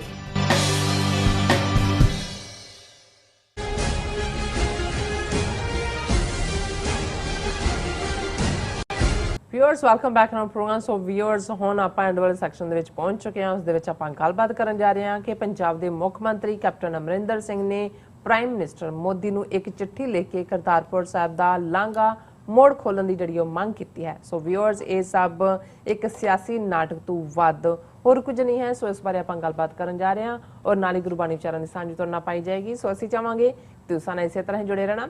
ਦੇਖਣ ਸੁਣਨ ਲਈ ਲਿਖਣ ਲਈ ਤੁਹਾਡਾ ਸਭ ਦਾ ਬਹੁਤ ਬਹੁਤ ਸ਼ੁਕਰੀਆ। ਜੀ ਡਾਕਟਰ ਸਾਹਿਬ ਕੀ ਕਹਿਣਾ ਚਾਹੋਗੇ? ਦੇਖੋ ਵੈਸੇ ਤਾਂ ਬਚਪਨ 'ਚ ਅਸੀਂ ਇਹ ਲਾਈਨ ਪਤਾ ਨਹੀਂ ਕਿੱਥੋਂ ਆਈ ਹੈ, ਲੇਕਿਨ ਇਹ ਜ਼ਰੂਰ ਸੁਣਦੇ ਸੀ ਕਿ ਜਬ ਦਿਆ ਰੰਜ ਬੁੱਤੋਂ ਨੇ ਤੋ ਖੁਦਾ ਯਾਦ ਆਇਆ। ਜੀ ਕਿ ਜਦੋਂ ਤੁਸੀਂ ਇੱਕ ਪਾਸਿਓਂ ਠੁੱਡ ਵੱਜਦਾ ਹੈ ਫਿਰ ਤੁਸੀਂ ਦੂਸਰੇ ਪਾਸੇ ਵੱਲ ਦੇਖਦੇ ਹੋ, ਬੁੱਤਾਂ ਦੇ ਜਿਹੜੇ ਨੇ ਸਤਾਏ ਹੋਏ ਖੁਦਾ ਵੱਲ ਆਉਂਦੇ ਨੇ, ਖੁਦਾ ਵਾਲੇ ਪਤਾ ਨਹੀਂ ਕਿੱਧਰ ਜਾਂਦੇ ਨੇ, ਸ਼ੈਤਾਨ ਵੱਲ ਜਾਂਦੇ ਹੋਣੇ ਨੇ। ਨਵਜੋਤ ਸਿੱਧੂ, ਕੈਪਟਨ ਅਮਰਿੰਦਰ, ਕੁੱਕੜਾਂ ਦੀ ਲੜਾਈ। ਇਹ ਕੁੱਕੜ ਜਿਹੜੇ ਨੇ ਉਹ ਕਿਹਦੇ, ਹੁਣ ਕੁੱਕੜ ਵੀ ਜਦੋਂ ਲੜਦੇ ਨੇ, ਹੁਣ ਤਾਂ ਨਹੀਂ ਹੋ ਗਿਆ, ਇੱਕ ਜ਼ਮਾਨਾ ਸੀ ਜਿਵੇਂ ਕਬੂਤਰਬਾਜ਼ੀ ਹੁੰਦੀ ਸੀ ਜਾਂ ਕੁੱਤਿਆਂ ਦੀ ਲੜਾਈ ਹੁੰਦੀ ਹੈ ਜਾਂ ਕਰਵਾਈ ਜਾਂਦੀ ਸੀ, ਸਾਨਾ ਦਾ ਭੇੜ ਹੁੰਦਾ ਸੀ, ਮੈਂ ਕੁੱਕੜ ਵੀ ਟ੍ਰੇਨਡ ਕੀਤੇ ਜਾਂਦੇ ਨੇ। ਸੋ ਹੈ ਤਾਂ ਇਹ ਕੁੱਕੜ ਉਹਨਾਂ ਦਾ ਹੀ ਹੈ ਜਿਹੜੇ ਦਿੱਲੀ 'ਚ ਬੈਠੇ ਨੇ, ਰਾਹ ਵਾਲੇ ਕੋਈ ਇੰਟੈਲੀਜੈਂਸ ਬਿਊਰੋ ਨਾਲ ਇੱਕ ਨੂੰ ਇੱਧਰ ਲਾਇਆ ਹੋਇਆ ਵੀ ਇਸ ਕੁੱਕੜ ਦੀ ਨੂੰ ਤੁਸੀਂ ਖਵਾਉਣਾ ਪਿਉਣਾ, ਦੂਜਿਆਂ ਨੂੰ ਤੁਸੀਂ ਕਰਨਾ। ਪਰ ਇਸ ਸਾਰੇ 'ਚ ਇੱਕ ਗੱਲ ਜ਼ਰੂਰ ਹੋਈ ਕਿ ਹੰਕਾਰਿਆ, ਆਫਰਿਆ, ਬਦ ਅਖਲਾਕ ਕੈਪਟਨ ਅਮਰਿੰਦਰ ਪਹਿਲੀ ਵਾਰ ਇਸ ਦੀਆਂ ਅੱਖਾਂ ਅੱਗੇ ਮਾੜਾ ਜਿਹਾ ਹਨੇਰਾ ਆਇਆ ਔਰ ਇਹਨੂੰ ਇਹ ਨਜ਼ਰ ਆਇਆ ਕਿ ਵੀ ਨਹੀਂ, ਇਹ ਹੁਣ ਮੇਰੀ ਜਿਹੜੀ ਹੈ ਉਹ ਚੀਫ ਮਿਨਿਸਟਰੀ ਦੇ ਦਿਨ ਮੁੱਕਦੇ ਜਾ ਰਹੇ ਨੇ ਤੇ ਸ਼ਾਇਦ ਜਿਹੜਾ ਨਵਾਂ ਚੀਫ ਮਿਨਿਸਟਰ ਜਿਹੜਾ ਇਹ ਅਜ਼ਿਊਮ ਹੀ ਕਰਦਾ ਸੀ ਕਿ ਮੇਰੇ ਥੱਲੇ ਹੀ ਸਾਰਾ ਕੁਝ ਚੱਲ ਰਿਹਾ, ਉਹਨੂੰ ਇਹ ਲੱਗਾ ਕਿ ਵੀ ਸ਼ਾਇਦ ਇਹ ਕੁਰਸੀ ਖੁੱਸ ਸਕਦੀ ਹੈ। ਜੀ ਤੇ ਫਿਰ ਜਦੋਂ ਇਸ ਕਿਸਮ ਦੀ ਡਰਾਮੇਬਾਜ਼ੀ ਔਰ ਦੂਸਰਾ ਜਿਸ ਦੀ ਪੂੰਛ ਨੂੰ ਤੇਲ ਲਾਇਆ ਪੈਟਰੋਲ ਲਾਇਆ ਕਹਿਣਾ ਜ਼ਿਆਦਾ ਬਿਹਤਰ ਹੋਣਾ। ਨਵਜੋਤ ਸਿੱਧੂ ਉਹ ਵੀ ਜਿਹੜਾ ਉਹ ਟਪੂਸੀਆਂ ਮਾਰਦਾ ਫਿਰਦਾ ਇੱਧਰ ਉੱਧਰ ਕਿਵੇਂ ਜੀ, ਉਹ ਵੀ ਸਭ ਤੋਂ ਉੱਚੀ ਥਾਂ ਬਹਿ ਕੇ ਜਿਵੇਂ ਬਾਂਦਰ ਜਿਹੜਾ ਉਹ ਸਮਝਦਾ ਕਿ ਮੈਂ ਹੁਣ ਰਾਜਾ ਬਣ ਗਿਆ, ਉਹਨੂੰ ਵੀ ਪੈਟਰੋਲ ਲਾ ਕੇ ਛੱਡਿਆ ਟਪੂਸੀਆਂ ਮਾਰਨ ਨੂੰ। ਹੁਣ ਇਸ ਸਾਰੇ ਦੇ ਵਿੱਚ ਅਸੀਂ ਅਕਸਰ ਇਹ ਜ਼ਿਕਰ ਕਰਦੇ ਹਾਂ, ਹਾਲਾਂ 2-3 ਦਿਨ ਪਹਿਲਾਂ ਪਾਕਿਸਤਾਨ ਸਿੱਖ ਗੁਰਦੁਆਰਾ ਪ੍ਰਬੰਧਕ ਕਮੇਟੀ ਨੇ ਜਿਹੜਾ ਸਿੱਧੂ ਨੂੰ ਜਿਹੜਾ ਇਹ ਅਪੀਲ ਕੀਤੀ ਸੀ ਨਵਜੋਤ ਸਿੱਧੂ ਨੂੰ ਕਿ ਤੂੰ ਜਿਹੜਾ ਆਪਣੇ ਯਾਰ ਨੂੰ ਕਹਿ ਕੇ ਖੁਲਵਾਇਆ ਸੀ ਕਰਤਾਰਪੁਰ ਕੋਰੀਡੋਰ ਇਮਰਾਨ ਖਾਨ ਨੂੰ ਕਹਿ ਕੇ, ਹੁਣ ਆਪਣਾ ਇਨਫਲੂਐਂਸ ਵਰਤ ਮੋਦੀ ਨੂੰ ਕਹਿ ਕਿ ਉਹਨੂੰ ਖੋਲੇ। ਮਾਰਚ ਪਿਛਲੇ ਸਾਲ ਤੋਂ ਬੰਦ ਕੀਤਾ ਹੋਇਆ, 1.5 ਸਾਲ ਹੋ ਗਿਆ। ਨਵਜੋਤ ਸਿੱਧੂ ਨੇ ਤਾਂ ਚੁੱਪੀ ਧਾਰੀ ਸੀ ਬਿਲਕੁਲ ਹੀ, ਅਸੀਂ ਵੀ ਇਹ ਸੈਗਮੈਂਟ ਕੀਤਾ ਸੀ ਕਿ ਬਈ ਬੋਲ ਹੁਣ ਤੂੰ ਜਿਹੜਾ ਉਧਰ ਤਾਂ ਜਾ ਕੇ ਚਲੋ ਕਹਿ ਵੀ ਤੇਰਾ ਕਹਿਣਾ ਮੰਨ ਲਿਆ, ਇੱਥੇ ਜਿਸ ਸਿਸਟਮ ਦੇ ਵਿੱਚ ਤੂੰ ਰਿਹਾ ਕਦੇ ਤੂੰ ਹੀ ਜਿਹੜਾ ਉਹ ਮੁੰਨੀ ਬਦਨਾਮ ਹੋਈ, ਸੋਨੀਆ ਗਾਂਧੀ ਨੂੰ ਮੁੰਨੀ ਕਹਿ ਕੇ ਤੇ ਉਹਦੇ ਮੁੰਡੇ ਰਾਹੁਲ ਨੂੰ ਪੱਪੂ ਜਿਹੜਾ ਨਾਂ ਇਹਨਾਂ ਹੀ ਦਿੱਤਾ ਹੋਇਆ ਕਿ ਵੀ ਤੇਰਾ ਬੜਾ ਖਾਸਮ ਖਾਸ ਰਿਹਾ ਮੋਦੀ ਕਹਿ ਕੇ ਸਾਰੇ ਪਾਸੇ ਤੂੰ ਉਹਨਾਂ ਦੇ ਜਿਹੜਾ ਉਹ ਇਲੈਕਸ਼ਨ ਸਟਾਰ ਸੀ ਕੈਂਪੇਨਿੰਗ ਦਾ। ਹੁਣ ਇਸ ਤੋਂ ਪਹਿਲਾਂ ਉਹਨੂੰ ਲੱਗਾ ਅਮਰਿੰਦਰ ਨੂੰ, ਹੁਣ ਤਾਂ ਦੌੜ ਲੱਗੀ ਹੋਈ ਹੈ ਕਿਉਂਕਿ ਇੱਕ ਪਾਸੇ ਘਿਰਿਆ ਹੋਇਆ ਸਿੱਖ ਸੰਗਤਾਂ ਦਾ ਰੋਹ ਹੈ ਕਿ ਭਾਈ ਬੇਅਦਬੀ ਕੇਸਾਂ ਦਾ ਕੁਝ ਨਹੀਂ ਕੱਢਿਆ। ਸੋ ਉਹਨੂੰ ਲੱਗਾ ਕਿ ਵੀ ਇਹ ਨਾ ਹੋਏ ਕਿ ਵੀ ਇਹਦੇ ਤੇ ਫੇਰ ਨਵਜੋਤ, ਉਹਨੂੰ ਬੋਲਣਾ ਨਹੀਂ ਹੈ ਨਵਜੋਤ ਸਿੱਧੂ ਨੇ ਕਿਉਂਕਿ ਉਹਨੇ ਦੇਖ ਲਿਆ ਕਿ ਭਾਈ ਹਿੰਦੂ ਤਵੀਆਂ ਨੂੰ ਖੁਸ਼। ਲੇਕਿਨ ਇਹ ਕੈਪਟਨ ਅਮਰਿੰਦਰ ਉਹਨੇ ਅੱਜ ਜਿਹੜੀ ਖਬਰ ਹੈ Punjab CM writes to PM Modi seeking reopening of Kartarpur corridor, ਅੱਜ ਉਹਨੂੰ ਚਿੱਠੀ ਲਿਖਣ ਦਾ ਯਾਦ ਆਇਆ ਕਿ ਮੋਦੀ ਨੂੰ ਚਿੱਠੀ ਲਿਖੀ ਹੈ ਕਿ ਜੀ ਦੇਖੋ ਹੁਣ ਬਿਲਕੁਲ COVID-19 ਕੰਟਰੋਲ 'ਚ ਆ ਗਿਆ, ਕੋਈ ਕੇਸ ਪੰਜਾਬ 'ਚ ਪਿਛਲੇ ਮਹੀਨੇ 'ਚ ਨਹੀਂ ਹੋਇਆ, ਅਸੀਂ ਪੂਰਾ ਜਿਹੜਾ ਉਹਦੀ ਕਰਾਂਗੇ ਜਿਹੜੀਆਂ ਪ੍ਰੀਕਾਸ਼ਨਸ ਲਵਾਂਗੇ ਔਰ ਇਹ ਹੁਣ ਜਿਹੜਾ ਹੈ ਕਰਤਾਰਪੁਰ ਕੋਰੀਡੋਰ ਖੋਲ ਦਿਓ ਕਿਉਂਕਿ ਇਹ ਬੜਾ ਵੱਡਾ ਜਿਹੜਾ ਹੈ we have been fortunate. Kartarpur corridor was opened on the auspicious occasion of 550th Prakash Purab of Guru Nanak Sahib Ji in November 2019. It helped fulfill the long-standing demand of Khule Darshan Didar of historical Gurdwara Sahib. उन्होंने कहा जी ये अरदास पूरी होना, अरदास भी याद आ गई खुले दर्शन दीदार दी, ਹੁਣ ਇਹ ਸਾਰਾ ਵੀ ਹੋ ਗਿਆ। ਪਰ ਜਿਵੇਂ ਤੁਸੀਂ ਕਿਹਾ ਵੀ ਇਹ ਇੱਕ ਸਿਆਸੀ ਨਾਟਕ ਤੋਂ ਵੱਧ ਕੇ ਕੁਝ ਨਹੀਂ ਹੈ। ਫਿਰ ਵੀ ਜਦੋਂ ਪਤਾ ਵੀ ਹੁੰਦਾ ਵੀ ਨਾਟਕ ਹੈ, ਲੋਕਾਂ ਦੀਆਂ ਅੱਖਾਂ 'ਚੋਂ ਤਾਂ ਉਹ ਜਾਲੀ ਨਾਟਕ ਦੇਖ ਕੇ ਵੀ ਅਥਰੂ ਵਗ ਰਹੇ ਹੁੰਦੇ ਨੇ। ਕੋਈ ਵੀ ਉਹ ਰੋਣ ਧੋਣ ਵਾਲੀ ਫਿਲਮ ਹੋਏ ਉਹਦੇ 'ਚ ਵੀ ਸਾਰੇ ਅੱਖਾਂ ਪੂੰਝਦੇ ਬਾਹਰ ਨਿਕਲਦੇ ਨੇ। ਹੁਣ ਜੇ ਤਾਂ ਉਹਨਾਂ ਅਥਰੂਆਂ ਨੂੰ ਤੁਸੀਂ ਅਸਲੀ ਸਮਝ ਲਓ ਤੇ ਫਿਰ ਵੀ ਉਹੀ ਹੋਏਗਾ ਕਿ 5 ਸਾਲ ਬਾਅਦ ਜਿਹੜੇ ਬਹੁਤ ਸਾਰੇ ਖੋਤੇ ਇਕੱਠੇ ਹੋ ਕੇ ਇੱਕ ਖੋਤਾ ਚੁਣਦੇ ਨੇ। ਔਰ ਜਿਵੇਂ ਕਿਸੇ ਨੇ ਕਿਹਾ ਸੀ, ਉਹਨੇ ਕਿਹਾ ਜੀ ਆ ਹੁਣ ਕਹਿ ਰਹੇ ਨੇ, ਕੋਈ ਕਹਿ ਰਿਹਾ ਜੀ ਅਸੀਂ ਇਹ ਮੁਫਤ ਦਿਆਂਗੇ, ਕਦੇ ਉਹ ਮੁਫਤ ਦਿਆਂਗੇ। ਕਹਿੰਦੇ ਉਹ ਇਵੇਂ ਹੀ ਹੈ ਕਿ ਜਿਵੇਂ ਭੇਡਾਂ ਨੂੰ ਇਕੱਠੀਆਂ ਕਰਕੇ ਜਿਹੜਾ ਉਹ ਸ਼ੇਰ ਪ੍ਰੋਮਿਸ ਕਰ ਰਿਹਾ ਹੈ, ਉਹ ਕਹਿ ਰਿਹਾ ਕਿ ਜੀ ਜੇ ਤੁਸੀਂ ਮੈਨੂੰ ਜਿਤਾ ਦਿਓ, ਸ਼ੇਰ ਜਾਂ ਕੋਈ ਵੀ ਜਿਹੜਾ ਉਹਨਾਂ ਨੂੰ ਕਹਿ ਰਿਹਾ ਮੈਨੂੰ ਵੋਟਾਂ ਪਵਾ ਦਿਓ, ਤੁਹਾਨੂੰ ਕੱਲੀ ਕੱਲੀ ਭੇਡ ਨੂੰ ਜਿਹੜਾ ਇੱਕ ਕੰਬਲ ਮਿਲੇਗਾ ਸਾਲ ਦੇ ਅਖੀਰ 'ਚ। ਤੇ ਉਹ ਕਹਿੰਦੇ ਸਭ ਭੇਡਾਂ ਨੱਚ ਰਹੀਆਂ ਨੇ, ਵਾਹ ਵਾਹ ਵਾਹ ਵਾਹ। ਤੇ ਇੱਕ ਛੋਟੀ ਜਿਹੀ ਭੇਡ ਨੇ ਕਿਹਾ ਓਏ ਮੂਰਖੋ, ਇਹ ਜਿਹੜਾ ਕੰਬਲ ਦੇਗਾ ਇਹਦੀ ਉਹਨੂੰ ਕਿੱਥੋਂ ਹੋਣੀ ਹੈ, ਤੁਹਾਨੂੰ ਹੀ ਮੰਨਣਾ। ਸੋ ਮਤਲਬ ਇਹ ਹੈ ਵੀ ਹੁਣ ਜੇ ਤਾਂ ਲੋਕਾਂ ਦਾ ਐਟੀਟਿਊਡ ਇਹੀ ਬਣਿਆ ਹੋਇਆ ਕਿ ਉਹਨਾਂ ਨੇ ਇੱਕ ਤੋਂ ਬਾਅਦ ਇੱਕ ਨੌਟੰਕੀ ਮਾਸਟਰ ਉਹਨਾਂ ਦੇ ਮਗਰ ਲੱਗਣਾ, ਫਿਰ ਤਾਂ ਉਹ ਜਿਹਨੂੰ ਤੁਸੀਂ ਕਹਿੰਦੇ ਹੋ ਕਿ ਭਾਈ ਜੋ ਪਲੇਟੋ ਦੀ ਗੱਲ ਮੈਂ ਅਕਸਰ ਕਹਿੰਦਾ ਕਿ ਪੀਪਲ ਗੈਟ ਦਾ ਲੀਡਰ ਵਟ ਦੇ ਡਿਜ਼ਰਵ, ਫਿਰ ਤਾਂ ਜੁੱਤੀਆਂ ਖਾਓ, ਪਹਿਲਿਆਂ ਤੋਂ ਵੀ ਖਾਧੀਆਂ ਇਹਨਾਂ ਤੋਂ ਵੀ ਖਾਧੀਆਂ। ਲੇਕਿਨ ਮੇਰਾ ਖਿਆਲ ਹੈ ਕਿ ਵੀ ਇਹਨਾਂ ਤੋਂ ਵੱਡੇ ਕੋਈ ਨੌਟੰਕੀ ਮਾਸਟਰ ਨਹੀਂ ਨੇ, ਸਿਰਾਂ ਤੇ ਪੱਗਾਂ ਬੰਨੀਆਂ ਹੋਈਆਂ ਔਰ ਕਿਸ ਕਿਸਮ ਦੀਆਂ ਡਰਾਮੇਬਾਜ਼ੀਆਂ ਕਰ ਰਹੇ ਨੇ। ਅਖੀਰ 'ਚ ਅਸੀਂ ਜਿਵੇਂ ਰੂਹਾਨੀਅਤ ਦੀ ਵਿਚਾਰ ਕਰਦੇ ਹਾਂ, ਹੁਣ ਇੱਕ ਬਾਣੀ 52 ਅੱਖਰੀ 52 ਨੂੰ ਕਹਿੰਦੇ ਨੇ ਔਰ ਇਹ ਬਾਣੀ ਰਾਗ ਗੌੜੀ ਪੂਰਬੀ 52 ਅੱਖਰੀ ਕਬੀਰ ਜੋ ਕੀ। ਔਰ ਇਹਦੇ 'ਚ ਜਿਵੇਂ ਮਹੀਨਿਆਂ ਦੀ ਜਦੋਂ ਅਸੀਂ ਗੱਲ ਕਰਦੇ ਹਾਂ 12 ਮਹੀਨਿਆਂ ਦੀ, ਚੇਤ ਵਿਸਾਖ ਤੋਂ ਲੈ ਕੇ ਚੇਤ ਤੋਂ, ਤੇ ਉਹਨਾਂ ਨੂੰ ਆਧਾਰ ਬਣਾ ਕੇ ਰੂਹਾਨੀ ਮੈਸੇਜ ਦਿੱਤਾ ਹੁੰਦਾ ਹੈ। ਇਸੇ ਤਰ੍ਹਾਂ ਰੁੱਤਾਂ ਦੇ ਹਵਾਲੇ ਨਾਲ ਗੱਲ ਹੁੰਦੀ ਹੈ ਔਰ ਇਸੇ ਤਰ੍ਹਾਂ ਜਦੋਂ ਅਸੀਂ ਪੱਟੀ ਲਿਖੀ ਬਾਣੀ ਦੇਖਦੇ ਹਾਂ, ਫਿਰ ਜਿਹੜੀ ਸਾਡੀ ਹੈ ਪੰਜਾਬੀ ਦੀ ਐਲਫਾਬੈਟ, ਉਸ ਤੇ ਬੇਸਡ ਗੱਲ ਹੁੰਦੀ ਹੈ, ਜਿਸ ਨੂੰ ਅਸੀਂ ਜਿਹੜੀ ਹੈ ਉਹ ਡਿਸਕਸ ਕਰਾਂਗੇ ਕਿਸੇ ਵੇਲੇ, ਕਿਉਂਕਿ ਮੈਨੂੰ ਹਮੇਸ਼ਾ ਲੱਗਦਾ ਹੈ ਕਿ ਕੁਝ ਕਲਾਸਿਕ ਬਾਣੀਆਂ ਸਿੱਧ ਗੋਸ਼ਟ ਪੱਟੀ ਲਿਖੀ ਸਿਧਾਂਤਕ ਨੇ ਔਰ ਇਹ ਸਾਡੇ ਉਸ ਸਾਰੇ ਅਲਫਾਬੈਟ ਨੂੰ ਵੀ ਡਿਸਕਸ ਕਰਦਾ ਜੀ ਔਰ ਇਹ 52 ਅਖਰੀ ਕਬੀਰ ਜਿਉ ਕਿ ਇੱਕ ਓੰਕਾਰ ਸਤਨਾਮ ਕਰਤਾ ਪੁਰਖ ਗੁਰ ਪ੍ਰਸਾਦ, ਇਹਦੀ ਉਹਨਾਂ ਨੇ ਸ਼ੁਰੂਆਤ ਕੀਤੀ ਹੈ। 2 ਸ਼ਲੋਕ ਅਸੀਂ ਅੱਜ ਵਿਚਾਰਾਂਗੇ। 52 ਅਛਰ ਲੋਕ ਤਰੈ ਸਭ ਕਛ ਇਨਹੀ ਮਾਹੇ, ਇਹ ਅੱਖਰ ਖਿਰ ਜਾਹੇਂਗੇ ਓਏ ਅੱਖਰ ਇਨ ਮੈਂ ਨਾਹੇ। ਇਹ ਪਹਿਲਾ ਸ਼ਲੋਕ ਹੈ। ਜਹਾਂ ਬੋਲ ਤਹ ਅਛਰ ਆਵਾ, ਜਹ ਅਬੋਲ ਤੈ ਮਨ ਨਾ ਰਹਾਵਾ, ਬੋਲ ਅਬੋਲ ਮਦ ਹੈ ਸੋਈ, ਜਸ ਉਹ ਹੈ ਜਸ ਉਹ ਹੈ ਤਸ ਲਖੈ ਨਾ ਕੋਈ। ਜੀ ਹੁਣ 52 ਅੱਖਰ ਕਬੀਰ ਸਾਹਿਬ ਕਹਿੰਦੇ ਨੇ। ਹੁਣ ਇਹਦੇ ਚ ਗੱਲ ਦਾ ਵੀ ਧਿਆਨ ਰਹੇ ਕਿ ਜਦੋਂ ਅਸੀਂ ਅੱਖਰਾਂ ਦੀ ਗੱਲ ਕਰਦੇ ਹਾਂ ਇਕੱਲੀ ਅਲਫਾਬੈਟ ਨਾਲ ਸੰਬੰਧਿਤ ਨਹੀਂ ਹੈ। ਇਹਦਾ ਭਾਵ ਇਹੀ ਹੁੰਦਾ ਹੈ ਕਿ ਜਦੋਂ ਅਸੀਂ ਦੁਨੀਆਦਾਰੀ ਗਿਆਨ ਜਾਂ ਜਿਹੜੀ ਐਜੂਕੇਸ਼ਨ ਅਸੀਂ ਲੌਜਿਕ ਦੇ ਉੱਤੇ ਖੜੀ ਕਰਕੇ ਜਿਸ ਨੂੰ ਸਾਡਾ ਦਿਮਾਗ ਬੁੱਧੀ ਅਕਲ ਉਹ ਉਹਨੂੰ ਹੀ ਅਸੀਂ ਅਲਟੀਮੇਟ ਰਿਐਲਿਟੀ ਸਮਝਦੇ ਹਾਂ। ਤੇ ਗੁਰੂ ਸਾਹਿਬ ਨੇ ਗੁਰੂ ਨਾਨਕ ਸਾਹਿਬ ਨੇ ਇਸ ਦੇ ਉੱਤੇ ਫਰਮਾਇਆ ਹੋਇਆ ਕਿ ਕਿਵੇਂ ਪੜ ਪੜ ਗੱਡੀ ਲੱਦੀ ਹੈ, ਪੜ ਪੜ ਗੱਡੀ ਹੈ ਸਾਥ, ਪੜ ਪੜ ਬੇੜੀ ਪਾਈ ਹੈ, ਪੜ ਪੜ ਭਰੀ ਹੈ ਸਾਥ, ਪੜੀਐ ਜੇਤੇ ਬਰਸ ਬਰਸ, ਪੜੀਐ ਜੇਤੇ ਮਾਸ, ਪੜੀਐ ਜੇਤੀ ਆਰਜਾ, ਪੜੀਐ ਜੇਤੇ ਸਾਸ, ਨਾਨਕ ਲੇਖੈ ਇੱਕ ਗੱਲ ਹੋਰ ਹਉਮੈ ਝਖਣਾ ਝਾਕ। ਕਿ ਲੇਖੇ ਤਾਂ ਇੱਕੋ ਹੀ ਗੱਲ ਹੈ ਰੱਬ ਦੇ ਨਾਂ ਦੀ, ਜਿਹਨੂੰ ਬੁੱਲੇ ਸ਼ਾਹ ਨੇ ਕਿਹਾ ਕਿ ਗੱਲ ਇੱਕ ਨੁਕਤੇ ਤੇ ਮੁੱਕਦੀ ਹੈ। ਤੇ ਬੁੱਲੇ ਸ਼ਾਹ ਦਾ ਇੱਕੋ ਹੀ ਮੁਣਕਾ ਜਿਹੜਾ ਮੌਲਾ ਮੌਲਾ ਕਰਦਾ, ਗੱਲ ਤਾਂ ਇਹੀ ਹੈ, ਇੱਕ ਨੁਕਤਾ ਹੈ। ਸੋ ਗੁਰੂ ਸਾਹਿਬ ਨੇ ਕਿਹਾ ਬਾਕੀ ਜਿਹੜੀ ਸਾਰੀ ਐਜੂਕੇਸ਼ਨ ਜਾਂ ਉਸ ਦਾ ਹੰਕਾਰ ਹੈ ਇਹ ਤਾਂ ਹਉਮੈ ਝਖਣਾ ਝਾਕ, ਇਹ ਸਾਡੀ ਹਉਮੈ ਨੂੰ ਅਹਮ ਨੂੰ ਈਗੋ ਨੂੰ ਹੀ ਜਿਹੜਾ ਹੈ ਉਹ ਮੈਸਾਜ ਕਰਦਾ ਹੈ। ਔਰ ਗੱਲ ਤਾਂ ਇੱਕੋ ਹੀ ਲੇਖੇ ਕਿ ਉਸ ਵਾਹਿਗੁਰੂ ਦੇ ਉੱਤੇ ਯਕੀਨ। ਇਹੀ ਕਬੀਰ ਸਾਹਿਬ ਨੇ ਫਰਮਾਇਆ 52 ਅਛਰ ਕਿ ਅੱਖਰ ਤਾਂ ਐਲਫਾਬੈਟ ਦੇ 52 ਨੇ।